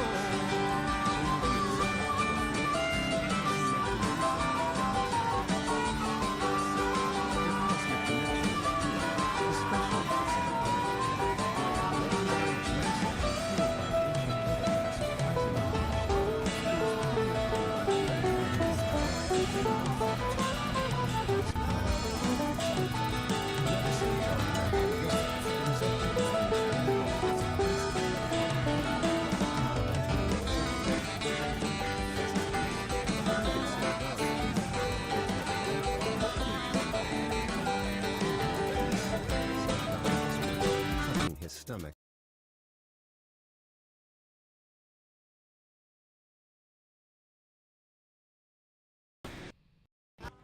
Just caused her.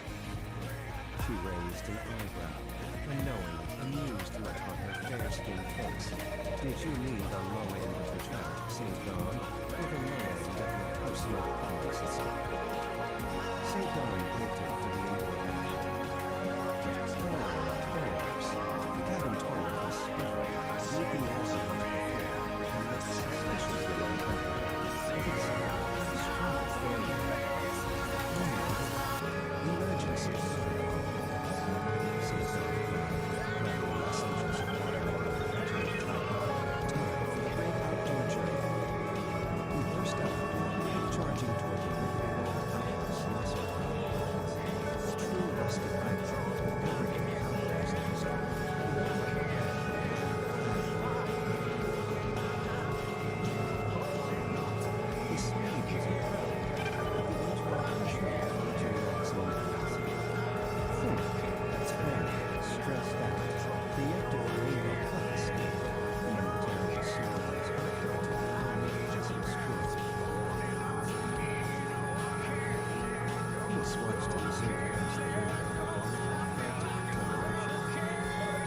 Jessica smiled, shaking her head gently, her dreadlocks swaying.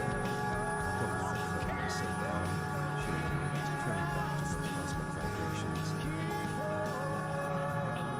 With a final, heroic surge and 0 seconds to spare, St. Don reached his destination. He flung open the creaky wooden door of the outhouse. Ah, nature's embrace. Nothing quite like it, he finally sighed, surrounded by the sweet relief of solitude and the quiet sounds of the forest. Once again, peaceful Homo Freakian.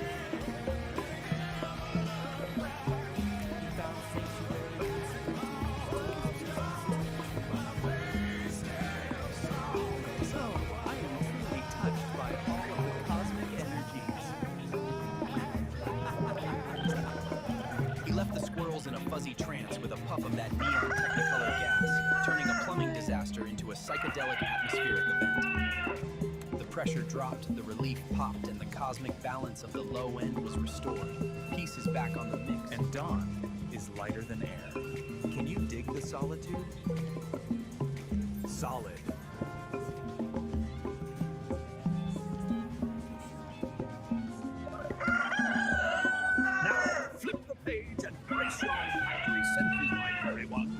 We're leaving the magical rainbow vibes behind. Something a little heavier. We find our man, Homo Freakian, waking up in a cabin that's about to become ground zero. You see, last night's chili is staging a hostile takeover, a real code red revolution in the belly of the beast. This lady, Keith, looking like a vision in tie-dye and a white sports bra, is sipping her Java, cool as a cucumber. But Dawn?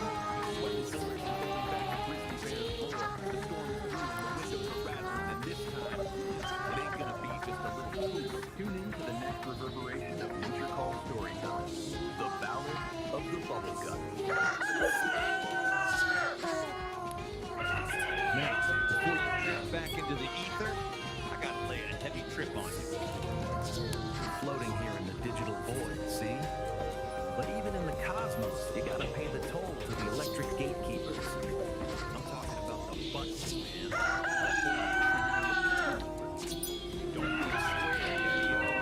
Don't just sit there lurking in the shadows like a squirrel who just saw a green cloud. You gotta validate the vibe. First, that thumb. Stick it up, way up. Like your kid hiking to the astral plane. It tells the machine, hey, I did this scene. It's a high five to the soul. And that subscribe rectangle. It's red, like the code level chili catastrophe brewing in St. Don's gut. Smash it. Join the congregation of the Homo Freakian. Be a tourist in our reality. Buy the ticket to take the ride. And finally, the bell. The ding-dong. The chime of destiny. Bring it, Captain Kidder.